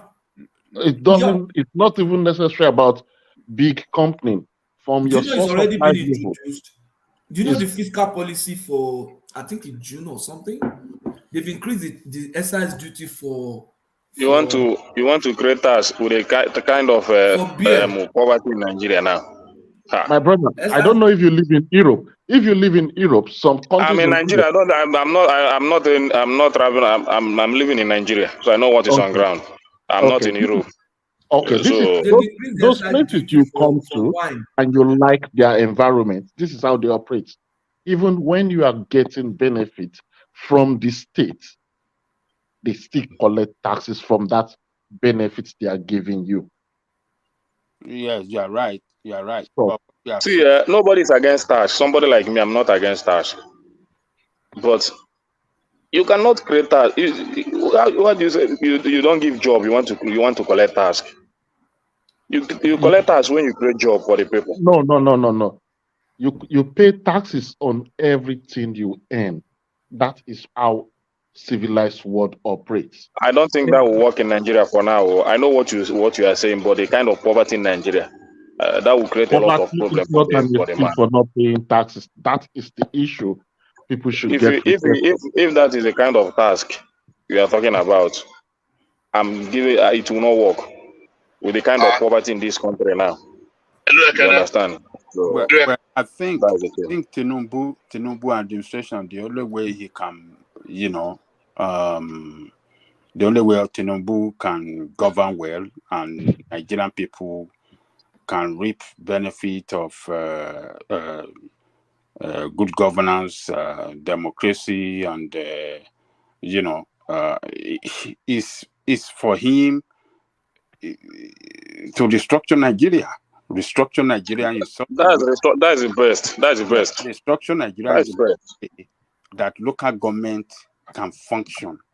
If local government can function outside the control of the governors, that is when we will start to record development. That is when we will start to see good governance in our country. That is when we will start to see the economy, prosperity to the rural area. Because you will see local government. Oh, yes. If local government cannot function, because as of today, they are being strangulated by the governors. Governors never allow local government. The state cannot produce anything at all. Everything centered on it's very bad. Allow local government to function. When local government function, then we will see economic prospect.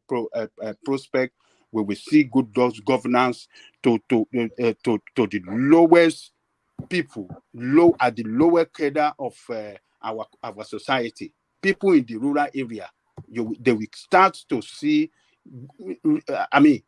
Prosperity, economic prosperity they start to feel it, and progress. Development will start to spread. Economic prosperity will start to that will, a lot of development will be seen across the country at a rapid rate, because you are going to see competition, local government against local government, and things will start to work well. But if you don't see that, if we continue to operate the way we are operating, just make revenue, federal government make revenue, disburses to the state, the way it's been done, and forget it there, no accountability, and that is it. You can't look. Tinubu will be the worst of the worst failure. It will be the worst of the worst failure, because remember, the National Assembly, the House of Rep, APC is not a majority. If we put together the opposition party, if the opposition party combine forces, they are a majority against APC. And before any deal is passed, you have to go through them before to the Senate. So, yes. The thing is this, I believe you're an experienced man and you can document the antecedent of Tinubu. Have you not seen a pattern of a man that turns his enemy into his loyalist in Tinubu? Nigerians should even be more worried of a one-party state under Tinubu, because except for very few foes of it in the past, it has remained. All the other... Apologies, the Prime. Patrick, please check your phone. Sorry, carry on. Okay. If you really looked at those political enemies of his in the last 24 years, I can tell you almost over half of them are now on his side. So we should even be more worried of a one-party state under him, because I think this is his strategy. He expands the resources, it accommodates more people, and everybody just throws in the towel and they start feeding. So opposition to him, I think we should look properly before we conclude that. That's just what I want to say. Or Baba Janlukoko, what do you think about it? Well, I think, you see, when he was operating as governor of Lagos State and the politics he played before now, you cannot use that to determine what is going to happen when he starts to govern Nigeria. The people that are his friends, particularly the region, that seems to be backing him strongly, I'm talking of the North, they might even give him the worst of the worst problem. Because when it comes to opposition sharing, look, that is when the battle, and that is when he will be tested as a leader. His leadership will be tested when it comes to opposition sharing. And that is when he will know that those that are backing him now can turn against him. And he will start to struggle to see how he will get that balancing. So it is not, we can't be looking at what he has done in the past as if that will determine what will happen to him in the future. No, Nigeria is a very complex country to govern. When it comes, when you are the president of Nigeria, look, it's tough, because you will see people from different zones of the country, geopolitical zone, demanding more than they even more than they could get. They'll be demanding more, and they will not stop demanding. So we just have to. But mine is for him to, be a successful president.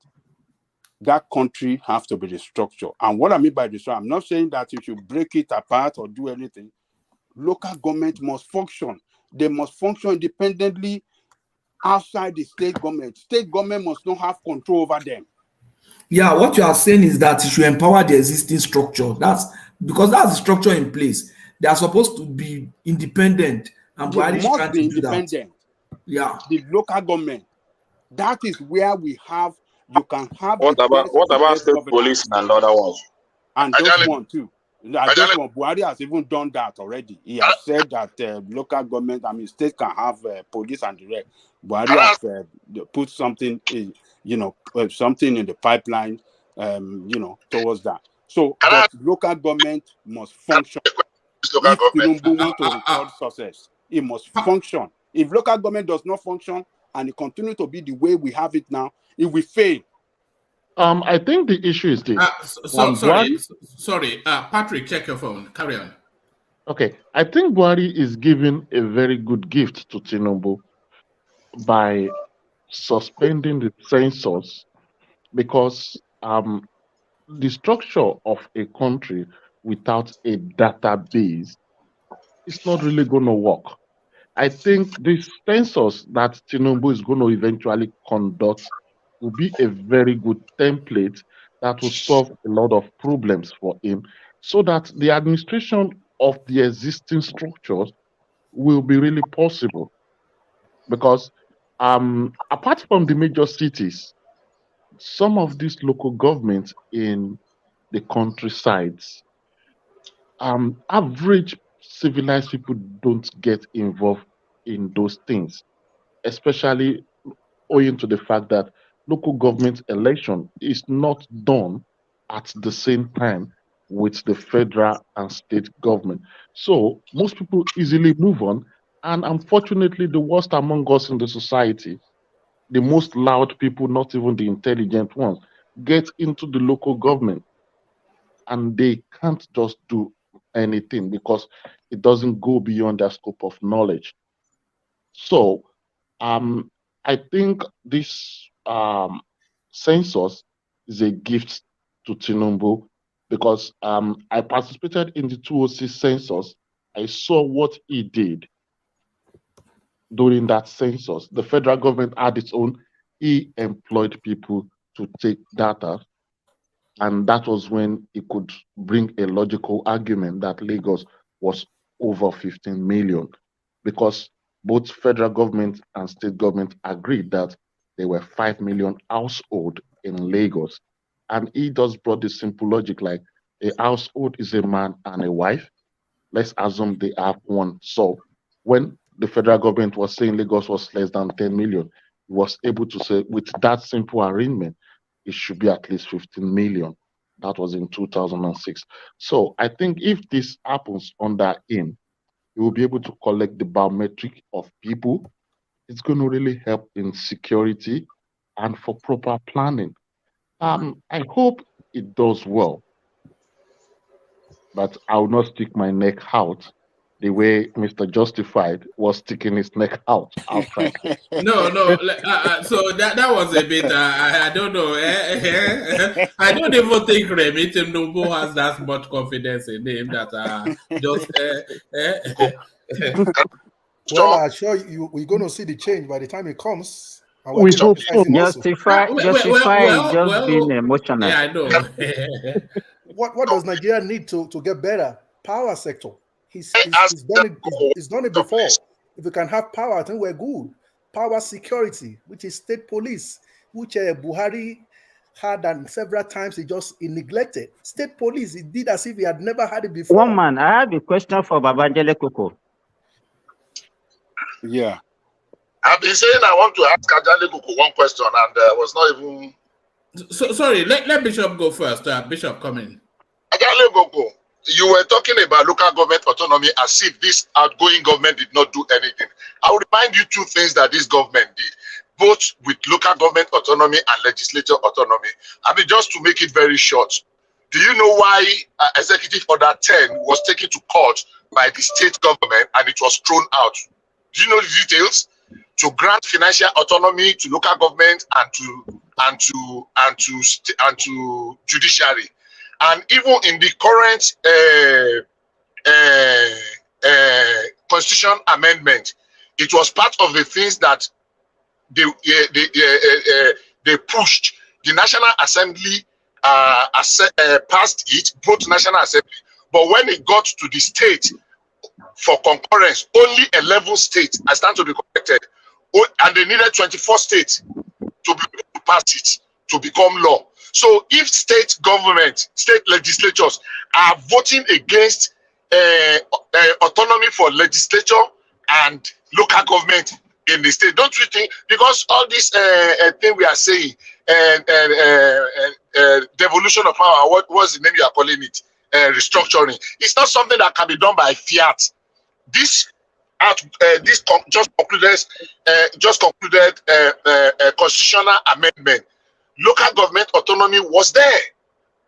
It was passed by the Senate and the House of Reps. But when it got to the state for concurrence, they threw it out. So how is one person going to do that?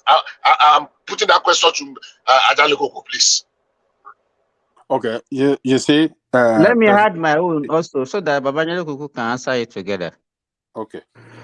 Yeah, good morning, Babajale Koko. My own question is, you are relating local government autonomy to economic development. I want you to please explain how local government autonomy will improve economy of the country. Thank you. Okay. See, to Bishop question. You see, Buhari have a way of sitting back and not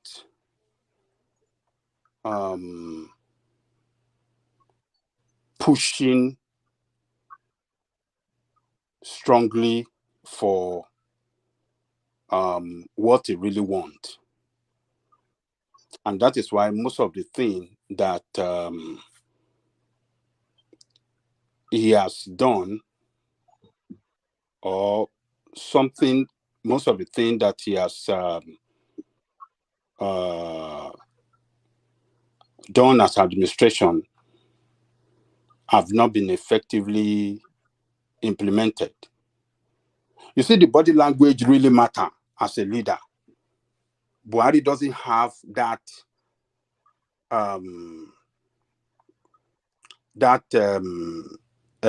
leadership style that lead in pushing out what he really believes in. He delegates responsibility to people and he lay back. And so whether he works or he doesn't work, it doesn't concern him. So at the end of the day, what he really, he really wanted to implement for the benefit of the people might not work, because the people that surrounded him, the sycophants and some other corrupt people, will just, run it the way they like to their own benefit and not to the benefit of the people. So what I'm trying to say here is that if Tinubu cannot operate, I believe he will not operate the way Buhari operates, Mr. Layback. No. If Tinubu can lead to say, look, we are not paying money anymore through the state to the local government, it's going to go directly to local government chairman. Before you continue, but remember that joint account of the local government, what do they call it, is a provocation of the law. So if they don't amend that law and Tinubu does what you are saying, is actually violating the law. That is an impeachment of. Yes, he have to push that bill, and he have to lead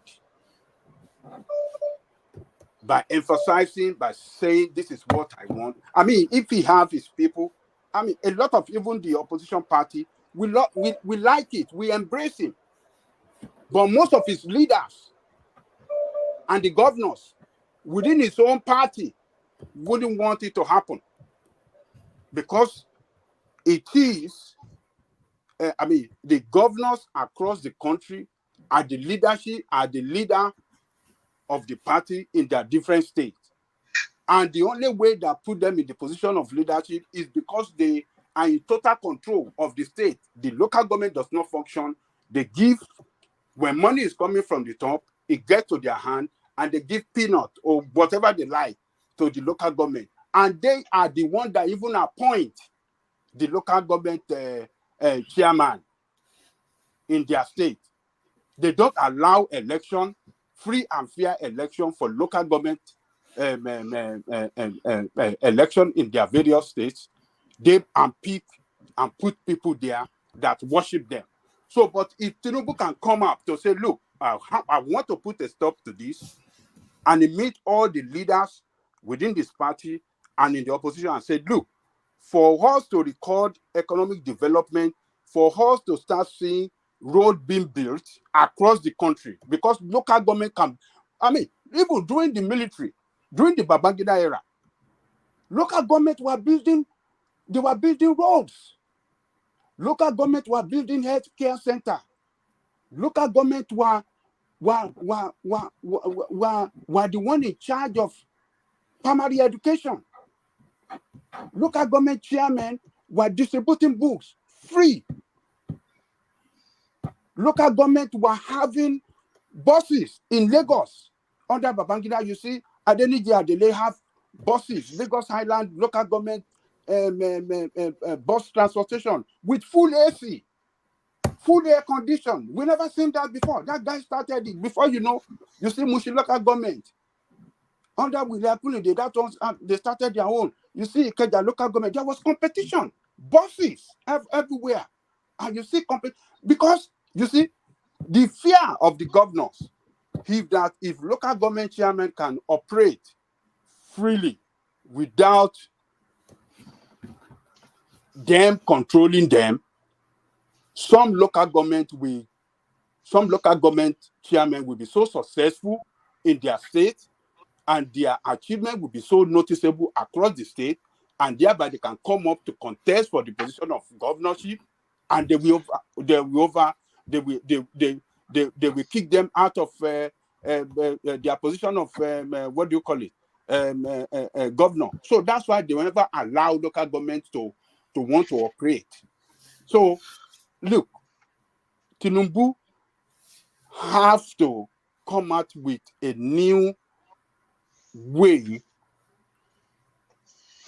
to govern Nigeria, govern it, put it on the right direction, that we can start seeing development across the country.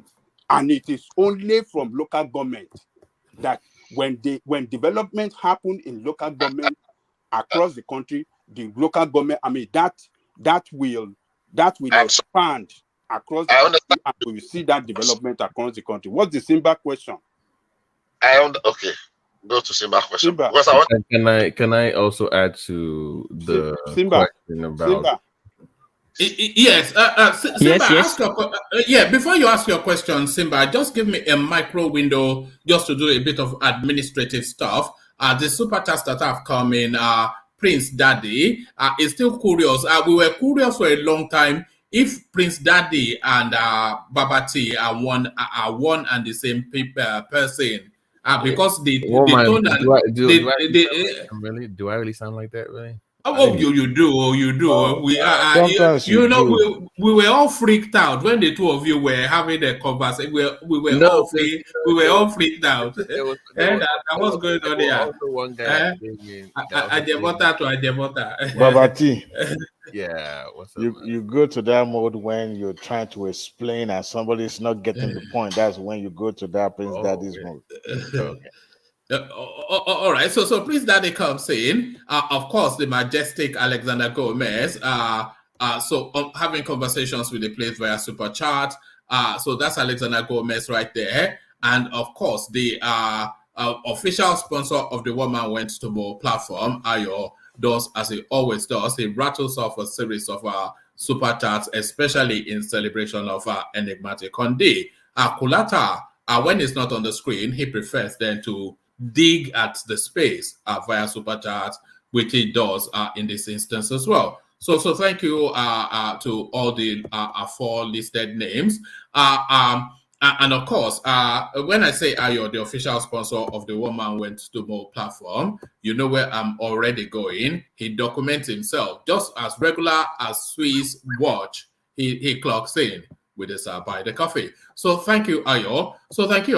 So gentlemen, let me bail out and leave you in the capable hands of Patrick, who is going to orchestrate affairs. So Patrick, go on to Ajanle Koko next. Stay with Ajanle Koko because one man, you've been on. How can you leave us in the hands of a Canadian? That's not. We're not safe in the hands.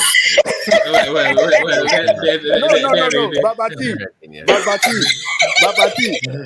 Babati. Let me tell you something.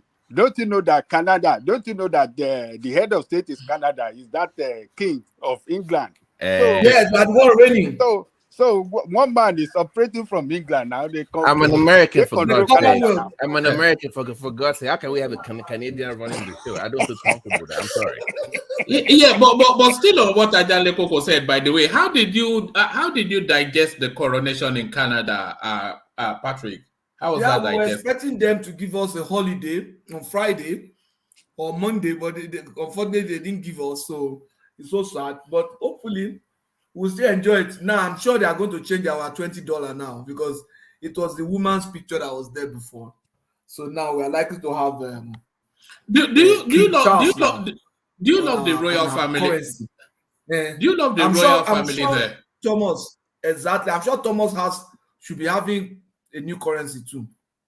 Yeah, it's the same king that control Australia too now. Yes, he's the head of state of Australia. Very funny, actually. Do you love the royal family there in Canada? It's just on the side.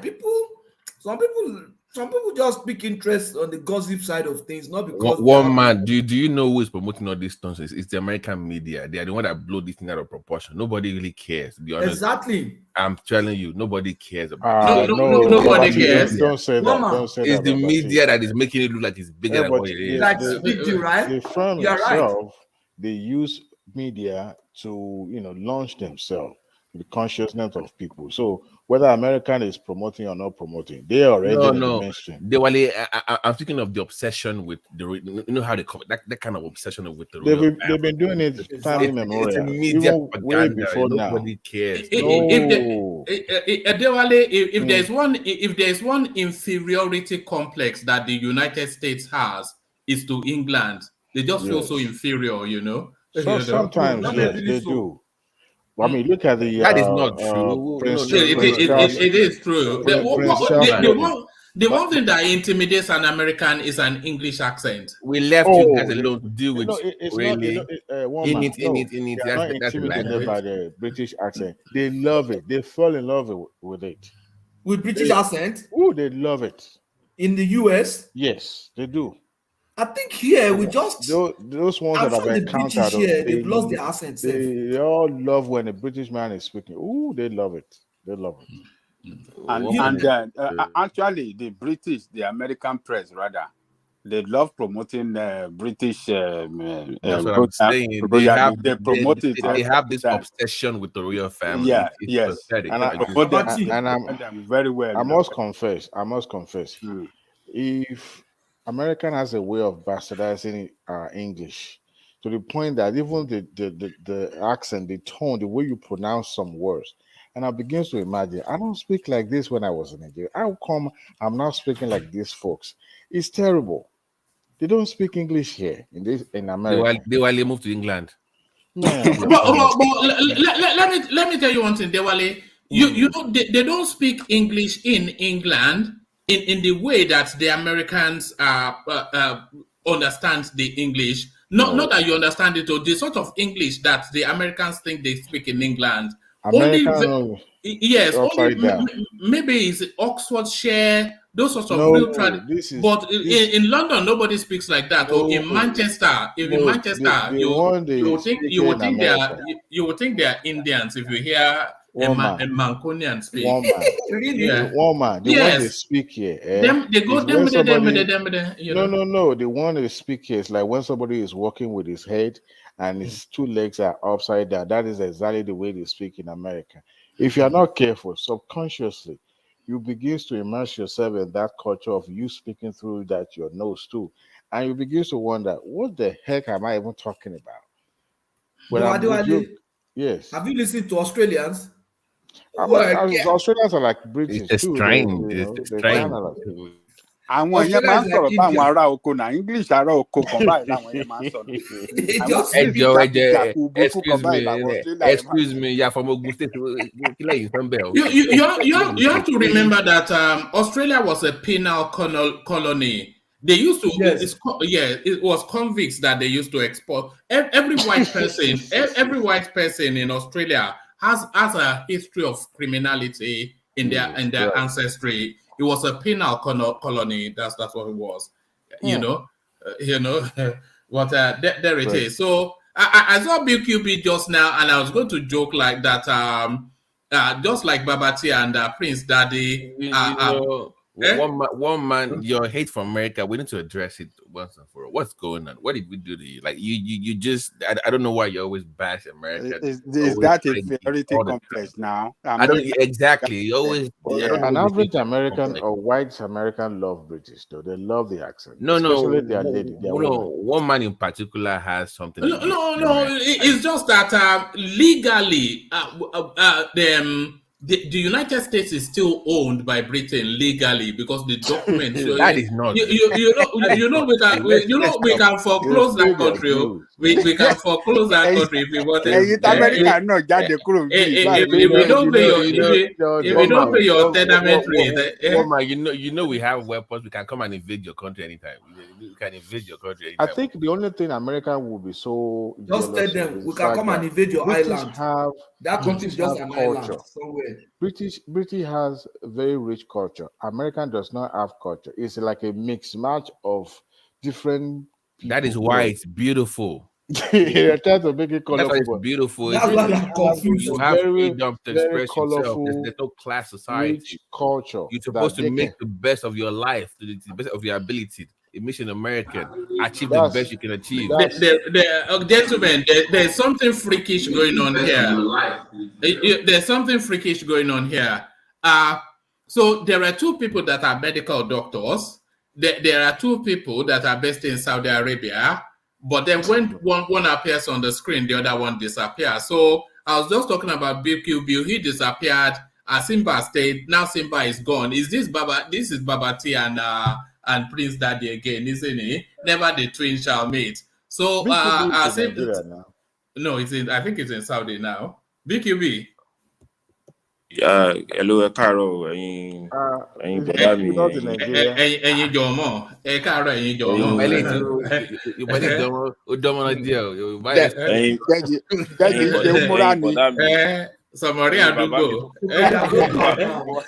the same person that was on Dr. Damage's show this morning?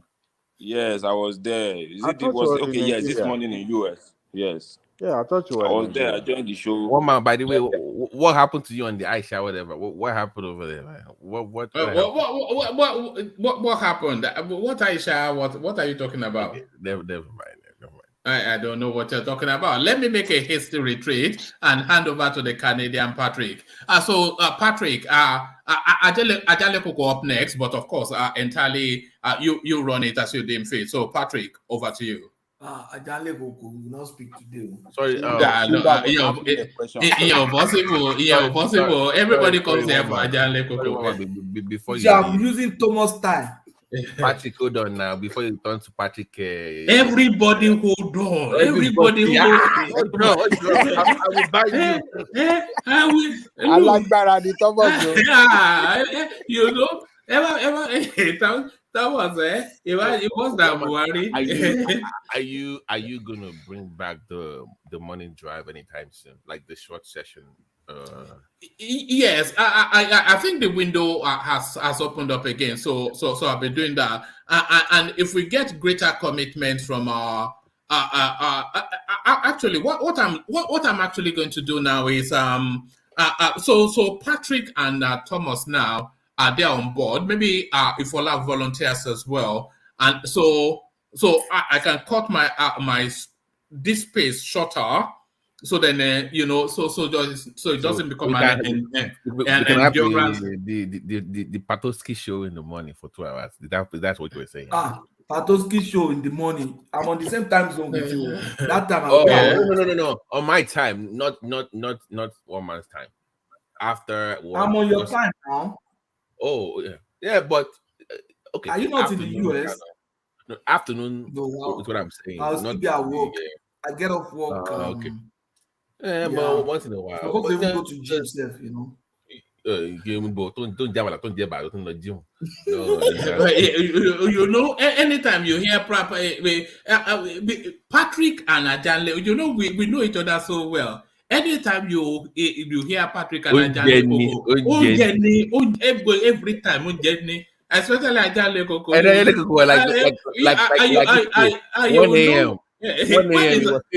I was see her. I'm not big. The way I'm looking at, I think I'll just be about the same size with Simba. With this picture I'm seeing, Simba looks like someone that is. No. I think you are headed towards my physique. Sadly, Patrick, you are headed towards my physique.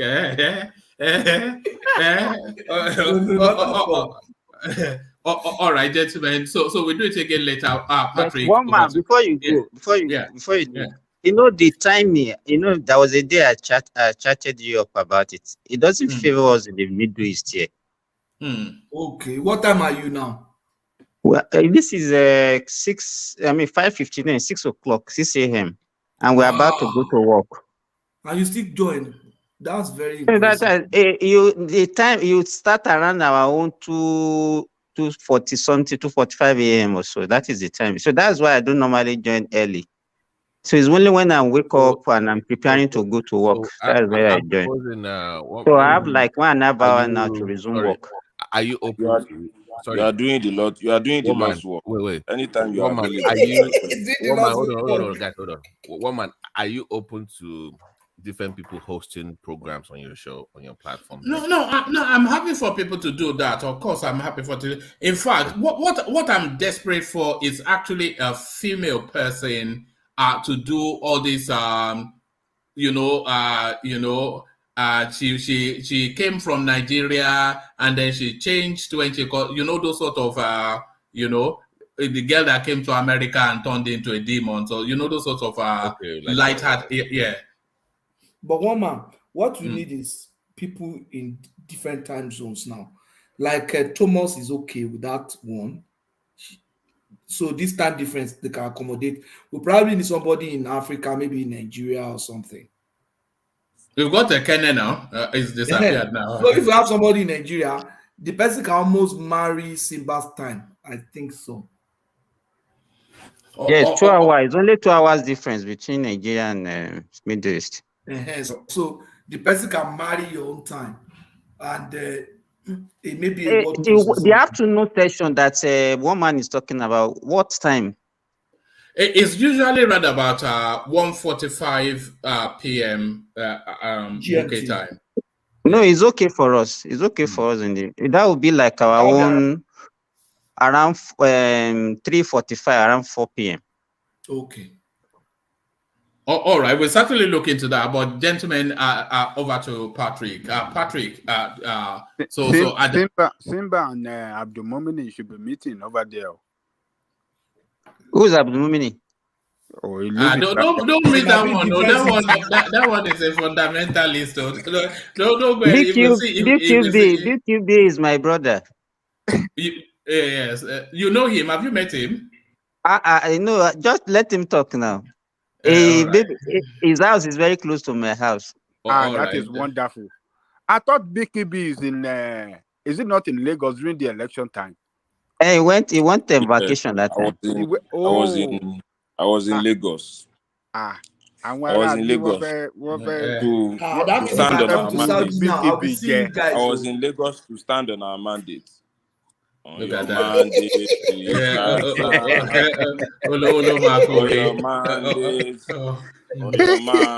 Bola, you forgot Bola now. You forgot Bola now. Or your mandate, Bola. You forgot Bola. You know the song now. The song is for Bola now. Or your mandate, Bola. Or your mandate, Bola. Some of my people are listening to me now. If I join Dr. Damiji's show, that's the first thing they will harass me with. AK-47 straight away. AK-47. All right, Patrick, to you. Okay, yeah, thank you very much. So who was okay? I think I was about asking Babajele Kukule a question. Okay, yeah. And I asked you about when you are talking about local governments and you are emphasizing that having autonomy for local government will bring economic development. I want you to expatiate on that, please. How? Okay. Economic development in the sense that at their own level, they will be able to function at the best in area of revenue generation, in areas of building infrastructure, in area of delivering of good healthcare services to their people, and and the area of security as well, because now that we are going to have security, I mean, now that federal government by new policy, new constitutional how do you call it, review that BUHARI have just done. So states will have their own state police, and I believe when that happens, local government as well may call for their own policing system as well. And when we can have security in local government, when local government can have their own police system that can effectively guarantee security in their local government, you will see economic activities will begin to we begin to record economic activities which can translate into revenue generation to the local government, and and as well translate into economic growth for the people. Farmers will be able to go back to land to do their job safely without any fear of being intimidated or anybody coming to kill them. So agriculture will begin to... You think, sorry for interjecting, you think that local government will be able to control security, will be able to provide security at their level? They've done some form of it. Remember, they used to manage register vigilante groups back in the 80s. So if you want to hire security in your area, maybe some form of defunct form of OPC or whatever, they will register with your local government councils. So they've done some form of securing markets and shops and areas. They've always been doing that. We just need it to be legalized now, put it on paper. So, but I'm telling you, Babati, even now they're in existence and they could not do it. No, I'm saying that, like Eric was saying earlier, there were things that they were doing in the 80s that were effective. Let me give an example.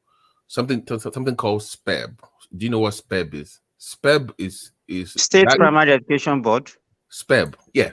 They had local councils, like branches in the local council that controlled their own primary education. Like they also made sure back then in the 80s that each time you had a new development in any area, they will put three things there. They will put a healthcare center, community healthcare center, women's healthcare center, and a primary school for each development. That's the way it was back then. So that was done by local government, and they will even build roads, inner roads to that area. So when you had like Samuel Wag Estate coming up, that was all. Babati, I know all these things that you are talking about. Right. Let me tell you the present state of the local government in Nigeria now. Maybe because most of us here, we live in the Southwest, and we are thinking that what we see in the Southwest is, like, when people are talking about US yesterday, and I think you are the one saying that they have technology 200 years. Southwest is far ahead of the other regions. I'm very sorry to say. Mm-hmm. If you are talking about the template that Baba Angele Kuko is trying to paint, yes, to me, I grew up in the 70s, early 80s, and knew what local government was doing then. Right. It might work well when you are talking about Southwest, because even up till now, to some extent, local government are still functioning in the Southwest, even irrespective of lack. No, let me finish. Irrespective of lack of autonomy that we are talking about, but up till now, even in my state in Osun, local government are still constructing road, and they are still generating little IGR for themselves.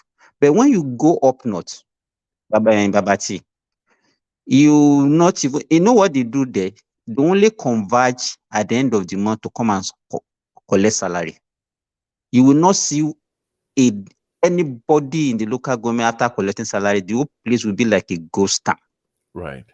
And giving them, let me tell you, giving them this autonomy that you are talking about now, it will give them more money. And to me, the more is just more money to share, no more money to bring development. I think there is a lot of things they need to put in place. I know for this thing to really function the way we are looking at it. Can I have a little input in that? No, you can go ahead. It's fine. Okay. When Adalekoko made his presentation, it sounded so lofty about how it can work, and Buhari did not do. That was why I asked that question. Now, having said that, the governance system pattern of Buhari might be a little bit different from Tinubu, will be different from Buhari. Not because one was wrong. Buhari is very independent. He gives you assignment, he wants you to deliver. But Tinubu micromanages. Every minute he's breathing down your neck. Yeah, it has its own benefits and advantages. Now to the issue of local government. We saw local government. I've experienced local government in every part of Nigeria. In the north, in the far north. I lived in Maiduguri for about 10 years. I've lived in the southeast for almost about over 25 years. And I was in Kaduna, of course. I'm from the southwest. I live in Lagos. I lived in Ibadan. In those days, local government have functions and responsibilities, duties that are being carried out. Bishop, yes. I've calculated your age. I know your age. Go on. I was just joking.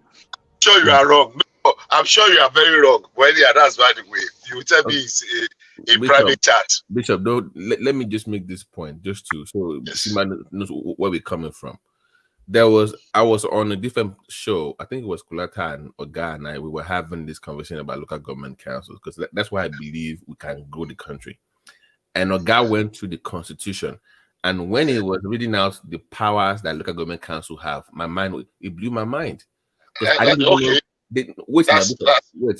I didn't even know they had this much power to even make money. But here comes the problem.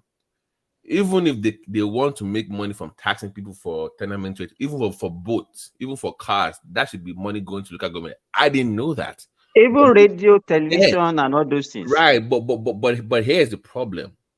They don't have the powers to enforce those laws because they don't have their own security forces. No, so you don't need. Okay, can I wait? Hold on. You need your own police force to enforce the laws you're making at the local government council level. You can't. If I'm a local government council, I cannot expect federal government to enforce what I'm passing at the local government. That's the no, Babati. It worked before. Babati, you know how they do it. Before. Hello, Babati. You know how they do it. You don't need police to collect money. Exactly. What they need to do is, if you have a child and your child want to enter school, you have to present this receipt of whatever. If you want to, those are the way they used to. That's not even it. That's not even. You are missing the point I'm trying to make. I'm coming. It's not even. Is it Babati that threw that question that interjected in what I was saying? Go ahead, Bishop.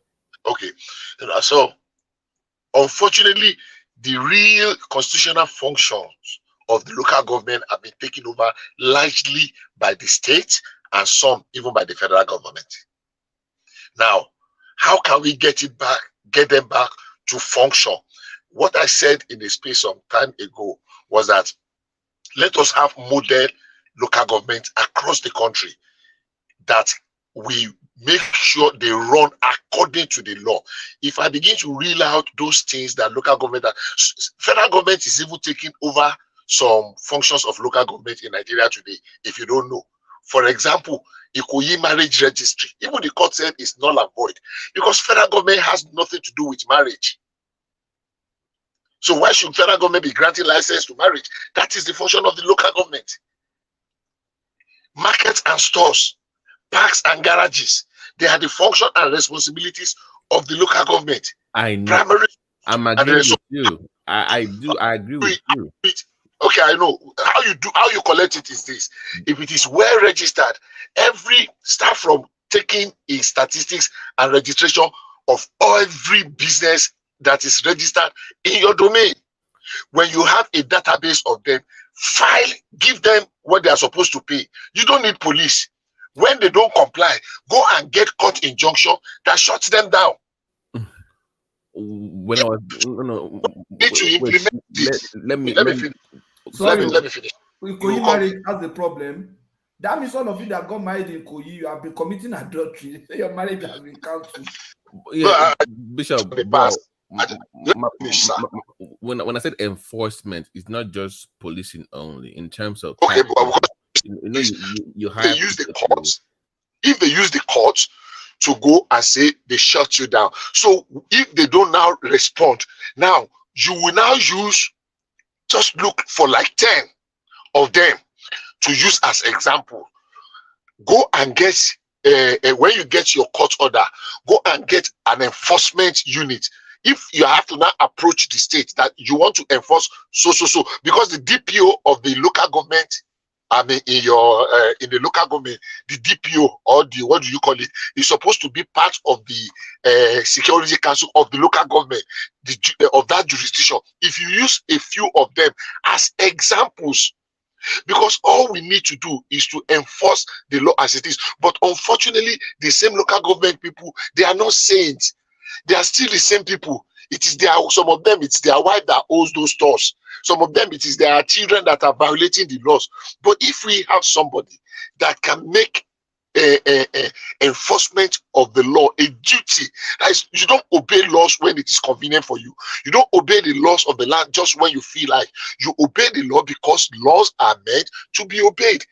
Okay. If you know what countries are doing, the kind of power, ordinary, even not countries, some cities, some very small cities in the place some of us are living, you cannot violate city laws. You dare not. But in America, do you know you can hire? Do you know you can hire police? Do you know how much you pay per hour to hire police? Like you have a function, you want a policeman to come and stay there, whether you are doing road construction or you are doing a party that you have a large crowd, or you have a church, something that when they close, you hire police. As at the last time I checked, it was $75 per hour, and the minimum you get is 10 hours. Bishop, I'm discussing just stay with me here so you know where I'm coming from. I'm discussing efficiency because everything you just stated, even though it's true, it's like just stay with me here. I'm an Egba man from Abeokuta, right? So let's say we have our own local police. I was born in Abeokuta. I went to primary school, secondary school there. I lived there. I grew up there. I know the terrain. You see what I'm saying? So when you have local policing is just more than enforcement. It's also about training and education of public about policies. That is, policing is more. So in America, you see a policeman playing basketball with people in the hood. It's more than just enforcement, is my point. So when you have a policeman that is from that area, in terms of these things, it's going to educate them about what's going on, about enforcement, what is that, what is wrong. It's more effective, it's cheaper when you have local policing from that area to help enforce these things. It's not about just showing up and say, oh, you must do this by force because it's the law. No, there's more to policing than just enforcement. There's also the education part of that you're ignoring in your summation, is what I'm saying. So if you make it local, it's more effective and it's more cheaper, in my opinion, because they can trust the police, they can trust the system, because the people that are running it are one of them. If you have a DPO that is from a different part of the country, they won't trust that person enough. But if the DPO or the person that is in charge of that policing in that council was born there, was raised there, his wife is also a market woman there, it will be more effective to effect these policies. So Babati, can when I I think of interject policing making it local, it's beyond just enforcement itself. It's about teaching people and educating them of the need to tax them of the benefit of these things. If it's coming from one of their own, it's more effective. So I'm discussing efficiency here. Okay, Babati, can I interject? Go ahead, man. You see one thing, prior to the incursion of Buhari leading to IBB, I think before they destroy our system, I think those local governments we talk about functions. You know, there's one thing we normally, if I memory serves me well, we normally refers to Agbogbo those days, you know. Even it could be to the point that even people will go and stand by the road to your farm, and they can even ask for your bicycle permit and some kind of licenses that you have to pay for them. And as a matter of fact, people could even see some benefit of what local governments could do those days until they bastardize everything. Yeah, I got your point. I think things about policing here is this: we are looking at police as anybody that will carry that will wear Nigerian police uniform. See, policing can be in form of anything. Like the forest guard we used to have those days is a form of police. Their jurisdiction is just foreign staff and all those stuff. So to me, if we really want to enforce these systems, there are several ways we can make it effective. You know, you can even use all those churches within the community. You can use the school within the community. Like Simba said the other time, if there are something you would like to do in primary school, secondary school, those days that they will just go and ask you, okay, go and bring the receipt for your development levy. You know, they can even taxing you directly, even from right from within the community. They can even use the schools around to even improve on getting all those kind of levies. So it's not always when you send the police after them alone, but there are some kind of clan control you can use to enforce it, because we are talking of what we think will work before and which can still work now. It's just the way they bastardize it. But that's my point. So wouldn't you prefer to have people from that locality police the same area, just make it legal and train them from the federal level? No, that's the best, right? Baba, that's the best. That's the best, because when you have police within the community, they know the community, they know the culture, they know the do's and don'ts. You understand? So they will know how to, even if you're an elderly person there that you want to prove stubborn, instead of using force on you, they have a way to wrap you into doing the right thing. So having the police within the locality, whether to guard the forest or to guard the community, is the best. It's the best you can do. And because that is where, when we are saying that the duty of even the traditional leaders, that is where we can even call the traditional leaders, you know, your obas, ballet, to be very useful. Right. So to me, local policing is still the best. And that cuts away because you can go to a DPO. If it calls the governor and the guy says no, then that's it. But if you control your own police, no governor will come and tell you how to run your. That's what we do in America. You can't have the governor come and tell the mayor of New York that this is. You say fuck off. This is my. You see my point. So if you cut off that system up, where we must go to one DPO somewhere to enforce this laws, you cut the power away from the governor. You make them independent. That thing, Babati, that thing was working until our governors want to have all the power in power. See, this local government council we are saying, we just believe that that people think it's not going to work. The question you start asking, how did it work in the 60s? Not only in the Southwest, I think even including North, it worked everywhere until they bastardized our system. So we can still have that, because those days, it was true that okay, all the gullies erosion we used to have those days. Exactly. Local government were doing a lot of things in your agriculture. They can form some kind of farming community. But are you aware? Are we aware that actually community policing have started in how many states? They started experimenting it in some states. How many states is that? I can't remember now. About 2 or 3 years ago. Are we aware of that? No, Bishop. No. That is the community policing has always been there. They are not just coordinated. They are missing the point. They've always had that. That's what I was saying. My point is this, Bishop. Make it legal, official on paper. Yes, it is now. Not listen to what I'm saying. Stay with me. Community policing as of now is still under what? Federal jurisdiction, right? They have limitations. No. No. Okay, go ahead. They can't carry certain weapons, right? They have limitations. The police are not supposed to carry sophisticated and assorted weapons. What I'm saying is this: if you have a local policing, like America, they have a local policing. The federal government sets the standards, the minimum requirement to be able to police an area. They will get the training from federal government, but they'll be under control of the local jurisdiction. That's what I'm saying. Make it legal. Advanced training beyond just carrying sakabula to secure the area. Make them okay. You've got the basic requirement training to secure this area. This is the minimum requirement. Now you're under the preview of a local government council chairman, so they can feel safe in that area. That is upscaled a little bit more than what we have right now. If I have to, I'm sorry, but I have to. I have a different thinking on that because there will be too much. If you allow them to carry arms at that community policing level, I think it's going to be a little bit difficult. How? How? Tell me, Bishop. How will it be difficult? Okay, let me give you an example. No. I'm engaging. No, Bishop, they be carrying arms, but the time of arms they be carrying is what they are. See, even with Shakabula they carry, they are still effective anytime the governor is not interfering, even with the Shakabula and cutlasses. Well, remember I said specifically, I said the federal government set the standard. There was a reason I said that. That way you don't get any riffraff carrying weapons without training. They will say that what is required for securing the state will be set by federal government.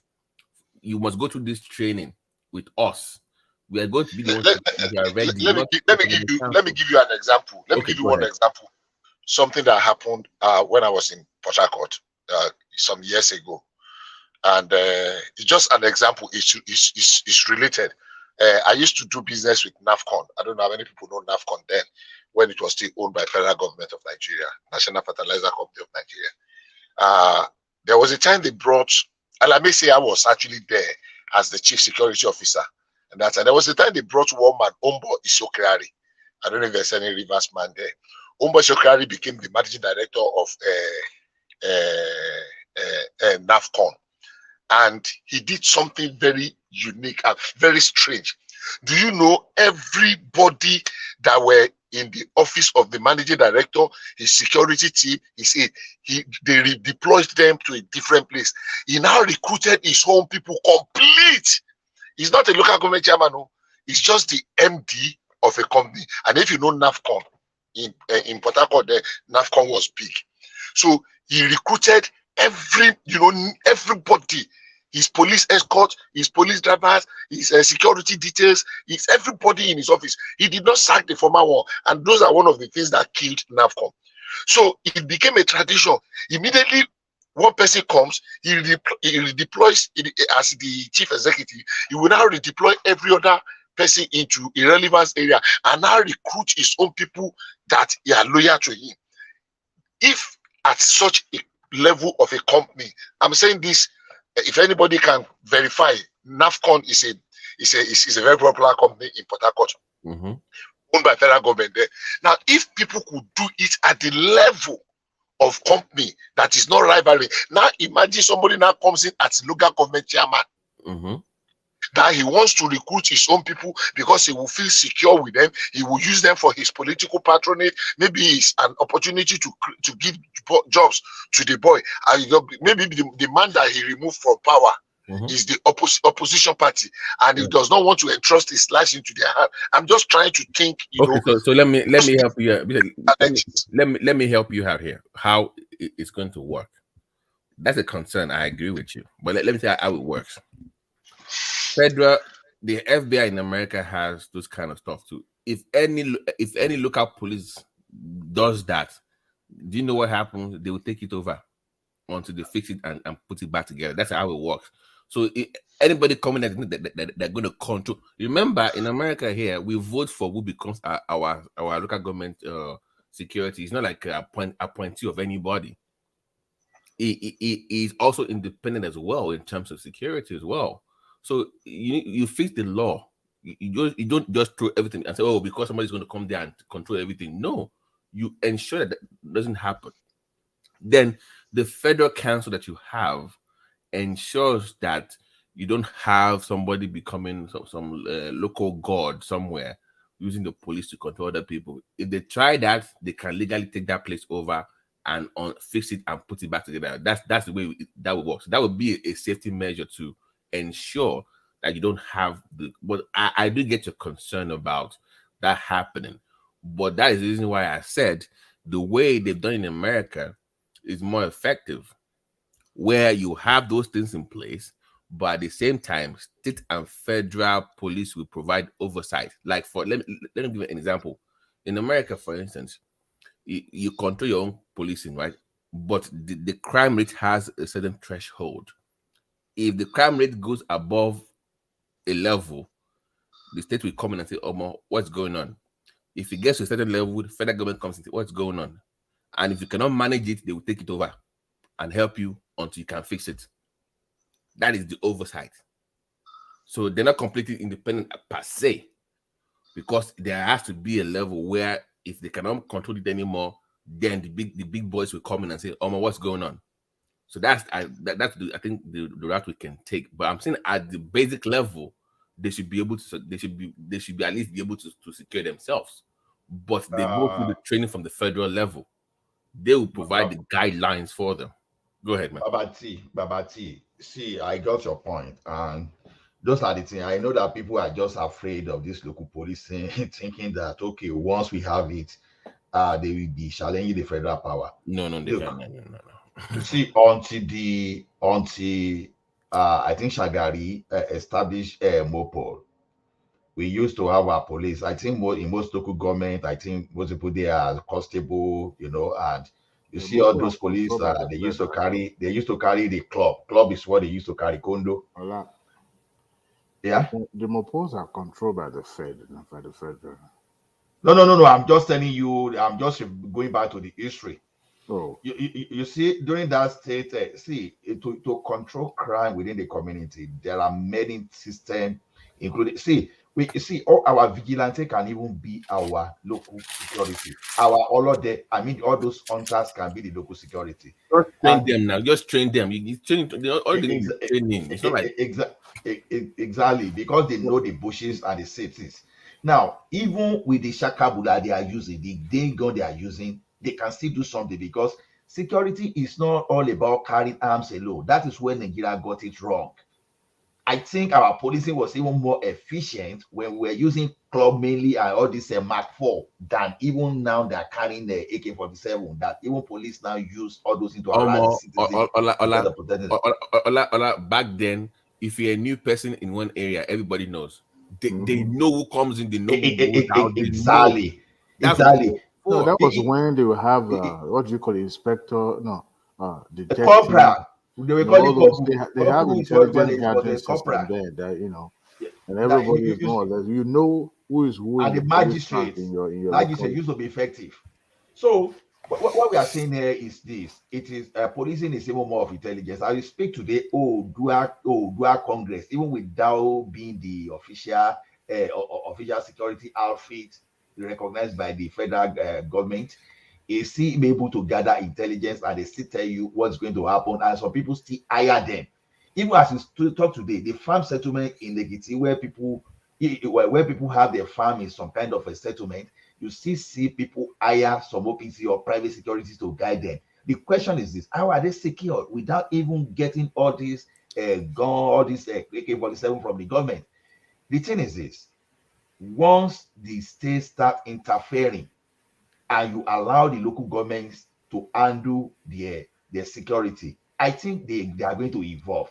All you just need to do is this: if you need some kind of a SWAT, you can call to SWAT. So when the team goes beyond them, then you know something. In those days too, like I said, we have forest guards. When you want to know the territory within our bushes, any foreign thing that will come, all those foreign guards, they will come. They were using all this double barrel. They were the ones that were using double barrel. And the security then, as at that time, was even better than even what we have now. So the fear of, don't give everybody gun, all this things. See, let us just be don't let us be resistant to changes. Use this guy. Even the current police we are using in Nigeria now, it is time we stop putting them a pickup. We stop it because that pickup, when they put them in at the back of pickup, it give room for them to be able to do roadblock because there are plenty. Start doing what they do in America. That pickup serve his own purpose too. Diwali, if you ever encounter, let me give you an example. I was in Nigeria in 2017, right? So my uncle owns all these hotels, so he gave me one of his SUVs just to cruise around and have fun. So me, I was at the corner one city joint, just enjoying suya. To buy suya, somebody picked my pocket now, stole my phone. I'm like, no, don't worry, I have insurance, I'll get another one. Like, they stole your phone. My guy, second day at this hotel, because I was staying at this hotel. His friend works in Elewe. If you know Elewe, that's like the biggest police headquarters in the if you know Elewe. Yeah. The guy came to see him. They stole my nephew's phone. This guy, he just picked his phone. He called. Within 3 hours, the phone came back. They know these people. I'm telling you. He was born there. They know them. That's what I'm telling you. They actually wanted me to ask a question of gun proliferation, because these same security operatives, that knows these elements, these crooked element in our society, they are the one also at the same time giving them the weapon to rob people, to do those evil stuff. So if you now harm the local authority police or security apparatus, what is the guarantee that they are not going to be the same people that will be giving weapon, to the armed robbery? No, because now you have oversight. Adewale, pay attention to what I just said now.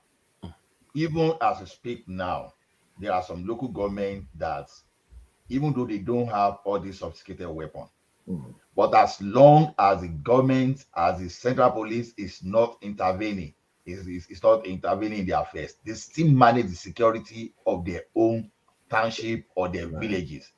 So it's only when now the question you start asking now, how can they enforce security with just local hunters and everything is decent?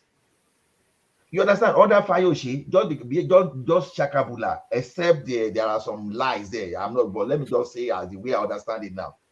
See, just Chakabula and Dingon and Cutlass, I think all those Fulani herdsmen, they disappeared. What does that tell you? See, how did the OPC, how did they get to go and arrest Wakili and all these brothers? They were still able to get to that one is advanced, if you know what I mean. That was advanced technology. Babati, you just know, are they carrying AK-47? You understand? The thing is this: when you allow all those local government to find their ways of securing the environment, probably they will find their own way. This is the issue that they're having. Remember, during Amotekun too, they had that issue. So, and let's address the issue now.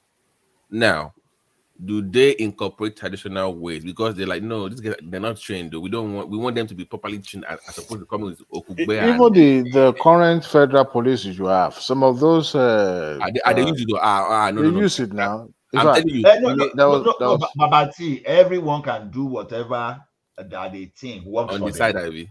The why you want to train police is that they don't abuse their power. You understand? OPC. There's no way they won't abuse it. Exactly. Any little power you give to Nigerians. But it's not just Nigerians. That is where we need to build institution. That's why this comes in. You must build an institution that will be able to turn inwards, to audit itself, to right. the bad ones among them. That is the way it should be. So you must build that system to be strong enough. You don't give them AK-47. That's what I'm saying. Even the police, I mentioned pick up the other time. Why is it easier for them to do roadblock and be collecting money? Just because you put like 10 police in a pickup and they do roadblock. But this thing, you can do it this day. Employ graduates. I'm not saying graduates cannot be, they're not corrupt. Buy them cars like they buy police cars as well too. No. I'm serious. The way I'm even going is this: buy them their own cars, maybe maximum of 2 police in the car. Let them be patrolling. They'll be doing solid. You know the funniest thing is that we have they'll be doing solid. Across the state now, we have a very you will track all the vehicle and you will put camera. They can't use it for solid. I want to draw your attention to something. Wait, the might be new job. You see, this is what I'm saying, guys. You're missing the point. When you say tracking, you can have security cameras that can scan plates of cars. The same thing, you don't need people to be running up and down after cars fall. You can just track who is where they went. Wait a minute, where are you going to install that in Ekiti State? In all those bush parts, or where are you going to install this is not difficult as you are saying it. It's not that difficult. Why can't they find a way? But even if they are not going to install camera in the bushes in the state, it's not only one option. That's not the only. There are I'm giving you one of the ways you can reduce. It's all about efficiency. Is what I'm saying. It's not about. No, I get you, Babati. I'm just answering Adewale. You can use all our telecommunication guys, all these MTN notes. You can use the services to monitor all those highways, and you'll be surprised they will monitor the highways. You know one thing, we have infrastructural deficiency. It would have been better if we have stable electricity and then a very strong communication. Adewale, I'm sorry to say it's not always true. It's not always true. See, the thing is this: all those infrastructural deficiency, if there are policies in place to do this thing, they will do it. That I just want you to get that. Now, look at this. When MTN started using solar, they were attacking their base station, right? Just because they need to make money, they need continuity in their business. They find solution without anybody finding solution for them. Yeah, but you know, there's some instances you don't have to go through hoops and look to get what you want. Some things that would have been done in a simple way. We will still Adewale, but if those things are not available as we speak, you find alternatives. You must also improve at the same. You can't just say because it's not there, then you also have to improve at the same time while you are working. Babati, what we look at is before you get some infrastructure, even in this country we have now. For example, if there's some people are talking of fiber optics, some areas, no matter what you do, you can't get fiber optics because the service provider will be looking at the cost to me. What is going to be the cost? They find a way. They have Starlink now. That's what they're using. That's exactly what I'm saying. They find a solution. Now, like that's why I'm telling Adewale that okay, when Adewale say where are they going to install camera, I just provide a solution. I say even we can use the telecommunication service provider because they used to have their base station. No, they used to have their. Yeah. I understand. We want to use manpower at the same time use technology. Now, the way Nigeria is set up, if you take away the cities, the bigger cities, the rest are just villages. And most of the things that we think are available in those places, like Lagos, they are not available. After Lagos, Ibadan, the rest is just bush part. Forget about Ondos, forget about your even up to the south or southeast. Those areas are still way behind. Now, the issue of telecommunication or any other modern equipment that we could use for our security purposes and all that, they may not be able to function. If you want to use only manpower enough, would not be enough. Look at we have even across the state borderline border. We have a very porous border. Mm-hmm. Somebody can easily smuggle weapons from Osun State to Ekiti State or Osun State Can I ask a question? Yeah. Do we have laws for America? Each states have their own gun laws. So I don't know about Nigeria. Do we have peculiar state laws, or is it all federal in terms of where you can carry? Or I don't know. I mean, federal. We are everyone is banned from. So there's no. Okay. Possession of firearms is illegal in Nigeria. Wait. As a possession of firearms is illegal. We had guns back in the day. No. We had legal weapon. No, you can actually apply for it now. It was in those days. It's just they still grant the one for game if you want to shoot or hunt and all that. They've cancelled it over and over. Bishop, my dad had guns in the 90s now. Illegal weapon. He had firearm. He applied for permit. You can get permit to own a weapon in Nigeria. There are several ways. There are several ways of getting license. So, but I want to address Adewale question. See, Adewale, when we Adewale, when we say when we say or when we keep using infrastructure as excuses, then we are not ready to move on, because sometimes we want to do it 100%. It's not always 100%. Look at where those infrastructures are available first of all. Use what you have there to address the situation there. Then look at where there are no infrastructure. Do the same things there. For example, some people can have fiber optic in Lagos and all those stuff. Then how do they tackle how the banks, how the businesses in Ekiti, how do they get linked? For example, you look at that. Some will use Visa, some will use radio, some will use different technology. So as long as you have different options, adopt all those options wherever you are to do whatever you want to do. It's not a one situation fit it all. So that's what I'm saying. We can't say because we want to fix situation now, oh, all the 36 states, all the villages, they must have it. No, where they have it for now, what exactly are you doing in those places? You adapt. You adapt to that area where they need. Not about Simba, Simba, we'll be mute your mic. limited in terms of policing and what we can do, what we can't do. Like getting driver plate numbers and checking driver license information. All those things will probably not be available in those. Yeah, but the demand for or the need for that will be like I can't compare the crimes in Lagos to the crimes in Ekiti or it will be Adewale. I don't know I don't know the kind of technology that we are talking about, because even in my village, people use camera, people use they stream online and all those things. So I don't know why we look at it as if nothing is present in our rural area in Nigeria. I doubt if that is true. You can't compare individual camera with the one that is a state or a local government. No, I think it's the will. But for you to say that the technology is not available is not true. That's the Simba. You just remind me of something now. There was a time we used all this GPRS and different network technology. Like if you would like to power ATM, for example, in the remote area, you use something like SIM cards that you put it. Oh, there was a time, if Glo is not even giving enough data, the thing will switch over to MTN. So in remote villages that you will carry ATM to unusual places, and people were shouting, no infrastructure, and I would just laugh because we work in the bank system. Patosi, if na lie, I talk.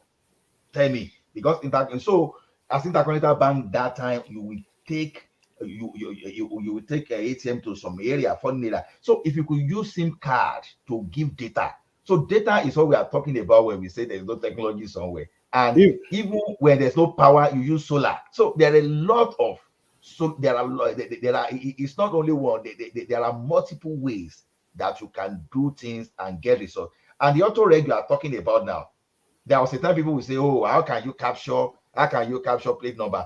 I was proposing, I even mentioned it here the other time, that what you need to do is this: work with database, a centralized database, and work with employers. Now, if any driver will just commit a traffic offense, instead of you carrying pickup and you be pursuing around, maybe the person they work somewhere now, work with the employers. Once they know this guy is guilty, find a way to deduct the money directly from his salary. And they will have to, when it's due to take the car again, they will come back and then you just build them there.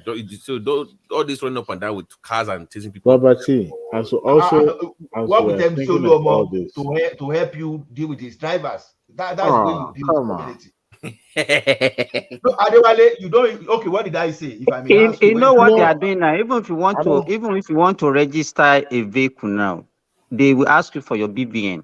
You know, I don't want to sound like a pessimist, but even our driver license. I mean, what led to this discussion, if I'm not mistaken, is local government autonomy, right? That should be done by state, not federal. That's pathetic. Yes, but because federal government want to control everything, and because they don't trust, people at the federal level, they don't trust each other, so they don't believe that we can work in the same port, but by being independent at the same time work for Do the you same know how economy. much money Lagos will be making if they control their own So, diversity? Babati, we are talking about how states can do this, how local government can actually secure their domain without even spending much, without even require much manpower or Power, technology. yeah. But we've forgotten that in Lagos State, the entire state is not even yet powered or fitted with the cameras or all those things we are talking about. If a state as rich as Lagos State could still not put those things in place, how are we so sure that a poorest state in Nigeria will be able to afford or will be able to put it in place? As we think along that line, I also want us to also remember that Nigerian factors are also a drawback because we have a factor that everything be put in place. Number one, we have people that will steal, destroy, and remove those gadgets.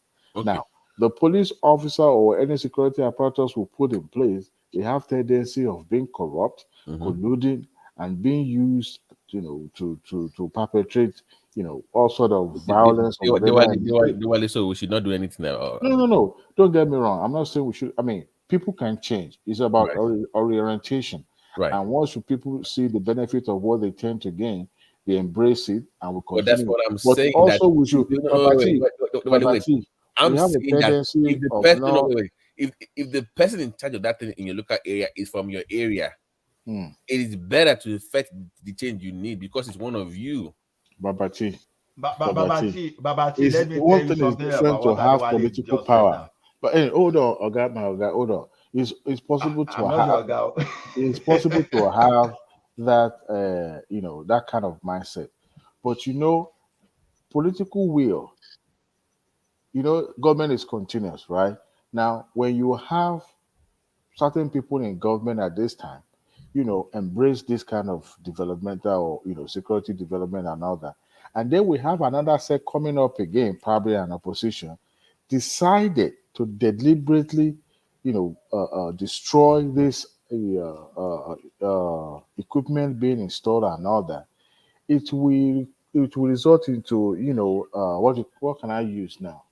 You have certain set of politicians that wanted to do this, that actually embrace all this, but we have another ones, a sort of politician that doesn't want that to be put in place.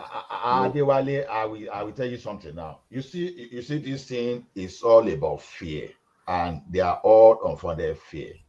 Look at it this way.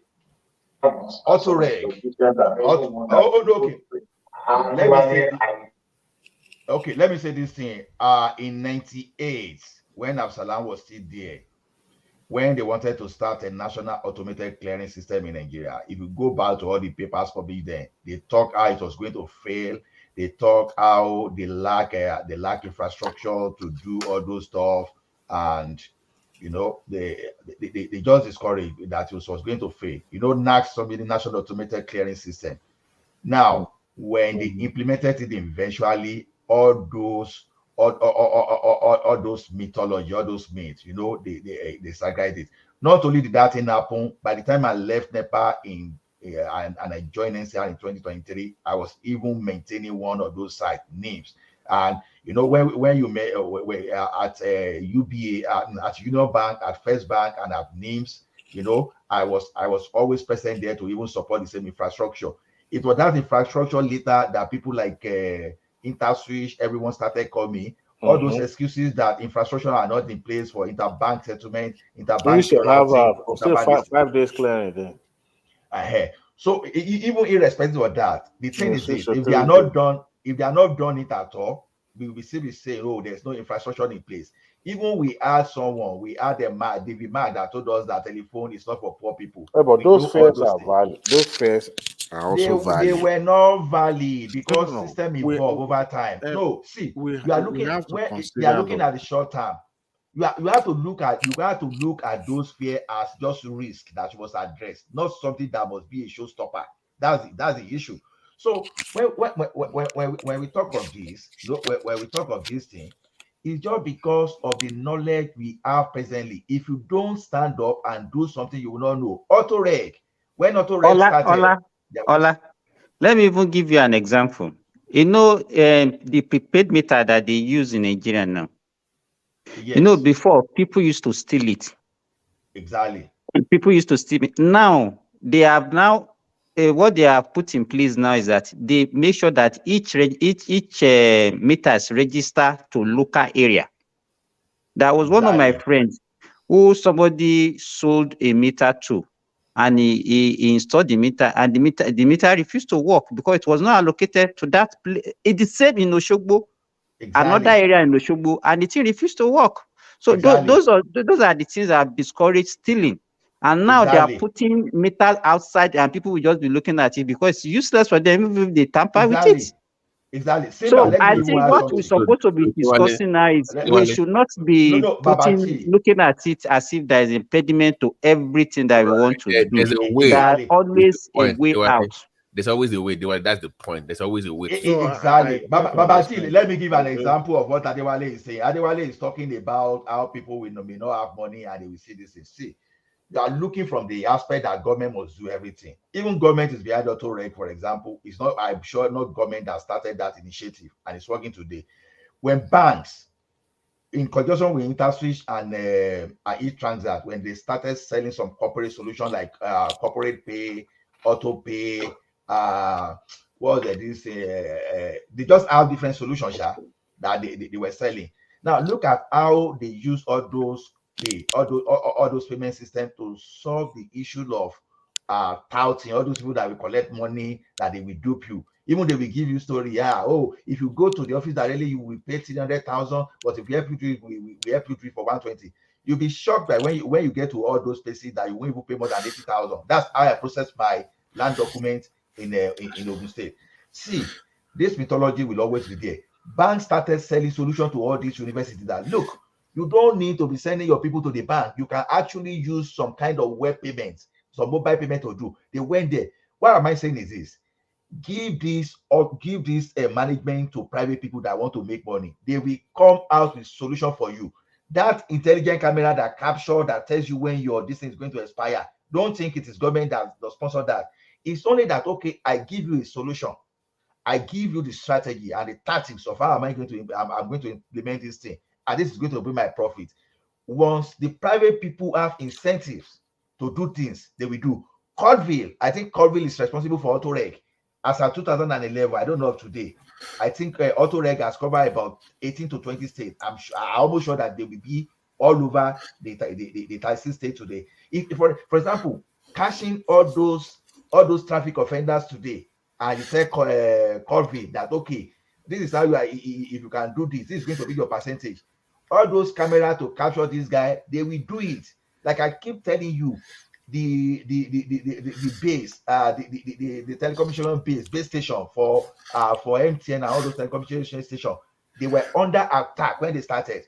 But those telecommunication stations, just because they must make money, they find solution to that problem. They don't steal telecommunication fiber cable and all the equipment like they see that of the government, because those people that they built railway line for them and they were going to those railway line and they started removing those aluminum.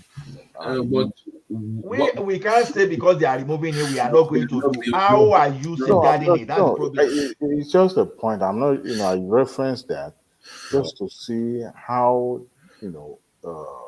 we have this. They need to make okay, so what law says that if you steal government property, you should be locked up for 5? So that means the penalty or the law has to be very. How many are they able to catch? No. I'm asking. I don't know. Dewale, you got what I just told you now. I said when telecommunication station, when they were installing the solar, all those things, even they were even killing their security personnel, they were dealing with them. And these people eventually they found solution to it. You understand? The question is this: all those rates you are talking about, if you work with the private people, and these private people know this thing, they will find solution. They can use track monitoring system that will be monitoring all those tracks. Sorry, Ola. Justified. Are you? Do you know Can you mute your mic? I don't know. Yeah, I wanted to say something, but I've just been waiting and unmuting. I'm sorry, because you are okay. Can I say something? Sorry. Can I say something? Yeah, go ahead. All right, thank you. Yeah, well, I think it's the local vigilante or local policing or whatever we call it. To me, I think is the best way to go. Is the best way, is the best form of security. And I remember back when I was in Nigeria, we had what's it called? Armed robber came to our house, and everyone staying in the house. We're all young boys. We of course we have strength, we have everything, and we felt how could armed robber just come in here, and we knew that the guys that came in are within the area, and they were within the area. What did we do? And it was a slap on our faces because you remember those days in our local area, we play football. And how can this guy come in here and just come in with machete and everything? What we did in the local setting, we formed a vigilante, just us. We formed a vigilante and we started parading the area. We start the parading by 1 a.m. Do you know that every night, every midnight, we arrest nothing less than 2 armed robbers every day with just a machete and local guns. And we hand over these guys to the police in the area. By the time we go there to check, they've released them. And that continues. So when we're talking in terms of local police, I think we should just exonerate the federal from it because it's a corrupt body already. So what we started doing was anytime we arrest these guys, then we did justice. That was what we were doing. We do justice to them by themselves. So local policing is the best form. But Nigeria being a complex situation, and who were those funding us then? The landlords, the whole people were interested because we rid the whole area of armed robbers. So at night by 1 a.m., somebody will give us tea, they'll buy bread, they'll buy egg, and before you know it, they start making some contribution. And that boosted the energy and the enthusiasm of those who are working. But handing over the armed robbers to the police was a challenge. And all those who are armed robbers in the area are just the children of the big chiefs around the area. Even the princes, the children of the obas are the armed robbers. There's an oba in my area, the Bale, their children are the armed robbers. So this is the local form of policing is the best. But Nigeria being a complex place, if you don't pay them salaries, what do you think will happen?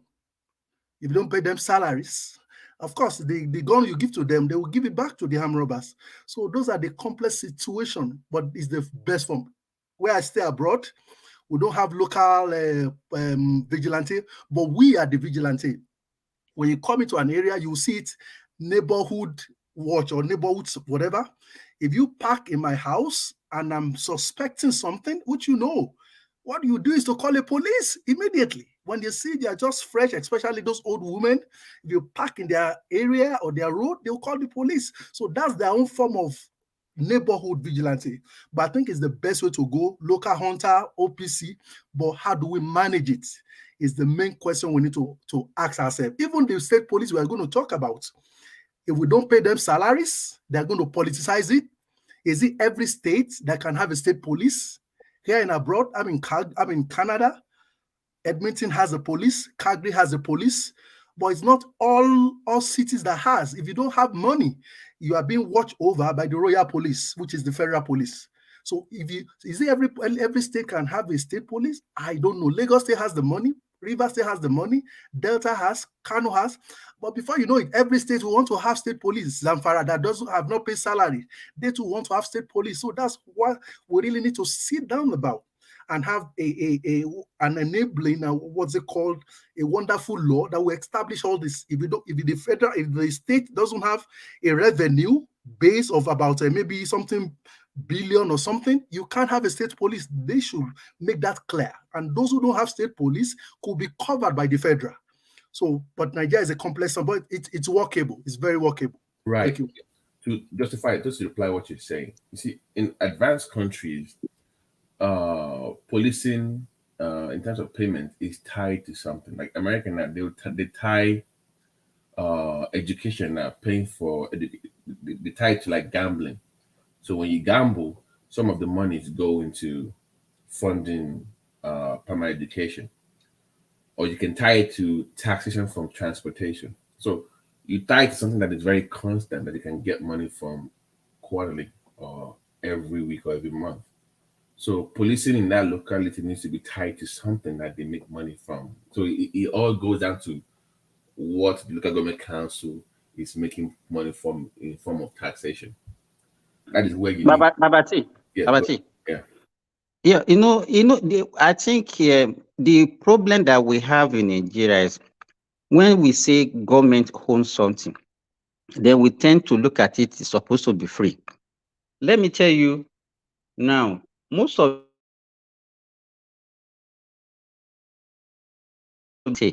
that they are paying every month for their own security. I'm telling you the truth. In fact, in my area in Ilorin, we are paying 5,000 naira per household every month. And we have over 100 houses. You can imagine how much that one will be. We use that one to buy they use thing gun. So we buy bullets, buy all those things for them. I will pay them salaries. But immediately, if government has started to take over this thing now, people will answer off and say, no, it's government that's supposed to pay them. If there is a way we can motivate our people are ready to pay. They know the value of security. But immediately they know that it's government. They think that their wolf money will come from somewhere and it's supposed to be the government responsibility. I think that is what we're supposed to discuss.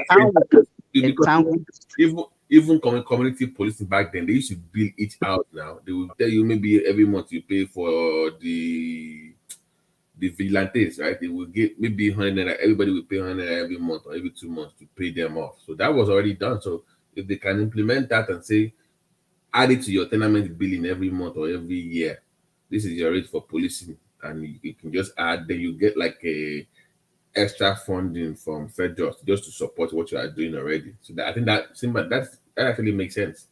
That makes sense. Yeah, everybody should contribute if they are really serious about that. And even now we are talking about technology. Let me tell you what amused me recently. They wrote a jam last week, about 2 weeks ago in Nigeria. And we all passed through tertiary education in Nigeria. Babati, if I ask you, how long did it take you to see your jam result when you wrote jam in Nigeria at that time? Patoski, go ahead and reply you, Mr. Jam. I remember. I think it shouldn't be less than 3 or 4 months that time, Nabi. About 3 or 4 months. Let me tell you now. Within 48 hours. Within 48 hours. Within 48 hours, they are getting their results. To 4 months. About 3 months. No, Patostic now old man. No, you know now about Ghana. Jam is 3 months now. How many months? Yeah, it used to be like that. It used to be like that. Used to be 3 months. Your own around 4 or 5 months that time. Now 80 you do jam. Now why you pretend in the 90s? Abba. Okay. Please, gentlemen, permit me to digress a little bit. There's something that's worrying me. Okay. And I know it's like we are not paying. That's not we as individuals, as a country, we are not paying enough attention to it. And I really fear for the next couple of years, the kind of people we'll be producing, not just the rot in the educational sector, but this eminently, how do I call it now? This obvious drug pandemic we are in. I don't know if people are feeling the same way I'm feeling. The number of people that are becoming, I don't know, maybe say that we borrow. Drug addicts. We borrow. Say again? You say drug addicts, right? Yeah, drug addiction, drug pandemic that is going on now. The number of young persons that are getting involved. I have seen some very extremely disturbing videos. I'm talking of 13, 14, 15 children. Pato, let me add, Pato, you grew up in Egba, right? So you know Arrow, right? You know Arrow very well. So Bishop, people that grew up in Arrow, to us, it's not a new thing. It's like a normal thing to see this kind of thing. I know, bro. I know Yaba. But do you know what happened? But it's becoming a pandemic now. I don't know if you understand what I'm saying. Bishop. It has always been though. Do you think it's peculiar to Nigeria? No, I think Bishop. I saw one documentary on BBC about the tramadol thing, the liquid, the one in the north.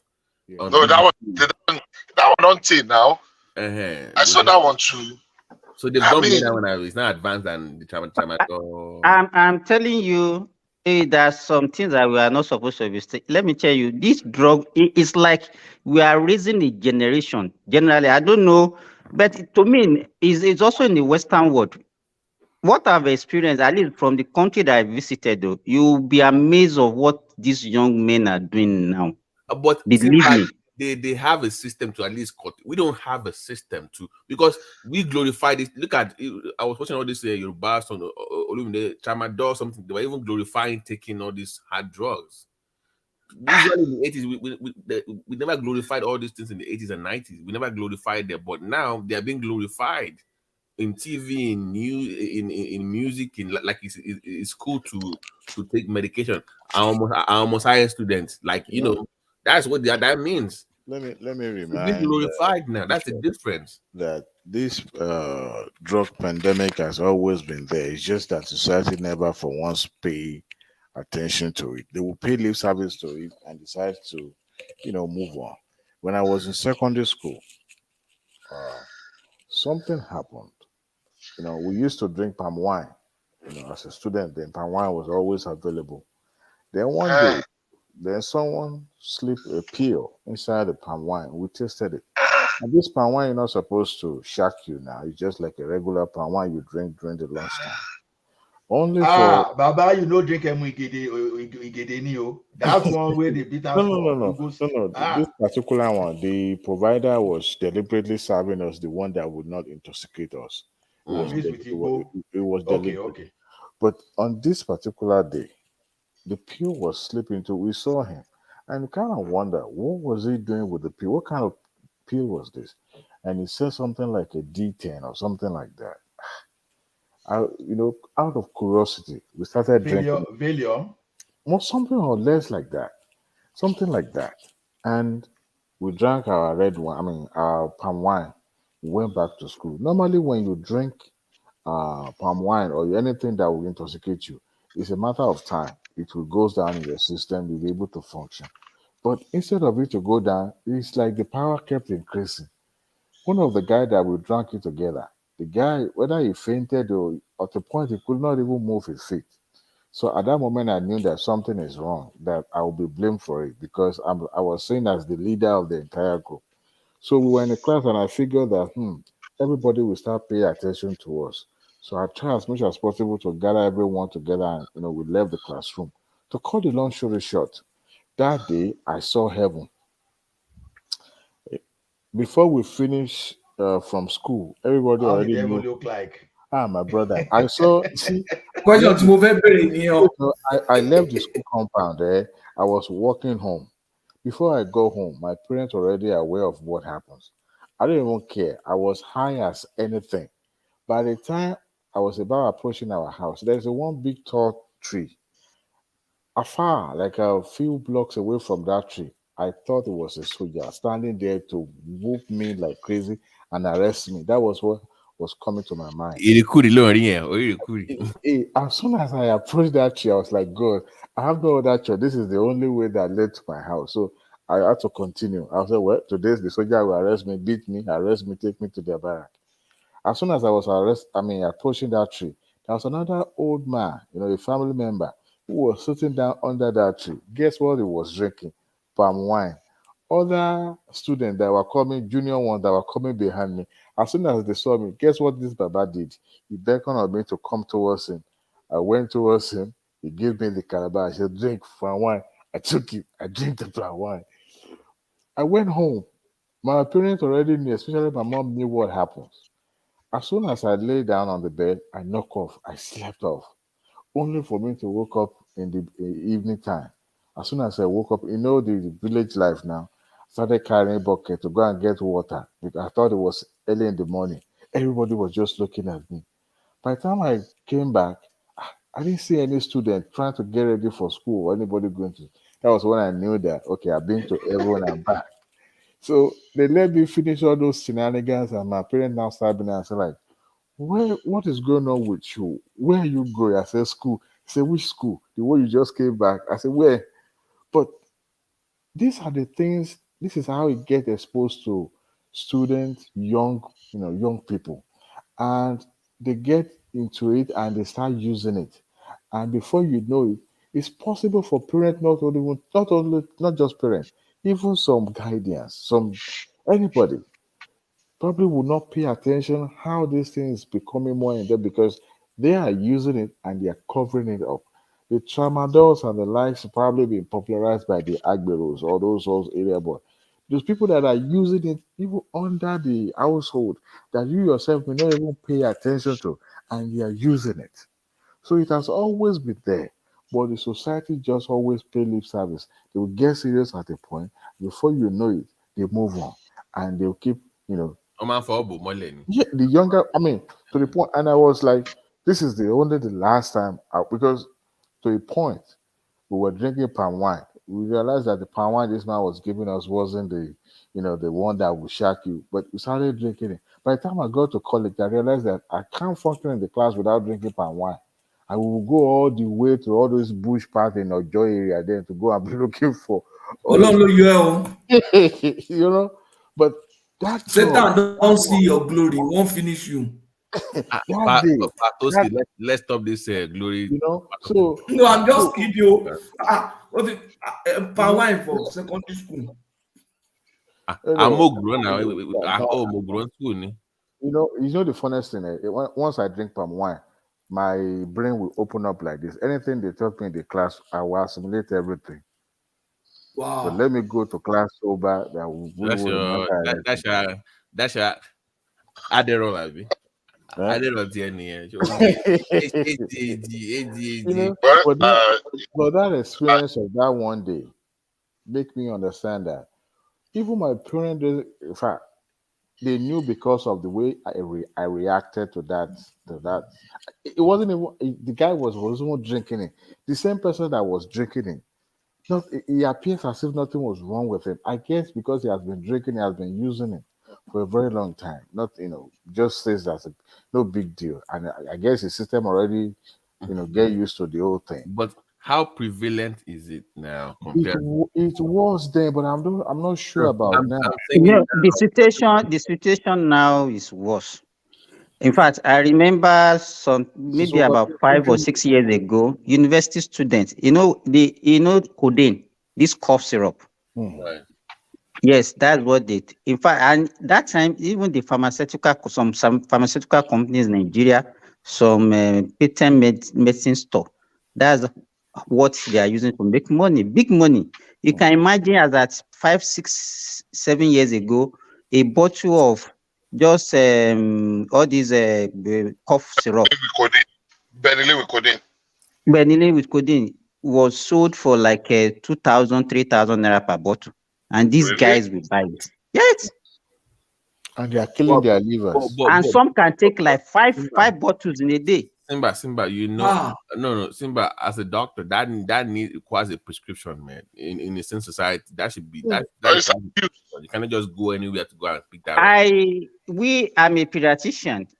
Right. There is no rule for cough syrup in the management of any disease condition in children. I'm telling you that we don't prescribe it at all. Yeah, but cough syrup is not a.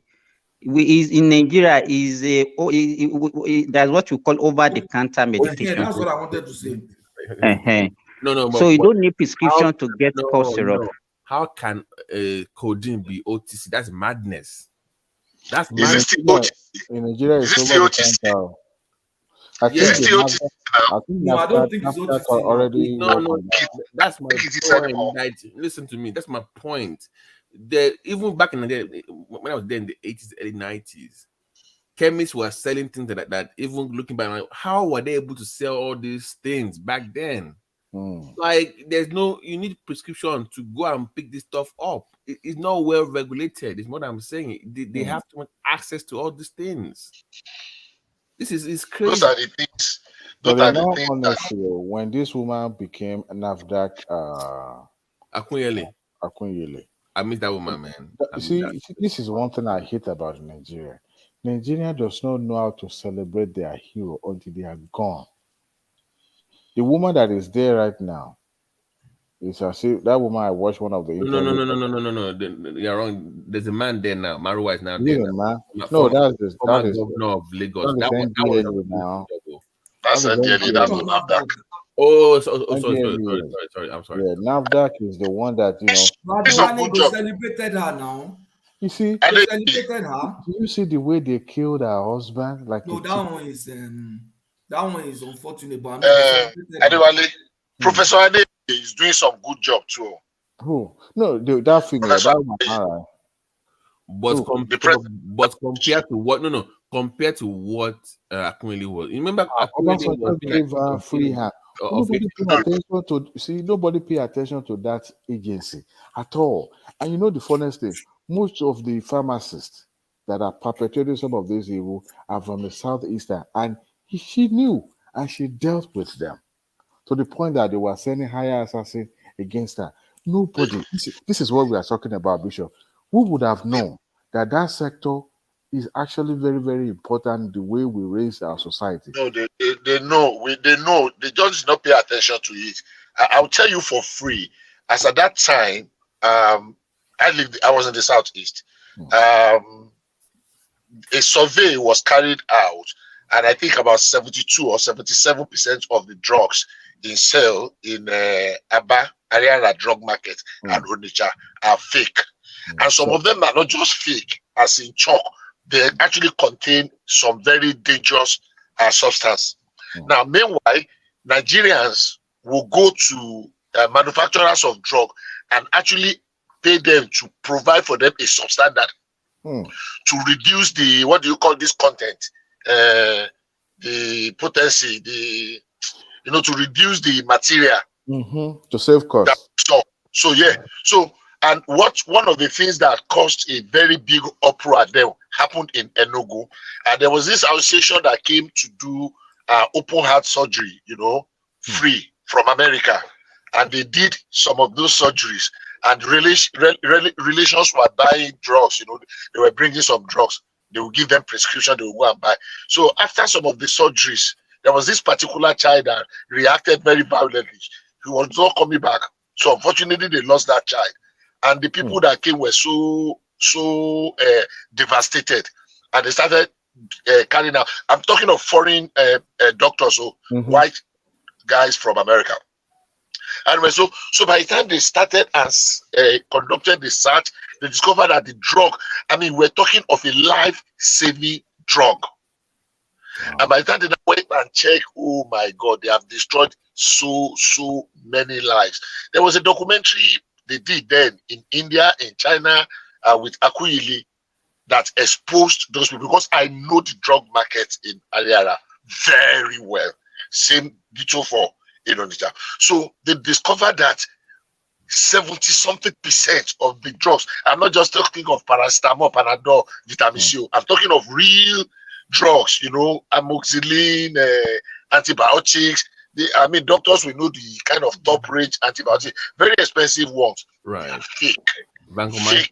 Bishop, I lost a cousin of mine. I think I've said that before on this platform. I lost a cousin of mine in Nigeria in 2018. They gave him an injection. It was fake. You last your joint and go to water.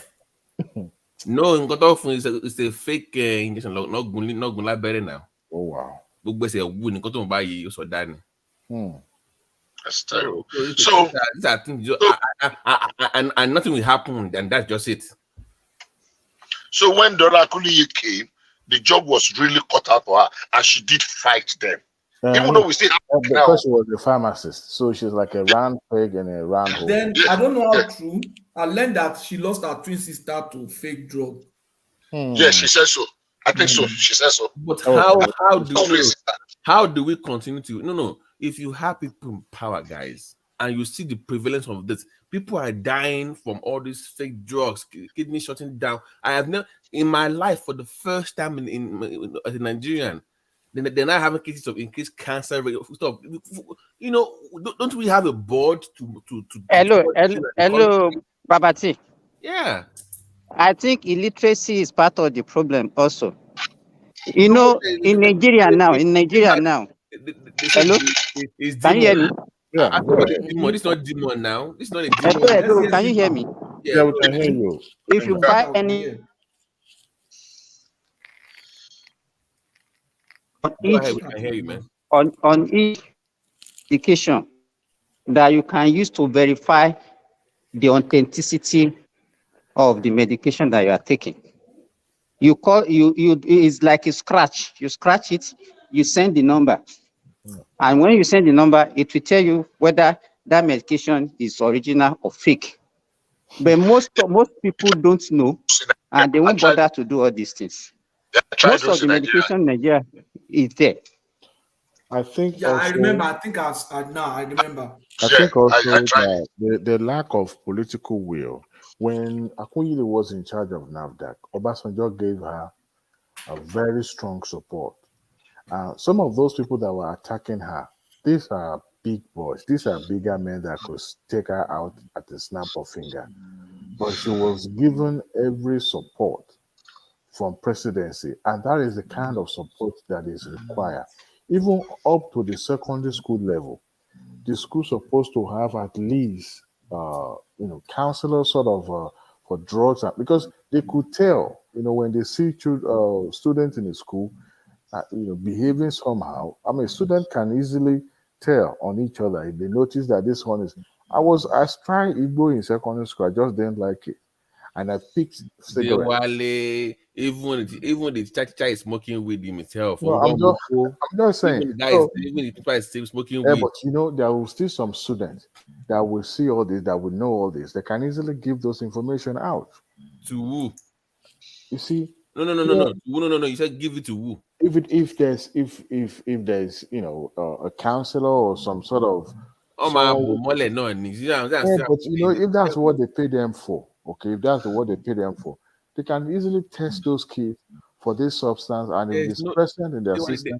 There's no trust issue. When I was in secondary school, a girl was raped, and she went to the counselor.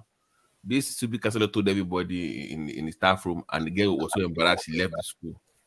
So that's the one you want to go and tell that somebody's smoking with you. I mean, Yeah, but they will you see, I think a state like Lagos they can do that, because lately they'll be having some changes. They'll be making some changes, even up to man, yeah. they were to be honest with you, we have so many problems sometimes. I'm like, I mean, it is also where do you even start from? We have so many problems sometimes. Like, where do we even begin to fix that? It's us. It's everywhere. It's just nothing is working. Like you guys said earlier, one step at a time. Now, once we have government that have political will, everybody will fall in line. And if you know that this is a prerequisite when you're going to put your kids in school, you have to do this test. Periodically, they'll be doing this drug test and all that. You will see that it will go a long way. But when we just leave them and let them do whatever, I mean, some students misbehave, and we thought, okay, maybe this student has mental health issue, but it's drug. Students that are smoking. My brother, codeine is a class 2 medication and it's on the street as OTC. Are we mad? Do you know what they're even talking about? That is madness, bro. No, is this still OTC? I mean, if you watch that BBC documentary, you will notice that you can buy it anywhere. It's just about. Do you know what class 2 is? That's on the level of morphine, opiate. That is. Do you know how addictive morphine is? I mean, what kind of society are we running here? But it's not just Nigeria. The entire Africa are suffering from the same disease. Leave them alone. We're discussing. Leave them. That's a while. We're discussing. But you can't isolate Nigeria. My God. Even the IVs. Do you know? I mean, Simba, maybe you can correct me here. You're a doctor. You know what I'm talking about. Do you know how many times I've talked to people when somebody goes into a primary care clinic and they're having chest pain, whatever, all they know is just put them on drip. This person has this person has COPD and ionic fluids. Babati, it just occurred to me that maybe in London or in Paris, they placed Tinubu on IV. He decided to run away by taking in the office. And they call him Akoma, I'm going home. They're asking of me. They will say, where is this one? I need to go. Forget that this thing has a PCC, or what you guys call it, in his arms. I come to Nigeria, started waving. The man looked like a balloon that is being pumped. I don't, The drug the fact that we don't have stricter law in Nigeria that actually regulate this thing. Because in some society, the funniest thing. One time I was in Dubai, a friend of mine that was living there, and I asked them, "How do you guys cope? You have family back at home, and how do you guys cope?" Because I know this guy is a brewery. He can drink anything. Only muto. So I was kind of wondering, how do they cope? You living in a Muslim country like this. He said there's a way they do it. So on the back of that can of that anything, they will put Fanta or Pepsi or something like that. There's a way they will package it that will look like Fanta or something like that. But inside the content of that can is actually beer. And the funniest thing, Nigerians, the female Nigerians, already started establishing their Olosho business in Dubai too. They have female that their main job is prostitution in Dubai. Why? Okay, Diwali. The one that even tripped me beyond the only something that it's been around since the beginning of time, so that I won't fault them for that. No, I'm talking about the one Nigerians are doing. I know, but the one I was surprised was they even exporting court now to Dubai. How do you go and establish a year and buka in? So you are that running. The funniest. Why are you doing buka and a year in? You can't even get apart from residency that you can get, and it's for a period of time. You continue renewing. You can't stay perpetually staying in Dubai without having papers. Some of them, I don't know if you've ever been there. They'll be roaming around the street. They don't have paper. They don't have one solid job that they are doing, and the country then they have a relaxed immigration process where every Tom, Dick, and Harry can easily get a visa and travel there. Yeah, because we were spending money back then. Yeah, but it was easy. It was easy to get the visa. How about now? The first time I traveled to Dubai was in 2002. Then followed 2005, and I did not go back until 2014. So, but the developmental level that I witnessed there was like, wow. So that was what got Nigerians attracted to be going there. Unfortunately, they have their members in America too. They have them in London. They have them everywhere. And Nigerians are already established. They have already established in Dubai. So that's why they could bring all those rubbish with them to the point that they'll be chasing themselves, I saw a disturbing video of court boys fighting themselves in was it Qatar or Dubai? I'm like, it was Dubai. It was Dubai.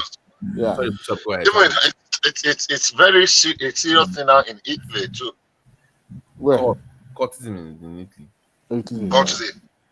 But how does it make it make sense? That's my point. Make it make sense. What are you doing with courtism in Italy? What are you fighting? I know what they are doing. They are there in South Africa, they are there in Dubai, they are there in Italy, they are there in Malaysia and Indonesia. Causing all manner of. You'll be surprised how, in fact, some of the folks that you would think they are not members, you will be surprised seeing them as members. That are big boys, that are doing well with families and all that. I expect that by then. But back then it was a phase. Now, once you don't come out, exactly, it's not like people even join for protection. Then, Yeah, that was the way. That's another menace ravaging our land now. Children of secondary school, even girls, even organizer and mechanic, they are joining the cause now. Bishop, back in the day, they used to have girls. They used to call them Jezebel daughters back then. That was their own cult back then, that lesbian kind of runs paro back then. We are in the bigger problem we are in the bigger mess than ordinarily I'm those telling things you, in You back, know, the house. when I was in back secondary, then, if you were a girl, man, I'm like, don't go to any. You see, all those all girl schools, man. Back then, man. secondary school, they already have courtesan in the secondary school already. Yeah, it's already in secondary. I never experienced that. Thank God. You know, when I was in secondary school, one of our big boy in our town was trying to introduce it to us then, and we would every time he comes home, we'll be dodging him. So he brought some of I his told. friend. He brought some of his friend there to whoop yesterday out of us because we refused to Now, give. did you call me?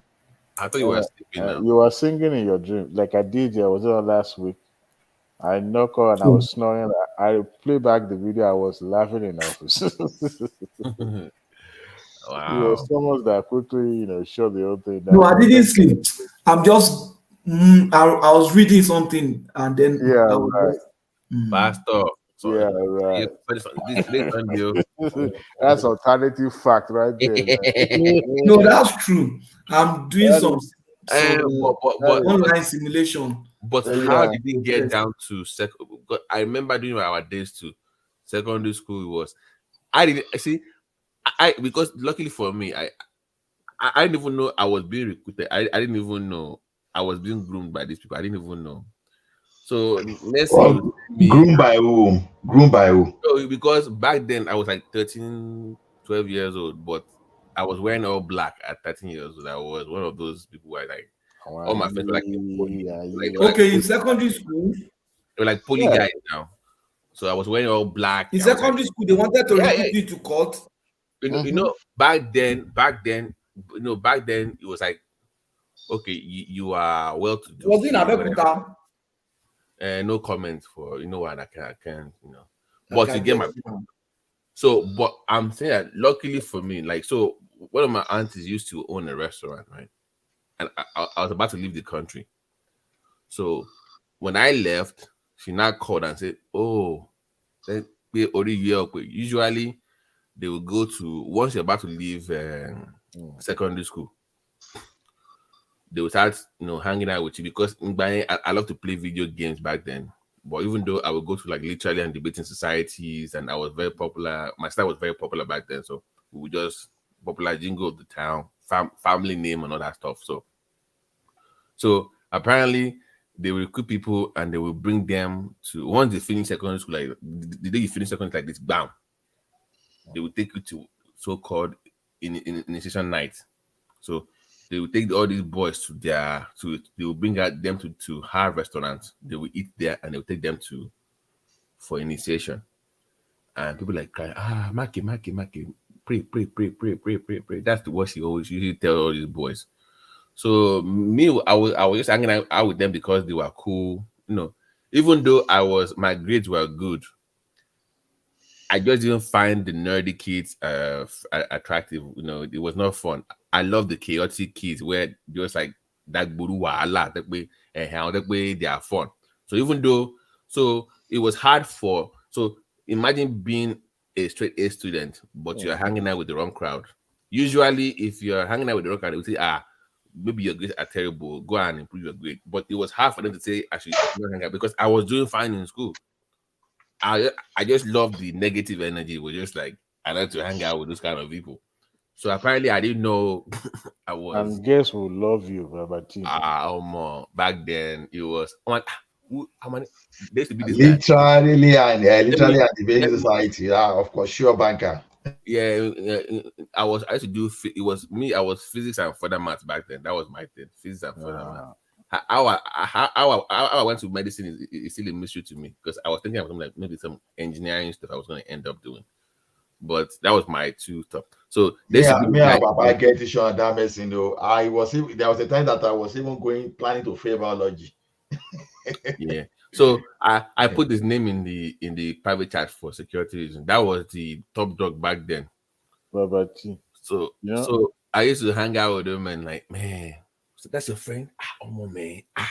Boy, he's a cold guy. So it was the popular jingle until one day Police just showed up for secondary school, man. They showed up in our school, back down. The guy was in handcuffs. Oh my, waiting happen. What did this guy do? Police from Malaria come and arrest this guy for hotel. Oh boy. Oh, this guy they rob bank, they rob stuff in high school. I'm telling you. In secondary school, Ogbologbo. Oh boy, I say my own don't finish for this day. See, my puppy just called me. Chief, no, they say Oloye don't call me. Mo gbọ́ wípé so mo boy yẹn rí àbí mi ò mọ rí o. I don't know the guy. So, but that was just the thing back then. It's always been in secondary school, but it wasn't this prevalent as is right now. It's everywhere now. Yeah, back then it was like low key. It's a pandemic. Is it endemic or pandemic? Whatever is endemic. They are being used by the problem today is that there are some school you attend that people you start running away from you when you hear Ojere, when you hear those are the school you want. All those when you ask like Kuala Tech, all those things, you immediately once you hear those things like this, you start looking suspicious them. I had when I was you say Poma, you start suspecting everyone. And I go with you. What is it? Anabisi Onabanjo, right? No, that one I caught out. Wait now. So you know what happened then? I was single. I got introduced to somebody in that school. So the sister told me that she's done that she needed to move her staying back to Lagos, that if I could help. So I left her house probably around in the afternoon or so that I could get there. That was the first. I've never ever met her, but we've been talking on the phone. Really? So I drove down there. First, number one, bad omen. I got stopped by the police on the way. I had 15,000 on me there. That was a long time ago. I think around 2003 or so. And then 15,000 on me. 15,000 or 10,000. I knew it was a big money then in my pocket. So the police said my engine number and the VIN number are not corresponding. That I will have to go to the police station. They asked for 10,000. I gave them 10,000. No, they asked for 20,000. I gave them 10,000, remaining 5,000. With the hope that I will use that 5,000 to buy gas. On my way to that place, the girl said I shouldn't go, that we should stay the night. I said, no, we need to go to Lagos. She persuaded me. So I stayed. I parked my car outside. And there was another BMW in that compound. So I stayed. We were talking, just checking each other's out and all that. We'll be talking on the phone, but never really met one-on-one. That night, so she made, dinner. We ate. So she was about to take the plate to the back because you have to walk from our room and go to the kitchen at the back. Being an hostel, they built the house with the student in mind. On our way going, as soon as we opened the door towards the back of that compound of that building, we were greeted by 3 young men. One was holding a gun to my forehead. The other one demanded my car keys.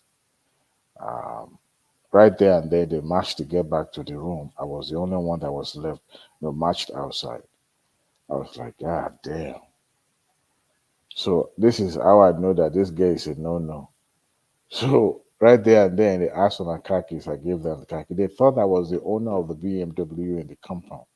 So when they realized that the one I brought was still outside and it's not BMW, it's just a Toyota Camry, they slapped me. The kind of slap that you go shop, that you'll be seeing blue black. That was exactly what happens to me. They slapped me, pistol whooped me, and they took me back to the room and they left. So they took my phones. Then I was using BlackBerry, this American BlackBerry. Remember, you still there? Who is listening to me? Yeah. They hear you. Oh, okay. They hear you. Everybody's here. Oh, okay. They took my BlackBerry. They took our phone, and that's how they left. So in my mind, I was like, could she have masterminded this thing, or could it be that they knew I was in town, they needed to obtain me, and she has no choice than to, surrender me to them? All those things were playing in my mind. So the following day, we came back to Lagos. I just drove straight to Ikeja, Computer Village. I went to one of the bank, then withdrew some money, and I went and bought one of those Garagidi phone. I used that phone for a very long time. It was one time I went to, was it, what do you call it? One of the embassies, I can't even remember. They stole it while we were on the line. But I bought phone for her, I bought phone for myself. And I said, I can imagine the kind of students that are going to this school. I knew for a fact those students are number one courtists, but in my mind I was trying to play the mind game. Could it be that she knew that we were going to be robbed? Because I could see the hesitation when we were about to walk outside our room to the corridor before we exit the building to the backyard. She was kind of hesitating in some sort of, but in my mind I was thinking it might be that she's just having something in mind, trying to say something, but not really wanting to say it. Probably not know how it will come across. But thank God it didn't work out. That was a bad omen. So if anybody says they're going to any school that go with now, I know you say that you're a criminal or you're not, or you're going to fall victim of to criminality in that school. Because everything about that school in that town is just wreaking criminality from top to bottom, But I think it is set up of that school. OSU is where you just get anyhow people sometimes. Although that doesn't mean that those people that are brilliant among them, they are not brilliant, because I've been opportune. I've been privileged to work with some of them, the really brilliant one. Ola, do you remember the nickname for Osu back then? Glorified secondary school. No. Wait. All those state schools, they have their name, like Osu and United State University. You understand? We call it Woroko High School. So, but it's not a big school now. University of Adó. It's not University of Adó. No. Ekiti State University. It's university. It's not a big school. There was a I time know. I went to meet a guy. Man, go. You know the anointing. The anointing is. My friends in I cannot be small for this. My friends in Mapoli. Mapoli was like a big poli in Egbana. This guy he formed SU for all these years in school. He was carrying my book and that saying no one join cults there. You see my brother? That is the only way. SU. I said Jesus to He was good to SU meet London. Not because he believes in anything they are saying, for his own safety now. He said no. all those brother knifers. The funniest is that most of those people joining court, some of them come from a very bright background, and some of them are into some very solid program. No. You see, if you come from a very rich background, this is what I've noticed. It's like you feel like you want to prove that you belong, like you're also tough too. So you want to like maybe prove something to yourself, like, okay, I'm also cool too. And sometimes they use people for their money. If you get from a rich family, exactly, they poach them. Yeah, they will come after. If they see you dress well, they poach you. So, but they have cost for rich people to like that. So, like if like Buka is like rich like BC. Buka. So you see, yeah, it's more like I want Rough Rider ghetto. I want area boy. But Buka is more like I want big boys. Among. They have connections with their property, maybe like a DPO. They have big boy connections. But I want axe. I want that they like kill or no kilo. They like ruthless. You can't even talk to any girl. You'll be serious. One day we went to one video club, / club. Oh boy. And the guys I was rolling with that, and they were like, hey, yeah, guys now. Just hanging out, playing video games and shit. Oh my, they just got attacked by Buka guys, man. Shit. Oh boy. That was the first time I saw Lebe cut somebody's ear off. Lebe panokon shal. For what? Shit, For what? Some stupid stuff. Honestly, some of us that got involved into the politics, some of us were just lucky because some of us were just stepping grand. Because like there's a bigger play gonna be beyond that I don't even know. You are being used for something else. You think you are cool, you think you're hanging out, but there's a bigger play that is bigger than you. But you have no idea what's going on. So you see the like of Oga Pato that go be student leader for in school will know what that they talk. How we survive now? Back then, there was no even show. Yeah. Even Showere, Showere was exposed by this OPC head, Gani Fawahimi. Sorry, Gani Adams. Gani Adams. He said that when Showere was in student union in lag, that he was OPC. He was an OPC member. They almost killed him now. I say no wonder the guy almost killed him. Because there's no way you could have survived that thing without being something. No way you could have survived. You didn't know Showere's story. You see, Baba, you didn't know Showere's being a story. student union leader in they took Showere. They injected him. They injected him with something. I was surprised he didn't die. Oga Patrick, you no go see NAS meeting. You where you go for your region where they say okay. Are they go? You say no to cultism, everything. You talk all those things. Meanwhile, those people with you there, they are carrying jacket for them. Pato, what school were you? What school were you student union head? Which one? I was a student union leader in Ekpom. I was student union leader in Laro. But it was after you that Osakede came, right? It was after you. Yeah. You know, when we are in Nance that time, man. But to now to take a Gunja that time now, you see when no, they take that was before Pato found the Lord. When I came to Nance, before he found the Lord now. Before he found the Lord. See the story about it. Not GT. They say they want student price, right? They want student pricing. And they chase Coca-Cola out of universities and now go find a way to get deep with all these things. So see, the corruption we are talking about is even start from the student union. Student rebate.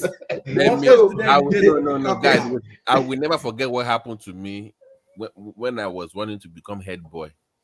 That was when I knew Nigeria was finished. The elections, because back then the top two students back then, you will come on the assembly ground, you make your case, and the people will vote for you. That was how it was done. So I was the day student. The guy going against me was the boarding student. Oh, you are done. They had more votes counted. We only had about 6K students in the old school. But when they counted, their headmaster was also the agri guy, and it was the one counting the votes. We had 6K students. They counted almost 8K votes. They padded the thing in high school. So can you even high school going to die? In all those high school that you will see, the students already have baby everywhere. You know what? Back then, our seniors, they were like daddy. Mm-hmm. That's when we had school daddy and school mommy back then. There was no they were dating the NYSC girls, and guys back then your senior was like 21, 22, 23 years old. But when we people used to be older when it was fun, when it was that was when our own was they were phasing it out now. They were the last. When I was in secondary school, when I was in Form 1, I had school fathers that were 30 something now. Chai. Yeah, because YAR'ADUA'S was more difficult to pass that time because of those two essays you are going to write, right? You write letter, you do letter writing, and you do essay. So it was more difficult than SSC. So to get admission to secondary school was tough. We had GCE now. So by SS2, you already passed your GCE, just chilling for your YAR'ADUA'S. So we didn't have to come back and that time, man. We had school fathers who were 30 something years old. Back then you must have for your own safety. I remember one guy. At times when we have water problem, there's a stream close to my school in Cross River. Then he come, so that river will just go there to get some water. There's one guy that comes there. One of our students. There was one day the guy was smoking Indian hemp. I didn't know that was Indian hemp. Someone was not telling me that was Indian hemp he was smoking. The guy had a gun. I'm telling you. Secondary school, the guy was in Form 4 then, but there was no Form 5 student that can even confront him or anything. It was. So you are discussing people are coming to school to Oka. I'm telling you, they slapped him with Oka. The guy was running. Make. Only clear. I'm telling you. Pato, our own area is mostly like Ogboni side. Ogboni area, like back then. Everybody was like Ogboni stuff. So everybody has something. That everybody has something. So if you you sure you're not missing your calling, probably you can blend it too. Okay, Babati want to say a Karababi. No. Don't worry. Too much info. But back then it was like, don't go and do anyhow. Babati, we dey fear you. Yeah, no. You see, underneath my name tonight, I put Chief Priest. Is that name fit you very well? Put Chief Priest or I can see one man today. One man there was a guy there. There was a guy. Everybody feared that guy. There's a way. There's this. They call it ata, where they will use ata, right? They will use this guy is from. What is this from? This guy is from. I forgot where this guy from. It was our classmate then. But this guy, he was so traditional more than everybody. There was a point that we suspected that yes, he was. This is the guy that teacher was flogging. Teacher ran away. No, he was scaring the teacher. No, he wasn't scaring the teacher. He was just starting. The teacher ran away because he said they were like, you know what? I've seen that before, that somebody beat a student in SS2. He beat the boy, but elephantiasis lower. I'm not kidding you. All of Benio. I'm not kidding you. All of them. I'm not kidding you. But the guy was, it happens. And this guy we suspected he was the one doing those ota. Everybody was there's no extra in this world that can see it. It's there. They're the only one feeling the pain. Eventually, they took it away, they will remove it. Everybody that guy come from south, everybody will run to the north side. Nobody wants to play with it. Nobody wants. One funny story. I used to have this classmate in school. So do you remember all those mystery stories on radio back then? They were telling that was scaring people. So then I said that guy's mom that he uses people's nails. So when you cut your nails, that you'll be using that nails for something. Oh, but when we got to school, they told this like, avoid that guy. Come on, geek on every show. When the guy showed up, everybody would just avoid him. People are apologizing to your Lord.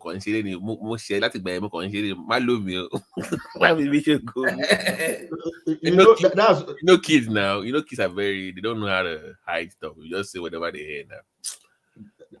That's why I'm surprised when some people say, all those things is not true. I just we look at one, you will say, you must have stayed in America, live in Germany. You didn't live in your village. Don't just go and try rubbish in your village, because those people they've been looking at who to test. Just go run into their body. That's how I was saying. So the politics of Nigeria now ought to improve. In 2000, people died from politics. Professor Owukuni. He was running for local government. He was running against one. Don't let me mention his name. Also English in bed. He was a professor in that local Agric University. Yeah, he was a professor there. Olonso Ibombe. Who contest political position, right? Local government chairman of run for Inugba. Ṣé south àbí north? No, south. Ó wà lọ ń tún Òun ní bọ̀bọ̀ tó kàwé yẹn náà. Ṣòrùbá wọn. No. Ọmọ tó Ọlọ́gbọ̀n. bàbá náà. Ọmọ tó win. Ó náà ni mo kọ́kọ́ dárúkọ ẹ̀, ó ti kú sí. Dáre Gbọ́lá. Dáre Ṣòrùbá wọn náà pè. You know it's late now. Ó ti kú. Ṣòrùbá wọn is kìtẹ̀ tó wá Canada. Ṣòrùbá wọn has been late for over 10 years now. Those time, man, that was the politics of Ogun Abologun Lawon. That was back then, no. But you know, the funny thing, if you observe, that guy has been the best local government chairman since 1999 until 2016 that I left. That was what I was telling people that back then the guy did not win because he had money. It was because he had charisma and people loved him. It wasn't about money. The guy was one. Look at that local government quota they've been trying to do since for how many years? You know that local government was the first local government in Nigeria. And it wasn't like any drama. It was just like a regular guy now. It was just like a dude. The guy was one that finished so many of the projects. And he did very well. I didn't know he died. I didn't know he died. Wow, that's terrible. He's dead now. He died. I think he died maybe 2015 or 20. Yeah. He died. Yeah, very cool man though. Yeah, he was. He's a baba. Yeah, it was a baba, true. Yeah. He came from humble beginning. Yeah. It looks like a money guy or something. That was when politics was sweet. Very well. They were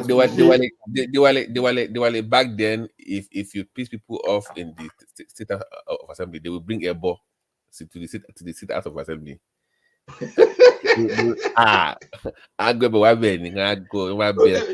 You see one thing when I say religion still add it still takes some criminals away from the streets. People will be saying, oh, religion, we should.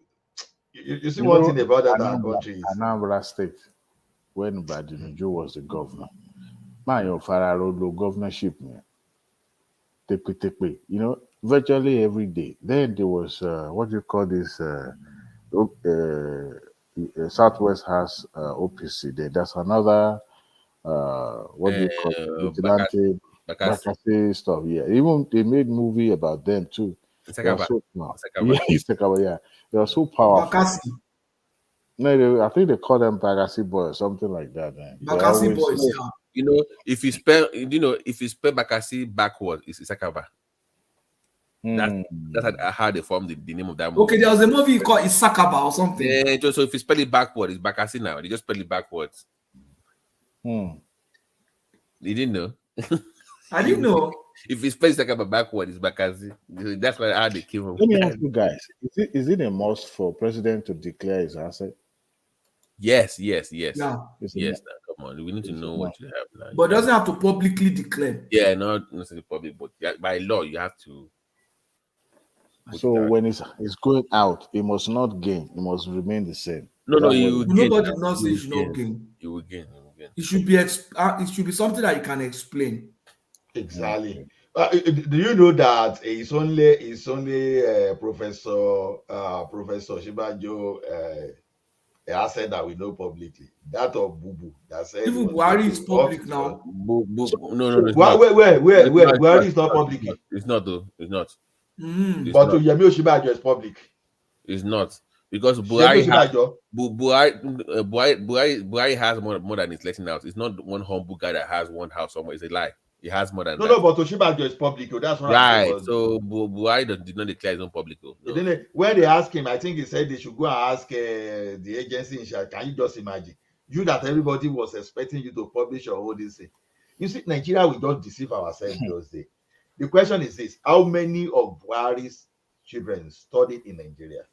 And someone is telling you that the guy has a mansion in Abuja. That Buhari guy that is forming that he has one small house. This is the former head of state that maybe they were even giving security votes to. You know, it was the same code of conduct that Patowski. Is it not the same code of conduct that took Tinubu to court? after his tenure ended, right? What was the nature of that petition? What were they pleading for? That was when he was going through with OBJ. You know, OBJ was trying to get him any way possible. Now, remember when Then they I, had it? I wanted to know what were the charges then? It was no, it was not It nothing. could be, I don't know. It could I think be asset too. the same charges that they faced then was what Sharaki also was dragged Exactly. to court. Quarter, most of the time is because of assets. But I don't know that of TINUBU'S own. It could be asset too. But Saraki was asset. Yeah, it was because I remember when it was placed in the docket, it has his picture and the video everywhere. Saraki? No, Tinubu when it was So placed. that was just political. Remember No, yes. that was when OBJ was with something everybody that didn't like with EFCC now. But Saraki was in dock too, right? No, it wasn't that. So in Nigeria, we could have an agency of government that will that will have information, but that information would not be public, even if I request for such information. No, you can request under the freedom of information. Okay, but I can't make it public. No, you will need to tell them the purpose and those kind of yeah, things. but even when after obtaining it, I can't make it public. No, they will limit your use now. It's somebody's. No, if that thing works very well, right? Our journalists will have published the asset of our public officers. The thing is, no, forget that one. The one I want their health record. That's the one I really want. I don't want money. I want health records. no, I don't think there's a law for you to. I know, but we need a law. We need to know what's going on in your life. It's too late now. The thing I know about the politics of Nigeria, you realize some of them are using than Pampas. no, by Adewale, if you really want to go by the heads of our people in Nigeria, forget it too. If you start looking at people from 40 and above, you will find out that over 80% of Nigerians are battling with one health issues because of our lifestyle, the way we eat.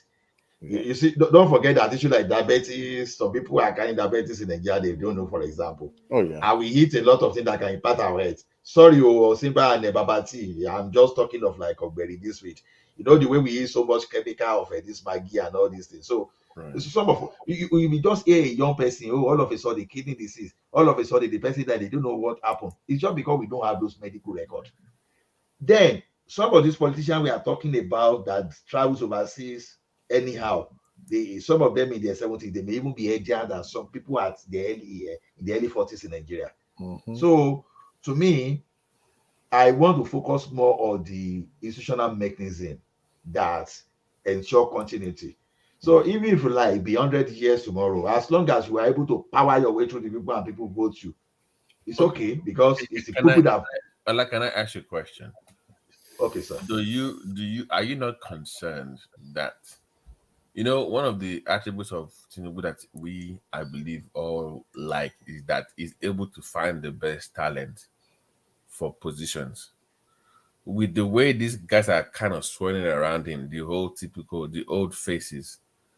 Do you think that they're going to give him a chance to even bring in new faces that will change the country, or are we stuck with this same fire? And because I'm not seeing any new faces. There's nobody new I'm seeing so far. It's just the same old people. I mean, there's no way you would drop those old faces, man. For now, you can't do that. See, when we are talking of whether I'm concerned or not, it's neither here nor there. Because the issue is this. You may even bring some new people. It depends on the category of new people you bring. Or people that are shouting, young people. Salisu Buhari is young. Idris, Baba Olowuni Fila. That is not Idris. That Idris from Kogi is young too. Bello. No, that Yaya Bello is young. Bankole, the person we call Bankole. He was even living in my they call him General there. Minister. Now, all those Ibori and Co, when they were there, even Adini Adebayo of Ekiti State, this guy in Ogun State, Otumba Bengadane, look at these people when they came there, they were young. those people that brought Nigeria backward to this where we are here today, they are young people. You understand? So the thing is this, saying because of old faces or not, and not necessarily be the mean that they are going to perform badly. Even you though need to, someone is snoring, so you might need to mute that person. No, it's not. Oh, I mean, Mon can't.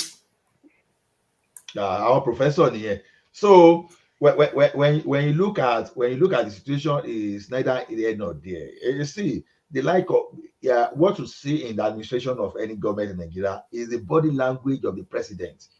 You know, when Obasanjo was there, you know, now do or die affairs. When Jonathan was there too, you will have some kind of cluelessness. Everybody will be pretending, for example, I just an example, everybody will be pretending that, oh, they don't have an idea. And when TINUBU, when Buhari is there too, everybody wants to do whatever Buhari wants. So to me, it's going to depend a lot on a lot of things. Now, you may have old people, but if TINUBU is coming with his own ideology, that ideology is what these people want to execute. Now, the question now is this: if you use some people that are pure technocrat, that they just want to make name for themselves 100%, they may be able to execute the thing better than using the old politicians. So maybe if the benefit is supposed to be like 90%, 95%, if you use like the like of a Okonjo-Iweala or technocrat Soludo, or all those people that are supposed to be technocrats, maybe if the result is supposed to be like 85%, maybe this time around, maybe it's just going to be like 60%.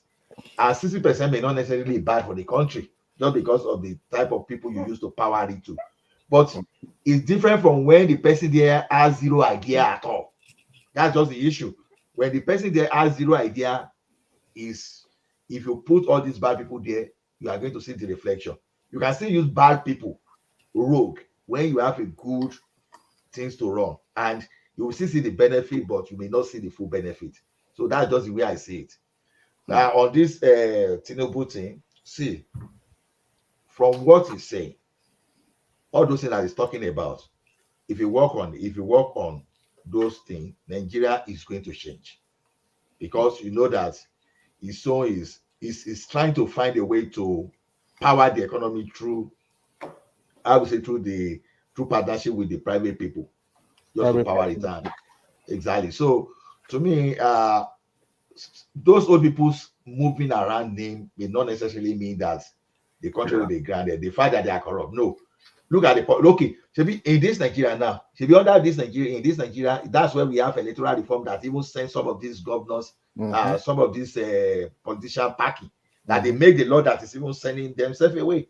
It is under their own watch that we have beavers today. Even people want to rubbish beavers. We all know that all those things are jargons and lies. Because when you look at beavers, I don't see any process that is better than that in Africa today. In the sense that it's not saying that people will not make attempt to rig, but anybody can easily go and investigate whether they rig or not. Unlike before, it's boju. But now you can see everything now. And people want to tell you that beavers has not achieved anything. All those things are just political lie. Most people that are saying that are political liars. They don't want to face the reality. So to me, even under the corrupt people, you can see how some kind of processes that we see in the long term that we see eliminated. You understand? Under corrupt Obasanjo, we see our EFCC that was still kicking some governors that time, that was still dealing with some officials. Oh, people will say, oh, they are wishing the political enemy. Their political enemy should not be a wish then. You understand? They should do the right thing. So to me, I don't have any problem with those old people, to be honest. I don't have problem with them. What we have problem with is if you do not put the right process in place, because I'm a process person. I believe so much in process. Process we expose you. What do I mean by process now? You look at FRSCN, you look like they are the one responsible for driver license in the entire country. Right. You use for political will, you break it down, you turn into what we have in the advanced station whereby agency. Sorry to cut you short. So is it more like do we just build on what we already have as a constitution, or do we find something new? Like Do we amend what we already have? Or we just say, scrap this, let's find something new? See, let me tell you, my brother, I'm a realist. That is why you will see me going against Tinubu as at March last year, when we're still talking of Odua Nation, all those stuff. But immediately I realized that it was not possible. I moved with the dynamics. I'm not saying, oh, it must be like this. No, I'm a dynamic person. So I look at what benefits me in the long and in the short and the long term. I'm not rigid.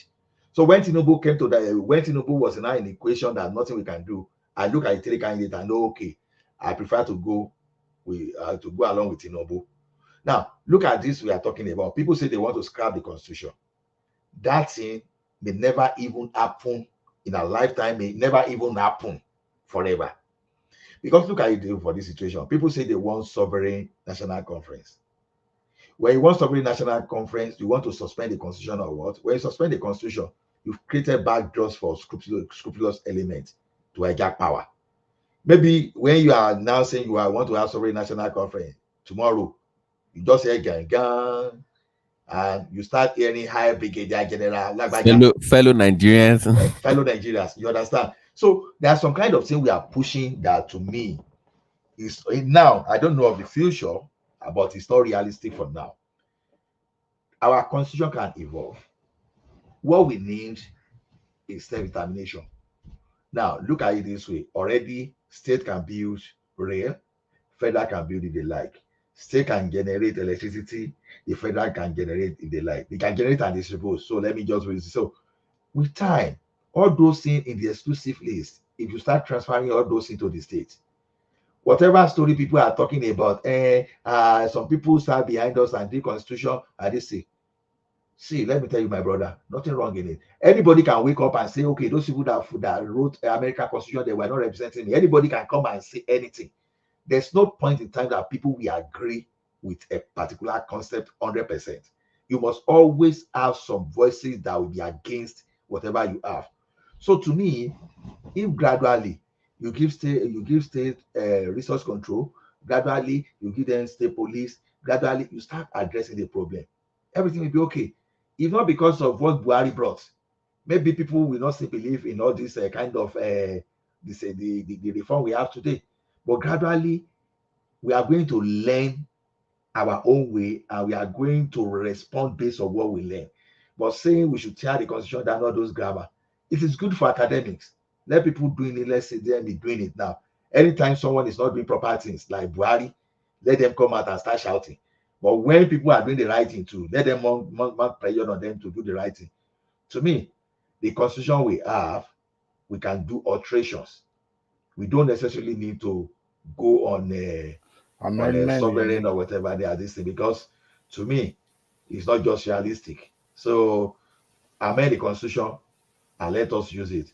So okay, prior to when this guy came, when Tinubu started pushing for deregulation of electricity or taking it away from a exclusive list. Nobody knows that the thing will come to fruition in 2003 or 2002. At least they started pushing. So we can keep pushing gradually. With time, take agriculture away from the federal. With time, take issue of education away from the federal. Keep pushing. Maybe in the next 100 years, our democracy must have matured. The thing is, we don't just want any military incursion now, because people start telling story of how military was better. Man, you can tell that story to someone born in year 2000, not those of us that witnessed the military. So, so the only military that cannot say I witnessed, in the sense that will not say, okay, I was in my cell because I was too small, was Murtala Muhammad. But when you are talking of this guy, when you are talking of Diagbon, all those stuff, you know, we can still form you our own story along those lines. So people will be saying, oh, military, they were not bad like this. Who told you? And but when the people start justifying using blala on our parents as the right way to live, as the right way to do things, you understand? Blala everywhere, all those harassment, and that's what people are saying. Oh, military was okay, and people started justifying by IBB that led us to the institutionalized corruption. You know, as bad as a democracy is, it's still better.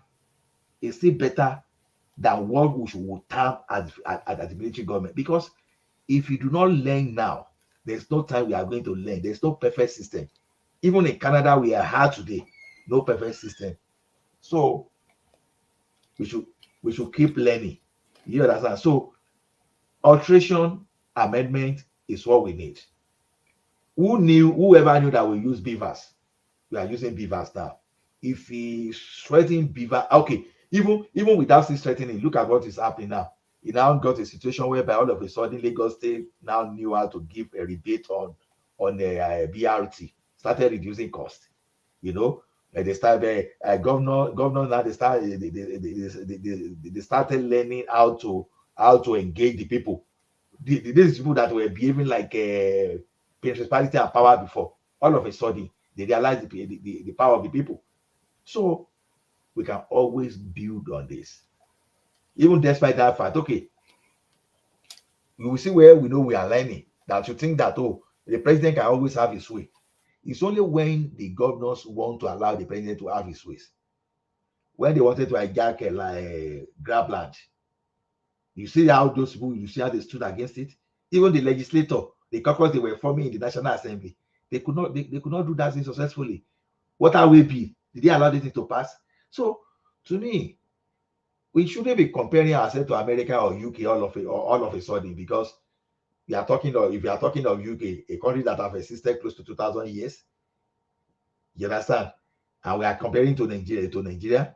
And you want to compare our democracy to America, the democracy that is going to almost 400 years. So we can't be comparing ourselves. So that's just the point. But over time, we are going to evolve. And sometimes it's laughable that even people believe that some economy somewhere is better than us, all those things. It's laughable, even as bad as we are. I'm sure when we talk of sub-Saharan Africa, you can't just come out and say you want to say Nigeria and say Nigeria be bad. You can't do that. So we will definitely get it right. So to me, alteration amendments will help us. Sovereign National Conference, no, I disagree. It simply means that you want us to start from square zero. What happens to the experience we got? You understand? So let us continue the way we are. That's my point. Almost, are you Everybody want to speak? Okay. No. Yeah, thank you, Ola. I think everybody has spoken. Is there anybody? Who is this resting? Be resting. I don't know who the person is. That's me now. What do you? Now you be resting. I saw this. You know this. Let's check your blood. Let's check your blood sugar. Let's check your blood sugar. This one that you are seeing double now. I don't know. I saw B resting now. I saw B there resting. He was not showing the food. He said dot resting. Is it not this SAD picture? That man that the man is still in jail now. I was still resting. Yeah, still resting in that. He's resting in prison. Who are you talking about? The SAD man that wanted to use Lagos. IPOB for Lagos. That's what we tell people, that people will say freedom of speech. You know, there's some freedom of speech that is illegal the way you declare it. You have freedom to make it, but some speech you make can land you in trouble. That's just it. And even if you are going to be afraid, at the end of the day, you still face some kind of consequences that you never imagined. So that's what that guy. And look at what that guy is saying. You are saying you were going to invite IPOB, knowing quite well who IPOB is in the eyes of the federal government. So all of a sudden, when you are saying you are going to use IPOB, you are just saying you are associating yourself. It's a freedom of speech, but you are saying it that, okay, the way you are talking, you are going to invite them.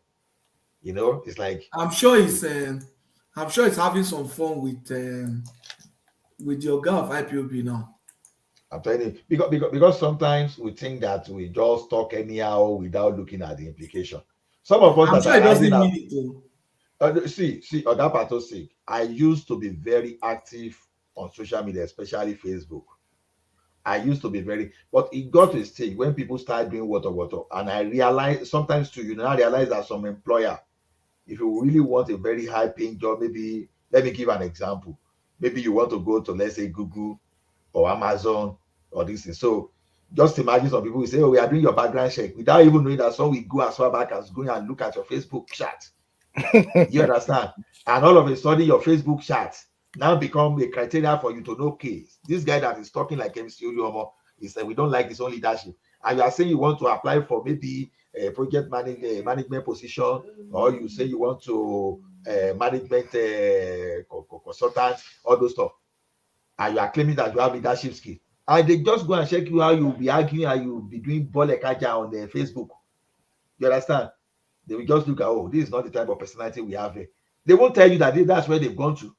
If not because of this Cambridge Analytics, or what's the name of this, that just makes something popular. Sometimes I still wonder that those people that are doing background check, because other than criminal background check, what type of other background check are they doing? How are they getting their data? When you are so curious. No, they do. That's what I'm saying. They do. You understand? I don't know how they get their data. They do. Because sometimes I will say, do they have access to Service Canada? How? Because sometimes I don't know. There's a, if you reside, let's say you reside in Florida, and there's a way they can each county provide a limited I think background check for resident of that county. So if you're an employer, you can get a password or like your request for access, and you can get it. You understand? Before I used to think it's okay, after all, it's a criminal background check or it is actually the criminal background check. It's just a limited. No, Bola. Sorry, I'm even telling you know that. You know how they do it here. The one, if you have had issues with police, they will check it. They want to be sure you don't have issue with police. And then at times they even try to do your credit record. They are not looking at your credit score. They are looking at whether you have a public record. Maybe there have been heavy collection, like maybe you have filed for bankruptcy before, or they do that too. And then public court records. Some court records are public. Where I knew that was, when I was driving in Texas one day, I moved. When you get to traffic and the traffic shows you green arrow to the left, you can move, right? But the point is that, so there was this guy that was coming on the other side. But if you have bold green on your side, you can also still move, but you need to just watch.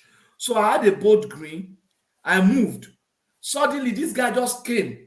I didn't see that guy. So the two of us were not approaching with care. So we had a crash. The police came, and then they ended up giving two of us ticket too.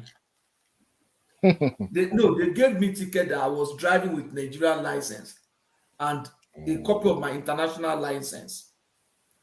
So when I now presented that, look, this is my license, this copy of international, they said they didn't recognize it. So they now gave me a ticket. And that was the time for me to go back to Nigeria. So I went to court to contest it, to talk about it and stuff like that. But they were going to give me another date for another hearing, and I was due to go back for Nigeria. So I just now did a no contest. So no contest, they just told me to pay a small amount, and I was like, no contest is also like admission. Not necessarily. Sometimes they won't get into your record. I checked when I got to Nigeria. This one was 20. This thing happened to me in 2014. When I got to Nigeria in 2015, December, I was just checking. I just decided to check whether they still had it on my record. It was there. That had a ticket. and I pleaded no contest. And so the court records are there. No, Patosi. What I'm even talking about now is this: when employer wants your record about where you worked before. That's what I'm saying. See, you see, Okay, when they want to do your record where you work for, they just call your boss now. No, like I No. said, they have a limited access to check, especially from that county. And then if you have a misdemeanor or felony, or even or No. Adewale, I'm even talking of the former place of work. See, But normal that's not things a like criminal government. record now. No, that's what I'm they saying. can see it. Employment. They can see it for Some employment. background check. There's some background check. This thing they do, and the only way you can know people's employment background there is if you are connected to Service Canada. Oh, You you're in understand? Canada now, right? Yes, I'm in Canada. If they Oh, connect to I'm Service talking about Canada, America. Ola, Service wait now. Canada is not obliged to give them. Wait now. That's why I'm wondering. A person like me, I don't like LinkedIn because I believe that LinkedIn may be selling people's data. I don't like LinkedIn. So they go to LinkedIn now. That's what I'm saying. Okay, look at this now. If I want to put my profile now, because I see LinkedIn as a limiting factor to my skill. Because to me, because I work in Well, various that is backgrounds of if IT. you have LinkedIn profile. If you don't, it won't show anything. No, I'm just giving an example that because of things Okay. like this, I don't like using LinkedIn because, okay, I can handle infrastructure, I can handle data, I can handle software development, I can handle project management, business analysis. And LinkedIn want to restrict you to a particular line so that if you're out of job, if you are looking for a job now, you have to stay. You understand? You can't call yourself. Let me give you an example. Here in Texas, I'm giving an example. So me, I don't like going to that place because some people they've already captured your data. If you change from infrastructure management now and you change to application development tomorrow, one maybe you just telling people that say, but you used to be this. How did No, they get you don't have to. You don't. It won't show. You don't make it public.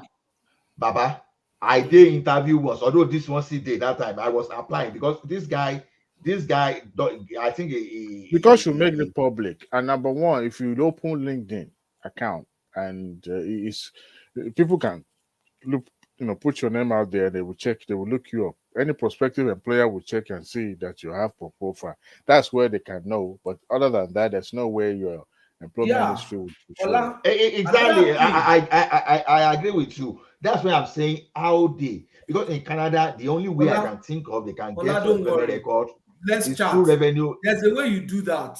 There's a way I'll tell you. I know what you're talking about. I know what you're talking about. Before 9/11, each state, each local government, each federal, they have separate database. I'm talking about criminal database.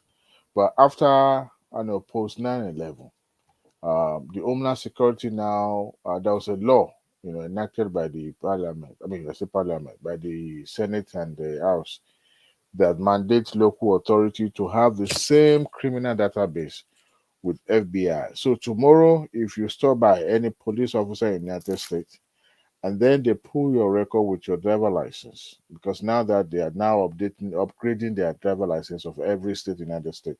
I think at the last time I checked, I think like 3 or 4 states that is yet to comply, but they give them a deadline. However, if any policeman accosted you and you get your driver license, they will log into the same database and FBI will log in to see if you have a criminal record. Now, if you committed a crime in another state, it will show. This state, they will know. Yeah. No. They will even know. They will even know in Canada. People like us that pass through secret. Some of us will pass through secret screening. You understand? Because if you want to undo federal infrastructure, it's a mandatory thing. The funniest thing. Let's say I want to check your name now. I want to check your background right now. If you give it to police officer, it depends. There's a level. Police officer can check more details, even up to the time you are arrested, the county where you are arrested, what you are arrested for, and all that. But an employer also granted an asset at the local government level the local authority in that county will grant that employer an access to pull your record if there's anything that has to, because if, let's say for example you have a misdemeanor for assault charges, that's a grant for you not to get employed at a family-based business or sort of like that. So employer, there's I think NCIC immigration agency also have that e-verification to verify if you are uh, authorized to work in the other state, and then if there's any criminal record, against your name. So at the local authority level, you can also granted access to check if you have any, even up to the pending charges in your locality. So there's a level to it. Some employer doesn't, but it's mandatory that every employer, especially if you employ other national, to have access to it, so you'll be able to verify. They call it e-verify. Last time I checked.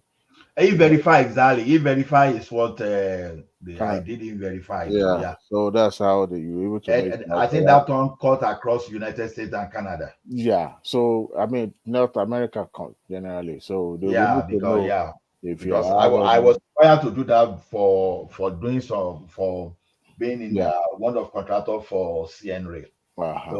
So once you have any criminal record, it will be there till you die. So once you're fingerprinted, you're fingerprinted and even your picture, everything is there. But your employer may not probably see all those mugshot or fingerprint, but it will indicate. No, because some employer want to know where you were before. And in this environment, people lied a lot on their resume. Knowing where you work is going to be a very difficult one. You know why I said exactly that? Because except now they even have software that can detect, if you make any, some people like to over edit their resume. So once they put it in that app will tell you if anyone has used it before, or something like so just to weed out the best among all the applicants. But to know where you've worked before, you have to provide reference for that one, because there's no way my system could know, except you make your profile also public on LinkedIn. If not, then nobody will know where you've worked. But exactly. That's where I have issue with LinkedIn, because so some work, like some of us work like for 2 places, like 3 places. I mean, many people work like 2-3 jobs, right? Mm-hmm. So, and if you want to put some will not even put more than one on LinkedIn, and you want to apply for a particular job, you want to put a place of work whereby you think is related. And some have not worked for some years, and they need to come back to the labor market, and but need to. The best option on that one, Ola, is to go back to your profile and edit on LinkedIn. Yeah. I'm a solo WhatsApp. No, on LinkedIn, you trust me, I won't even leave so much on LinkedIn. Trust me, that's me. I'll show you. At least for now. The people still use LinkedIn, per se. Where every company you apply to. LinkedIn is one of the best way to get a job.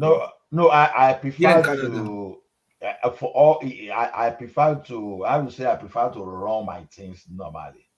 So to consult for Patosi and Co. and charge you 300K a year. If I can charge, I work for Adewale and Co. and charge you 500K, and just that's the type of thing I like, though. You understand? But there are sometimes that you prefer to work directly for a company. And you have these skills, but the company, this environment, they encourage you to lie a lot. Yeah. Which is unfortunate. Yeah. And nepotism here. Oh my goodness. Nepotism here. It's more than Nigeria. Nigeria get nepotism so compared to these people? At all. We are like angels. Oh my goodness. That's why, although I like government job here, because if you claim anything, because here now you can say you are a PhD holder for a job. The only thing that can expose you is if you get to that job and you are not behaving like a PhD holder. Okay, so, but one thing about government is that they will ask you to submit such certificate. I so much like that, because some liars will be weeded now, because of government job. it doesn't matter what you have. If you say, okay, you want to work for Canada Revenue Agency now, for example, you may have a PhD and just be a common agent, and along the line you see another position and you just move in based on your qualification. But in a situation whereby some just want you to lie from the beginning to the end, the clever liar, the clever liars, they are the ones that are likely to get those jobs. But the real experts sometimes may not get that job. But those who can lie and those people who know, the person you know, you will get that job. I honestly is a terrible environment. That's why you see some people when they're out of job and they tire. You see people going to school, you will start asking why some people even have 2 or 3, 4, 5 master's degree. Maybe some people, when they're out of job for a while and they're unable to enter, the next thing they go back to school and they will use the school resources to get another job. Once they're out of job again, maybe they go work a warehouse and they could get another one. They find their way back to school again. The system is amazing. Because you see some people with 4 or 5 master's degrees, do you think they want to do? No, they don't want to. It's a system that is pushing them to do such. You know? Like they want to become Mugabe with that. They're even trying to get us to start using learning robotics now. ChatGPT. No. You see, let me tell you something. In the next 10 years, in fact, this internet might become obsolete. We might have something entirely, completely new from this internet. The way we know, the way we see internet might change completely with this GPT AI thing, man. It's gonna wipe everything. It's gonna wipe all this website app. It's gonna wipe it off. It's gonna be a completely new system entirely. Anyway, if you need products along that ChatGPT, you can just consult me. Let me make some money on you. So, okay. What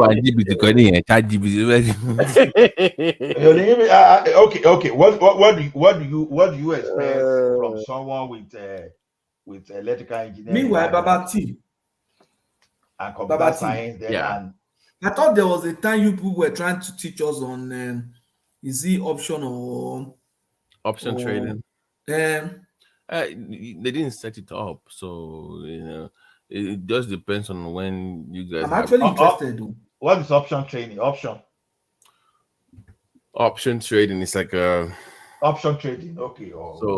Option on a stock, like like regular stock. Normally, you buy.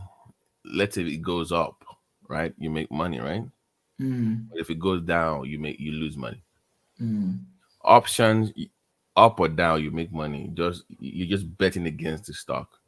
So if I'm going to bet, let's say, so what I usually do is this. I don't trade all the time, but I just wait. Let's say every week they will say, okay, this week, Tesla and Google, they're going to release their earnings this coming week.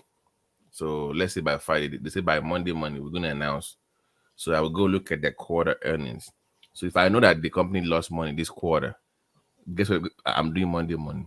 I'm going to buy puts. I'm going to bet against that stock. It's going to go down. So the more it goes down, the more I make money. So you just bet against or for a company based on what they are making. So it's very easy. Just look at their earnings. If you've been losing money for the last 3 quarters, I'm going to say, well, you're probably going to lose money again. And I'll just bet against it. And that's it. 100%, 50% of whatever you put in, that's it. So you're pretty much betting against a stock that it will gain or lose money. So that makes it easier for you to study. So you just study people's quarterlies, what they make every quarter. So yeah, that's it. So can you individually do that? Can you trade as an individual on it? Yeah, individual. An option. Okay, so I can even, if you want me to do a screen share now, I can just show you something real quick. No, it's online. Don't do it. Okay. It's online. This show is still online. Huh? The show is still online. Don't do it. Are you guys now done with your discussion? No, that's public. It's nothing. That's not secret. It's a public information. Oh, okay. It's not. But that what you have just told me, is that not short selling? Yeah, you pretty much you're short selling it, but it's more of contract based. Okay, you are selling the contract now. So like let's say one contract is about $100 a contract. Yeah. So you're just gonna short sell. So you're betting against that it's gonna go up. So people they trade it. Like they will sit down and will say, oh, it's gonna go up. Me, I don't have that much time. I just study the company. Like I know, for instance, now look at AMC. Do you know people became millionaires short selling options on AMC? But remember when it was going up, when everybody was buying every day, people made a lot of money on those meme stocks. So imagine having some calls on that and just buying every day that is going up. That's millions of dollars. It's gonna end up like what is it called? Their favorite company, the one that sells game, the one that has their shares going up one time that balloon. What is this company? The game company. Yeah, I forgot. I forgot it. Yeah, DMC. That's DMC. No, was not it GMC? No, not GMC. It was not GMC. It was I saw a documentary on it. It was GameStop. GameStop, yeah. GameStop. Yeah, people made a lot of money. That makes sense. People made money in that GameStop. Oh. It was an abracadabra 419. It was But a number of them just stopped now. They were greedy. A share that was nothing. It just started going up and people are buying it. I watched a documentary in regards to that too. They were just it was that documentary I also saw. Was it on Netflix or Prime Safe? It's Netflix. Simple. It's like, listen, it's like the big boys, they were betting against the company that it was going to come down. Yeah. So they already put like billions of dollars, like the puts that's going to come down. So what we did as regular people was bet against what they bet against. So we were able to raise more money than them and go the other way. So the more the thing went up, the more they lost money. But the issue was this: they couldn't sell, because if they sold, they would lose all their money. So they had to stay and keep losing money. So it was a game. It was a game. Okay. Oh, I already put $10 billion in something that's going to come down. I lost $5 billion. I'm thinking, okay, these guys that they have $10, $20. How much money do they really have? It's to come back down. Guess what? People kept putting their $100 with their 10,000. Before you know, that thing became 10, 20, 40 billion. So they were betting against the market. So let me do a screen share if I can. Hold on. So I'm gonna let me share my screen. Okay. Can you guys see my screen? Am I on? No. You can't share your screen. I'll probably be the only one that, except you give me. Okay, hold on. Let me try this. Present. If you put it in private chat. Oh, hold on. Let me do it this way.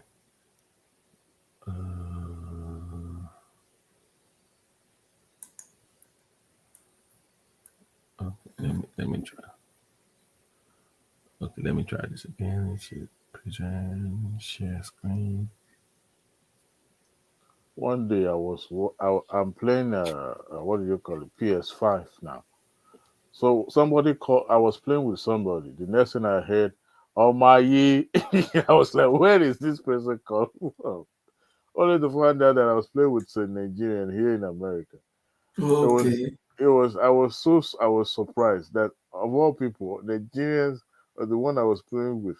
They say, "Oh my ye," that's when I'm playing with Ogulogbo now.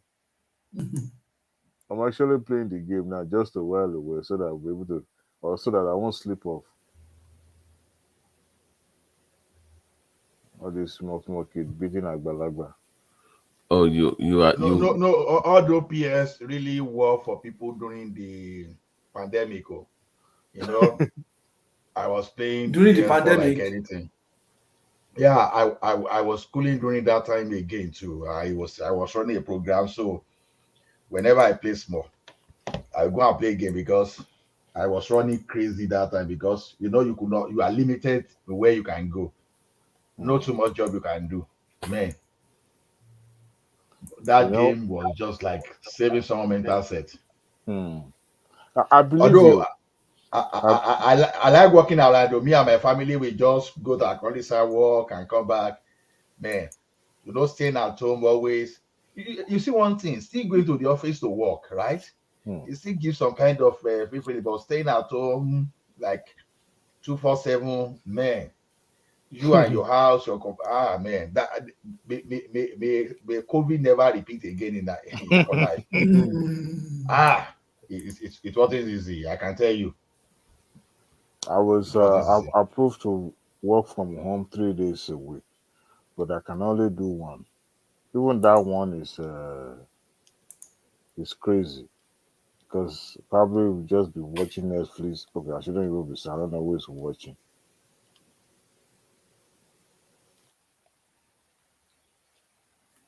That time I just buy this online PlayStation, this online network of that PlayStation, because I have PlayStation 4. I be playing soccer. I be entering competition. Boredom is a terrible thing. I'm telling you. One time I was in Austin for 2 months for training, and I've been there for almost just a week before then. And then I was getting bored. I told my wife, please let me bring my game. So at least I can have something I could be dealing with after going to training every day.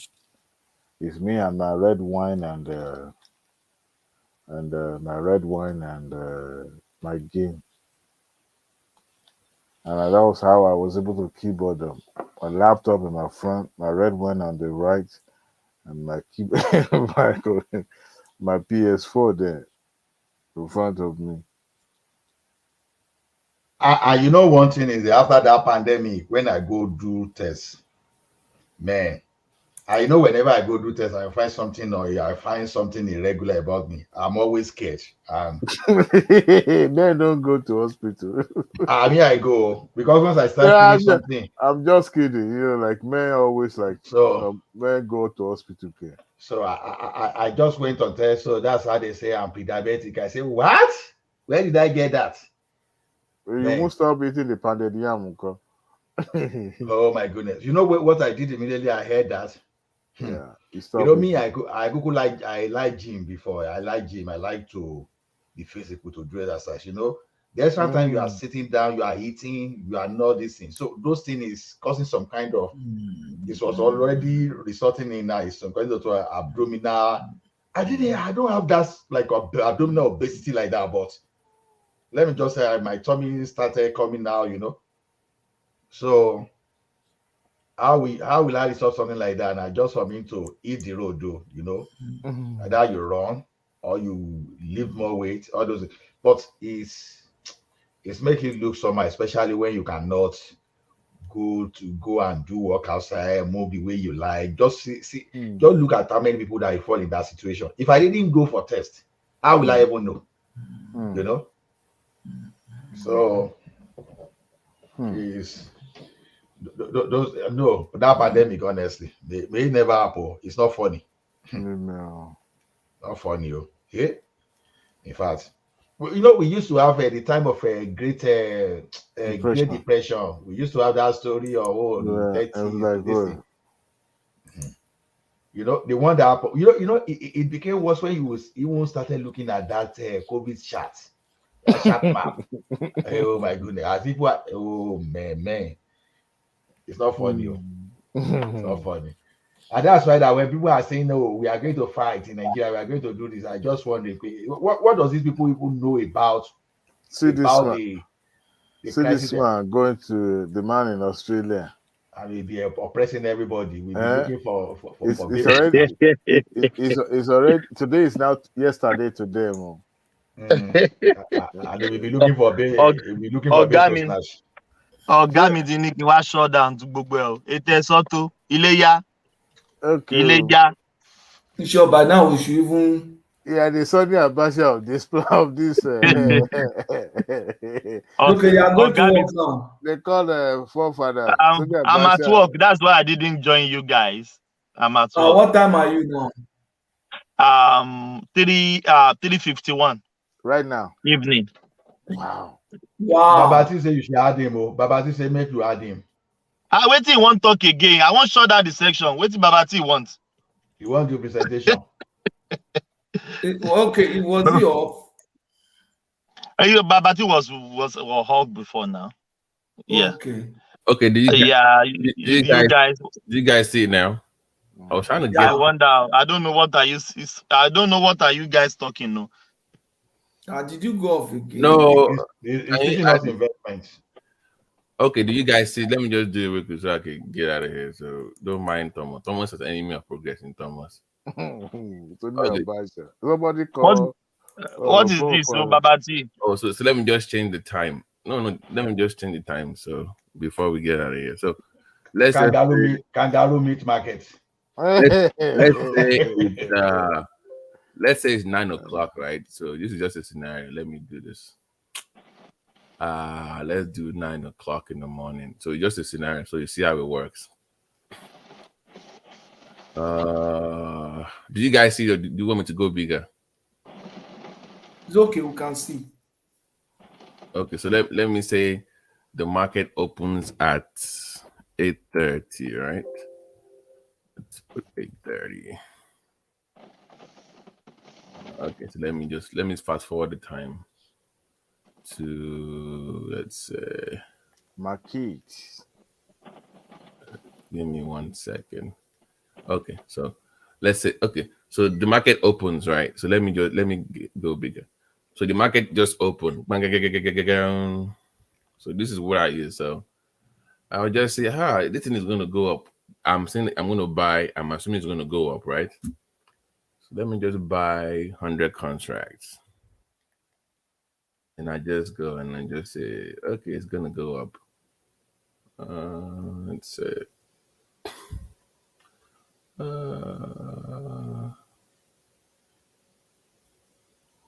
This is an actual. Let me just do 10 contracts. Calls. Oh, this is supposed to be a scenario, right? Oh, let me join that date.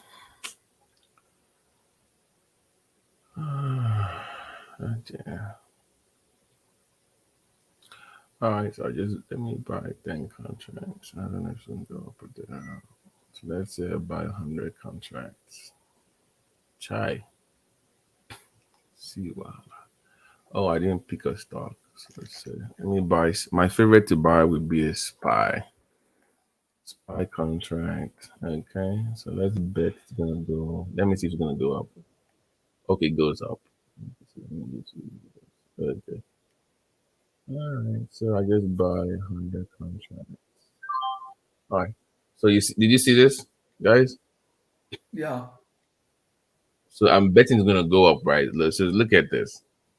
This will be my chart. So I buy 100 contracts. So if it goes up, this is all the money I make. The more it goes up. If it goes down, you lose this. So I can just buy more. So, but the bottom line will be, you must be able to evaluate the statistics. So this is what I would do. You see this line here? This is a VWAP. If it's above this, that means there are more buyers than sellers. If it goes below this, that means there are more sellers than buyers. So people are buying it. You see this? It's going up. So look at here. The more it goes up, the more. So I would just track this. I mean, this is the volume, so you can see more people are buying or not. If we start to do this, that means it's going down. Get out. So this would be my own benchmark of either going or leaving. Okay. But if you already know it's going to go up or down anyways, you just stick to out.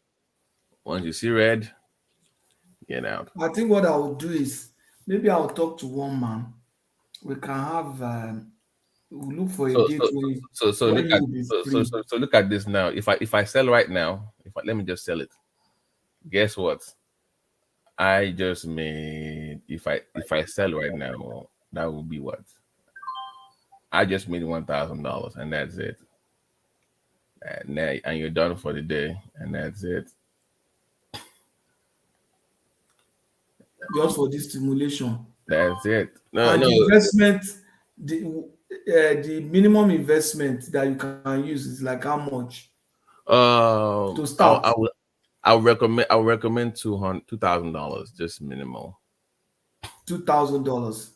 Yeah, I mean, you can do lower, but for a starter, right? Yeah, so, and I would just stick to something steady, because these guys that are trading these stocks, they are trading, if you look at the volume chart, they're trading like 400,000, 1 million per trade. So you are just taking the bite out of what they're trading. So they wouldn't even know you're there. Just to make $100 or $20 a day. That's it. And think about it. If you make 500 a day, that is 10K a month. So to really be trained to do this, are there platforms I can just sit down to? No. The platform itself offers classes, but everybody has to figure out their own system. What I just showed you is what I do. I trade against the VWAP, like buy seller. Some people, they will have entered since morning, so they will make more money. But me, this is what works for me, and I just do that. So let's say I will usually do 3 stocks only. I will do Tesla, Microsoft, and SPY. That's all. There's multiple companies you can trade on, but these are the ones that I so know. If you put like 2,000, you know that the worst you can lose is lose your 2,000. Right. But you put a stop measure to this is what you would do. Let's say you put 2,000 in, right? You can put a stop loss to say, okay, if this thing goes the wrong way, I don't want to lose more than 200. So you have a stop loss. So you're not going to lose the 2,000. If let's say I put $2,000 in, right? If it does not go the way I want it to go, you can put the stop loss and say, okay, in case this thing does not work, if it gets to this point, sell it. See right here, you see this what it says sell. I can just put this like, okay, sell it. So in case if it drops, you don't lose that. So you determine how much you want to lose. Okay. And that's what's the name of the site you called it? So what I use Think or Swim. It's called Think or Swim. Think or Swim. Think or Swim. It's owned by TD. It's owned by TD Ameritrade. So TD Ameritrade is the name of the company, but this is their trading platform. Think or Swim. Yeah. So basically, this is a 1 minute chart. So every 1 minute, this is what you see. This is a 5 minute chart. I can do a 30 minutes chart. So you see this? This is 30 minutes. I can go back and do daily charts. I can go back and do monthly. So you can go back to see. Like all those candle charts, they look a bit complex for. No, it's not. See, if you see any, this is very easy to read. It's just basic. Once you see this right here, this little kitty. Mm-hmm. If you see this on any chart, that means there's a pressure for it to come down. Once you see anything, that means there are more buyers, there are more sellers. People want to sell it off. If you see this right here, people are buying. So some people will buy here, sell here. But if I'm betting against it, I will buy here, sell here. So it's inverse. If I'm betting against, I will buy here, when you come here, sell. So it's just, it's not that. But I don't sit around all day doing this. I just look at Tesla and I say, okay, how is Elon Musk doing today? Did he say any rubbish today, this week? Okay, so how much of their car did they sell this quarter? Oh, okay. They will tell you, okay, this company, we want to sell 100,000 cars this quarter, right? If they sold 50K of that car, I know they are going to lose money, right? That means they did not meet their expectation. So I already know that they don't meet their target, yeah. So guess what you are going to do? bet against the company. That's all. So it's better to just pick one or two companies that you you have access to their information very well. Yeah, you can just study their quarterly earnings and just make your. Why do you think I don't work full time? I don't work full time with my real job. This is my real time full time job. That's it. I make more money than even practice itself. So doing the options. Yep. So that's how it goes. And what you just took the training on the site, right? Yeah, I mean I've been trading regular stock for a minute, but training. Yeah, no, this it's not a whole lot of training. Yeah, the site will teach you how to use their platform. Are you on Clubhouse? No. Oh, you need to get on Clubhouse. Clubhouse. It's like an app where Clubhouse, it's like as in Clubhouse. Clubhouse. Like you meet people, you talk. It's like an app. You meet people. So those ones they can take if you need anything. It's more comprehensive learning than. But I can show you some things. But they have all this. I'll drop my number in the private chat. Yeah, I think I see it. I think do I have your number? You can leave it down there. So, yeah.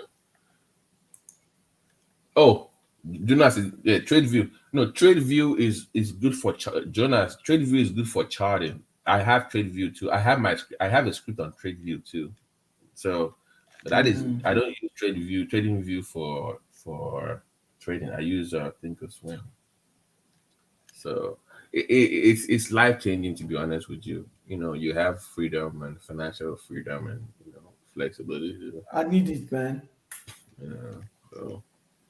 So just it's out of time now. Yeah, Thinkorswim. Just TD Ameritrade is the name of the company. TD Ameritrade. So I don't know how if you can trade from Canada though. So I don't think Thinkorswim. I don't know. Thinkorswim is a trading platform. So it's something you should look into. And yeah, Clubhouse like an app. So when you join, I will give you. Let me find the name of the club.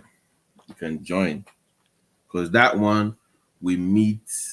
They do it every morning. I only join them once a week. They literally tell you when to get in and when to get out. Those ones every week they do what we call 20% compound. So whatever you put in, they will help you get about 20% of that. So if you put 2K in, in that Clubhouse you can pull your money together. And... No. You have your own trading, but it's like people are talking on it's like a meet place. So every week they do what is called compound 20, where they will give you a stock like Tesla. They'll say, okay, everybody, let's get in right now. Okay.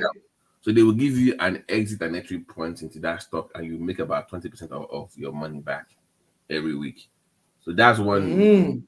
So it's like if you have any questions about how to look for stock, what to study to know, they are more detailed about.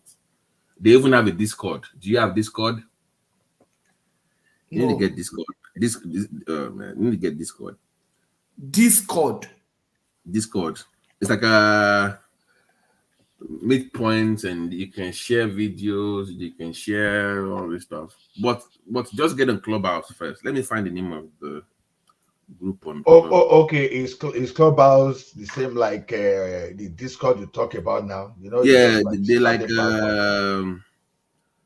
it's like a social site. Like you join like Reddit, Discord. They have rooms in Clubhouse. Once you click on it, people are talking on there. You just join them, start talking. Yeah, it's like audio. It's like an audio meet, like the same thing we are doing right now, just on an app on the phone. Okay. So let me type in. Let me type in this that so really it's help. like an app now. Let me try and download now. Yeah, so this is the name of the room. So once you download the Clubhouse, this is the name of the room you should join. It's called Easy Trading Lounge.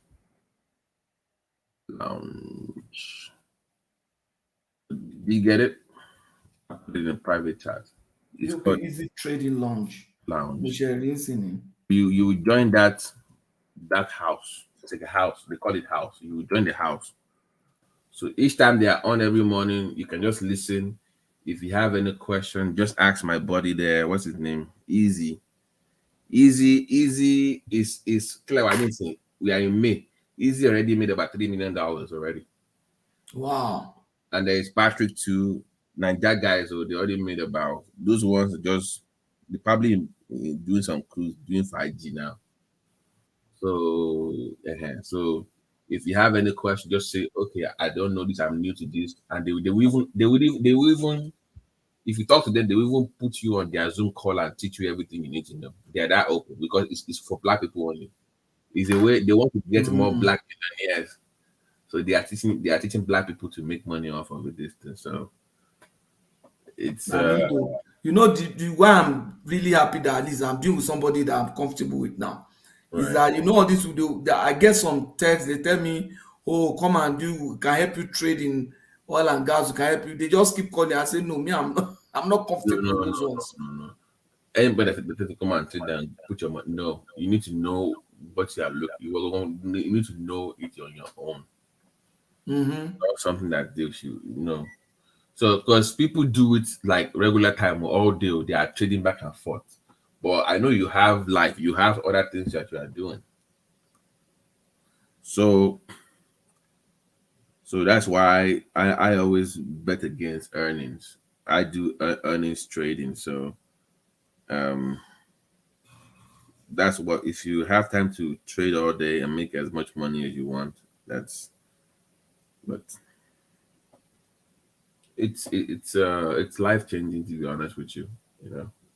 Really? So, yeah. Let me try because I'm working from home. At least I work from home like 3 times a week. Oh, okay. So you have time to trade then. Just don't trade like you're trying to make money. Trade like you're trying to learn something, because it takes a minute to figure it out. Yeah. Though you know everything, the system in the hand. So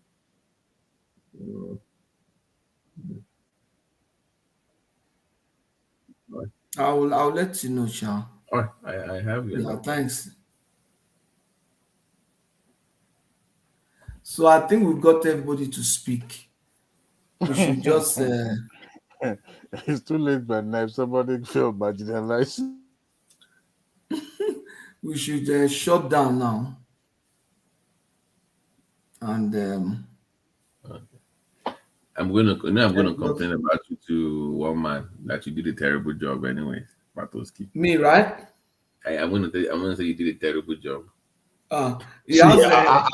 Are we supposed to use our real name on that Clubhouse? No. Ola, you already inside? It's an option now. He say I should register your first name, your last name. No, people use your name in Clubhouse. Okay. You can just put nickname. You don't have to put your real name. It's not like mandatory. Okay. But I don't think it's God, Patrick, you are asking me whether I don't start. Where was the essence of the information if I never start? I know the waste time. Not be only you. As about it, they talk how me they act immediately. So no, it's just immediately. Okay, so imagine making $500 a day, and in a month making $10,000. I go resign now. But by the way, your taxes, you're only paying 14% because it's capital gains in stock, so you're not paying regular tax. It's even your taxes. You are paying 50%.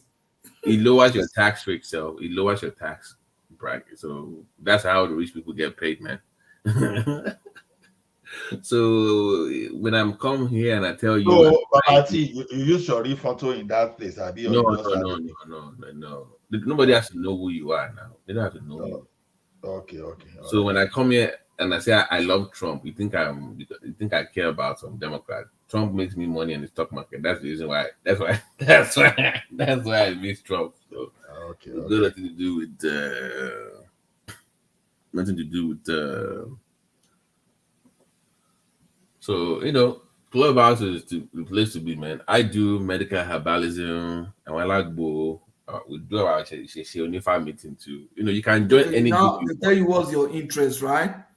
Yeah, so you can support anything you want to talk about. There are people that are willing to talk to you about it. So it's Okay.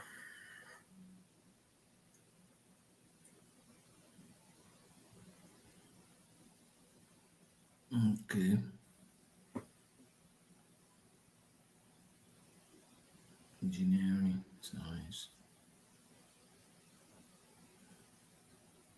yeah. Roseberry. Some people use Webull, some people use Robin Hood and all that stuff. Yeah, but I only know about Thinkorswim, so I don't know about other platforms. So.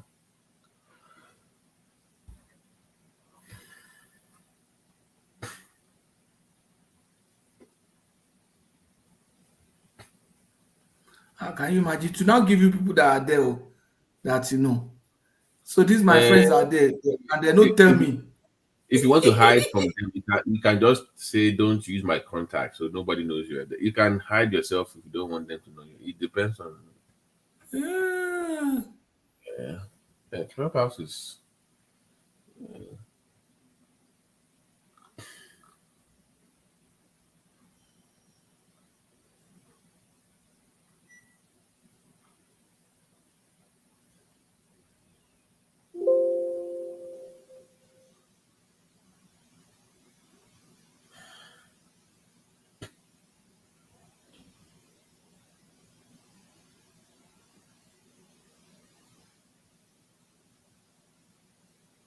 Were you able to bring the stuff up?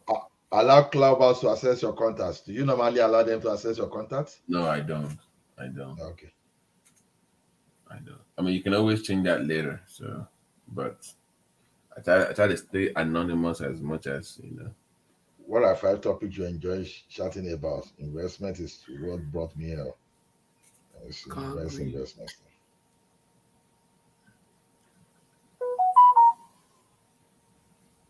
Okay, I like entrepreneurship for sure. Storytelling, I like AI for sure. So I will now. What networking are they talking about? Join a What type house of for. networking? So join the house and you can search. Can you search? Do you see the way it says search? Easy trading, right? Yeah, just type easy trading. Once you type easy trading, you should bring up the launch. All these 5 topics you enjoy, I can't see trading here. Am I? No, just pick anyone. Those ones. You don't even need just pick just to get by that one. It's the house that you Easy join that matters. trading. Yeah. Okay. I've seen easy trading lounge. Yeah, just join. I just joined now. Easy trading lounge, 434 members.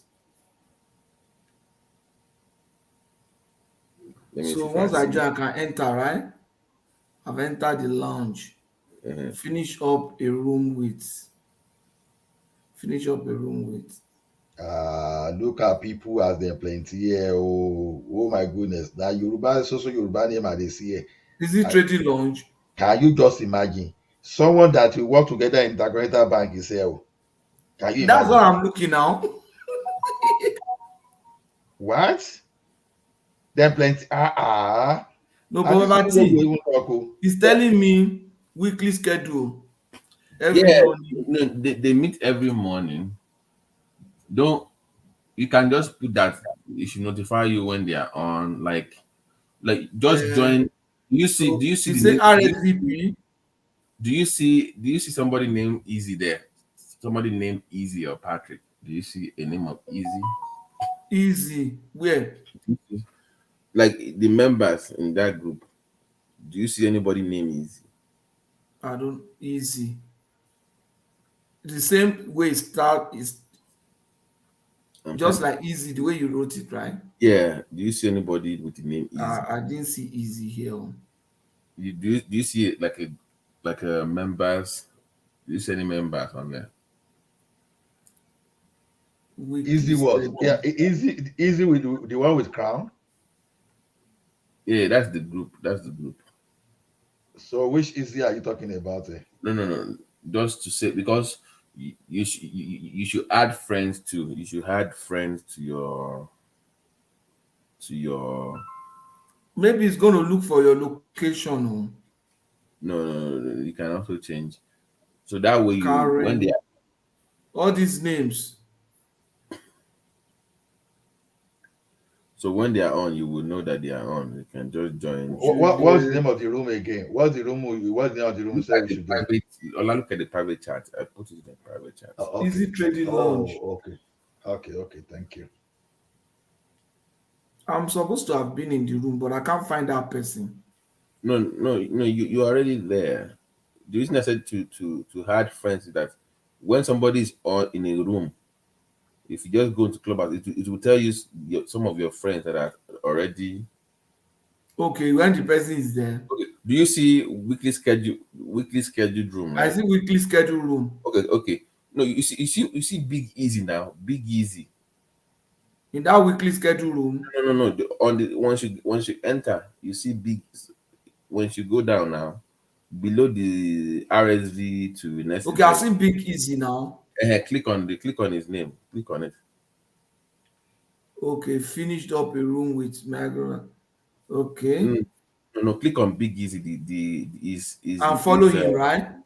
Follow him and click on that button that says notify me always. You see that little bell?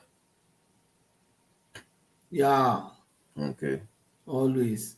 That's your star man right there. That's your money maker. It looks like it.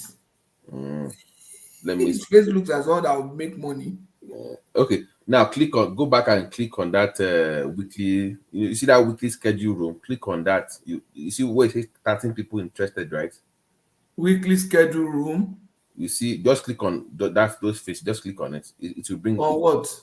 Click on it. On the weekly schedule, those dot in front of it. No. No. You see where it says every Monday, right? Every Thursday in Monday. No. Where are you looking at? Okay, weekly schedule room. Now click on the names. You see like 13. I've seen every Monday. I've seen every Monday. Okay, above it, just click on the faces of anybody there. Okay. I can see all these faces now. Okay. Now go all the way down. Go all the way down. You will see Patrick. There's a name Patrick. You will see Patrick. Search for Patrick. Patrick, that's my name now. Patrick, is that you? Osawere, yeah. Okay. I see. I think I see you. There should be another. I'm the one at the bottom. There should be another Patrick that I want you to follow. Let me search for it. Patrick too, right? Yeah, his name is Patrick. It's a Niger guy, so. Okay. It's only you. Oh, that's the other group. There's what is his name? Let me find this guy. Let me find him. Because there are a couple of groups that I joined. All right. Okay. Patrick on, let me type his name so you can just search for his name on Clubhouse. His name is he has done Patrick on Wachi. Just search for this guy as well, Patrick Onwachi. In Clubhouse. Yeah, not on the Easy Trading Lounge. No, just I think Easy has his own thing now. I think they broke into two. They have their own thing now. Patrick Onwachi.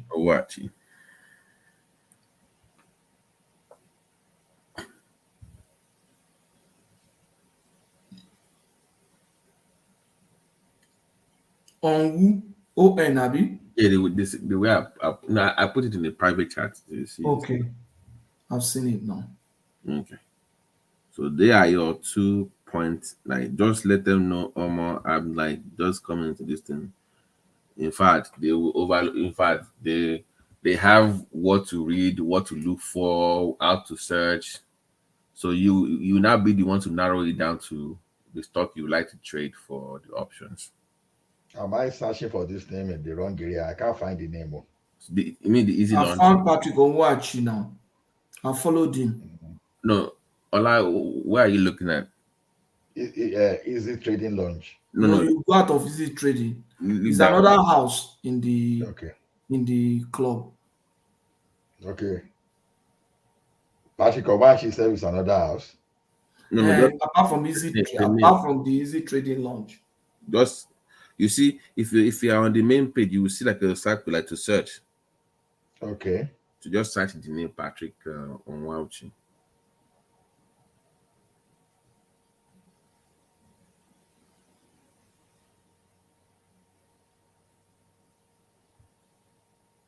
Yowa. But you know, Kilawamo. Can you hear? PDP could have been a very vibrant opposition. We can hear you now. Right now, we can hear PDP will have been a vibrant opposition. Do you hear discussing? Some people are discussing politics already. They're already discussing. You can join Nigerian politics. You can join your back. In fact, you can, if you want to talk anytime, just join any group. It's just a way of, any group you want to join. Your bad nation now, they have one. If I say born again Christian, path, anything you want to join, there's a group for it. So just to talk to people. So that's just. Is that where you learn your IFA from? No. I actually created. I have my own group though. Actually, I have my own group there. So medical herbalism. So that one we meet every Friday. So you will have doctors, we have doctors, pharmacists, and so we meet across the world and we discuss herbs and modern medicine. So you don't have one for Lotto. Lotto. No. No, I play Lotto for some time, but that will take too much of my energy, Gary. Right. So it's not, just to let you guys know, it's not a get rich quick scheme. You're gonna lose some, you're gonna win some. No, my Lotto that time is more of a calculate. It's more of a like someone enjoy mathematics. So yeah, it's just trading is more of patience. Yeah, it's like, okay, I know. It's like this. That's the reason why I told you earlier, I studied quarterlies of the company. I'm not into look at chart, look at this one going up, look at it going down. That does not mean anything. You should know why it's going up or why it's going down. Once you know, okay, it makes you a better trader, right? Because you know why it's doing that. So it's not much of studying candles, it's knowing why the candle is doing what the candle is doing. So that's okay. All right, bros. Yeah, thanks, guys. I think we should call it a day now. Some of us need to catch some sleep. I'm still on call till 2 a.m. You're on call? Yeah, I'm working. You're on your own. No? Okay. Thank you. I don't collect easy from you. Okay. Oh my God. No problem. I'm actually studying, but I'm not concentrating. So let me just. all this your study. Why you know we could do PhD once and for all? My brother. Wait. I thought you were doing your PhD. Now certifications are just they do all over now. No for that. And as they do bachelor degree, I saw they do master, I saw they do diploma, everything. Abba. In what? No. Sorry. In what? In what again? Now don't do IT certification, Nigari. I beg, ask him waiting they find for IT. Everybody just run for IT. Like AI. Okay, which IT certification are you into? Well, I want no. This one no be IT. Now CBAB I want right. CBAB. What are you targeting? That's what I'm saying. What are you targeting? CBAB now. For you to do it, what exactly do you want to do with it? What I'm trying to do. Yeah, actually, I want to start doing ERP implementations, especially for accounting and treasury. Okay. So you know, it's through that certification alone you can do it. I know I can still do it even without the certification of giving the experience simultaneously. Okay. But I just want to do the certifications. So if it works for you, but me, I believe in degree more than certification. That's just it. I believe in degree. I don't have time and for I degree have now. and I have my own laboratory, so I prefer all those one than because you go, for example, if you go and do Azure today now, and they tell you to go and come and recertify next year. So stop using it to make money now. When what you are doing, when I can create my own environment and simulate. So why should I, you know? Is the thing about technology these days is that the new one, as you just gain into it, you make your money. Today now, everybody that call themselves a cloud computing professional, no, they are just you know, I That just what? I heard what happened to people that were, you know, they were able to people that were working for Facebook and they had to go to certify again because they changed the whole system or something like program for Facebook or something. Because they had to certify. Yeah, because Facebook moved. I forgot the name. I'm not a tech guy, but they moved from one system to another. They switched over or something. Maybe Ola knows what I'm talking about. I don't know. No, I know. I don't know really, but you know, it happened like that. That's why I like general training thing. For example, now, if you go to University of Illinois, you will see some kind of a cloud computing, or maybe University of Maryland, you see some kind of cloud computing.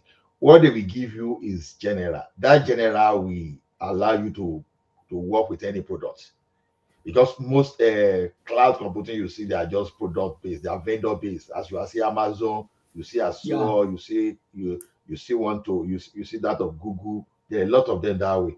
But how many of those are you going to do? You understand? So if you go Google now, they will say, "Oh, we're on with Microsoft." If you do Microsoft, oh, what of Amazon? You see, those things can be tiring. So me, I look at this. Why can't I just go instead of that? Why can't you go do master in computer science? Why disturbing myself? Or maybe I may even say, okay, let me go and do masters in information technology.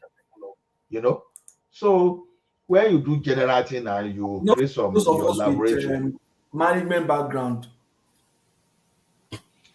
Oga Patrick, if you see the way, okay, if you go do master's degree in accounting, I can give you some schools now. You will write Python as if you're a program developer. All those ones you are using Excel, you will be writing serious code in Python.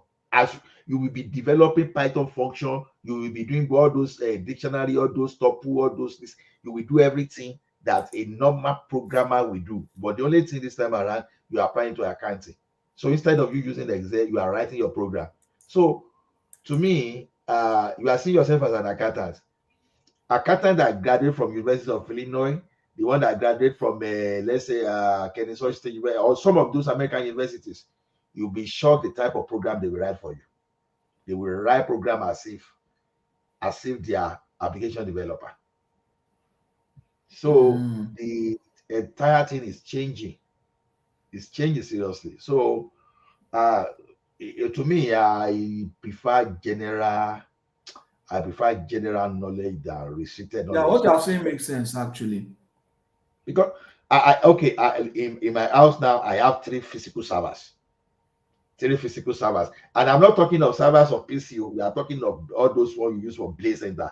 All those ones that they are the one you find in data center. The one that shop electricity like anything. So wait a minute. I actually did this guy. I should work from home, and we had all this server at home, and it's that one that what's it called? Some servers. No, she had like a little big thing, like one of this server thing that she works from home with. No, are you talking of server hardware of server operating system? Because if server hardware, you know, we have IBM, like a big hardware, like a big hardware, like this little huge little, like all those racks. It did like a rackable. All those server trays. Like I'm like, what is this? Like this some kind of server or something? But like the one I have at home now is Power Edge. I have some Power installer. So it will just it will look flat like this so that you can put other. So, but they are powerful. You know, you are talking of some server that can shop your power like 750 watts, and you will have dual power there. That if it's just like a. If you put it on always, right? But if you don't put it on always, because sometimes you may say, okay, you want to simulate an environment whereby you want to create maybe 30 servers at a go. You want to deploy, you want to do some kind of facility. You want to integrate interface to your this thing. You want to create private cloud. A lot of things you want to do with those servers. Because I think she was doing is it Linux or whatever? I don't know what it's called. Linux, yeah, Linux, yeah. Yeah. Linux. She had 2 of them, and she was working 2 jobs. I think she was making about 350 a year, something like that. I like Linux more than I like volunteer work. Huh? You say what? I told you I was trying to get my boy to come and do volunteer work with you now. And it's so simple. If you want your boy to learn all those stuff, of course, I'm more than happy to. But you must have 2 jobs to be making that kind of money. It depends. It depends. There are some jobs that can give you that money at a swoop. It depends on if you're an application developer and you are working for, depending on your experience, you are working for all those. We call them FANG. That's why you have fast Facebook, Google, Amazon, Netflix, and all those stuff. So it depends on the level you are in that. So some company will say, okay, we are going to pay you 270,000. We are going to have 40,000 stock to it. And then they are going to say, okay, we are going to give you sign-off fee. It's America that do all those stuff because you are employing someone, you are saying sign-off fee just to kill the person down for a while. Kill the person. So some people can make that 350 at a go, depending on your level. Now, this girl made that money almost just moved to Florida quickly. Entry level with IBM now. Maybe you just want to be doing online something now, like a friend that work with them. Entry level is 90K. That's not bad. 90K. Yeah, or for remote job, or for you to just be system administrator. That's not bad now. System administrator is the lowest of this thing. You understand? Like most people, they chase away from Facebook or those things, and the next job they'll be looking for a system administrator. Once the economy normalizes again. Once the economy normalizes again. Working from home for 90K, it's not a bad gig. Because I know guys doing work for home 90K. They just get 2. That's all. Exactly, and they will be doing it simultaneously. Just imagine you get 90K to 90K job and you are doing the thing simultaneously. You understand? That's like 180K now. Monday through Friday, and that's it. And you just so yeah, even some may just be 3 days because it depends on your shift. Like, the funny thing. I mean, even the one that she had, one of them by 12, she's already done. It's not like she's on one. Yeah, 2. Do you know the thing? I know guys who have jobs with American companies who are paid in dollars and are based in Canada. 90K in Canada in US would be like 120 something in Canada. Yes, now. And they have 2 jobs. So they are making 240K Canadian dollars. I did some job for one American company like that, but those jobs is not that constant. That's just the anointing there. Yeah, they are not constant. We migrated Microsoft services, to manage services. So all the cloud on Azure. Wow. Yeah, but it's difficult to find. It even mean that I'm talking to you now, I'm even looking for that money. And why some people are doing. There's this guy I met at one of these lounges. He does. He works at the docks. I don't mind dock shipping. Yeah. For oil and gas. This guy is clocking over 200 a year now. Honestly, just docking ship. I'm looking for the oil. He's in Texas now for oil and gas. I'm looking for, if I have a way to get American documents now. So they do the inventory and all that stuff, and yeah. If I have my way now to get American document, that's what I want to get. Even there's gonna make of a cow. There's probably a millionaire right now with the truck to Ungunga killing him and hiring people. It's in the millions, easy. Yeah, if he's operating the thing himself, he's a smart agent because he owns his own truck. And they hire like people, and they hire like 4 people to don't hear from. No, that's a millionaire. Okay, that means probably has more than one truck now. About 4 now. About 4. On then deliver from no. That's a good man. I know how much they make now. You shouldn't wish you are. To buy if I hire with for somebody, just working for somebody, they'll be making over 120, 130 just driving in a year. So imagine having 4 trucks delivering, and you're still paying that same money. No, you bank it. You bank your money, man. No, yeah. America is better than Canada in those things. Social America is not about car. When I was in Austin, dude, a mechanic handyman, it makes close to 180. I want that way they will come to your house to come and look at your car, and you don't bring the car to the stuff, you know. So they are mechanic are well paid there, but for you to enter into that thing, it's be like you are going to school. You start from apprenticeship and you go to school to learn. At the end of the day, even the time you spend becoming the master mechanic, it's like you are spending more time than when you go ahead degree. You know they are not like roadside mechanic in Nigeria. Yes, sir. See ẹnìkan sọ fún mi because of the background, ó ń ṣe taxes and everything. This lady is a cleaner. Ní Toronto, man, cleaner. He goes home to clean people's house. That's what she does. They make money. In a year, this lady made about 180K. Yeah, especially if he runs that in as but if it's under franchise, all those franchise are the ones that will show you your money. She's doing her thing, bought her equipment, did everything, vacuum cleaning. She cleans people's house, 180K a year. Mm-hmm. You don't need education to do that now. There are many. I mean, our education on our disadvantage. No. It depends on your competence and because sometimes you need education before you know people. How you need to. It depends on how you are outgoing, how you can miss. Because we need people. Which one? Welding. Plastering. Building construction, man, is a good mind. Any handy job is over. You see, it's only where we are coming from. You look at a bricklayer like a one poor person, you know. Everybody, they are way to do on their own. You can't look down because white collar job, blue collar job, everybody. See, let me give you an example. You can have an MBA. And you will never earn like someone with just a certificate from SAT.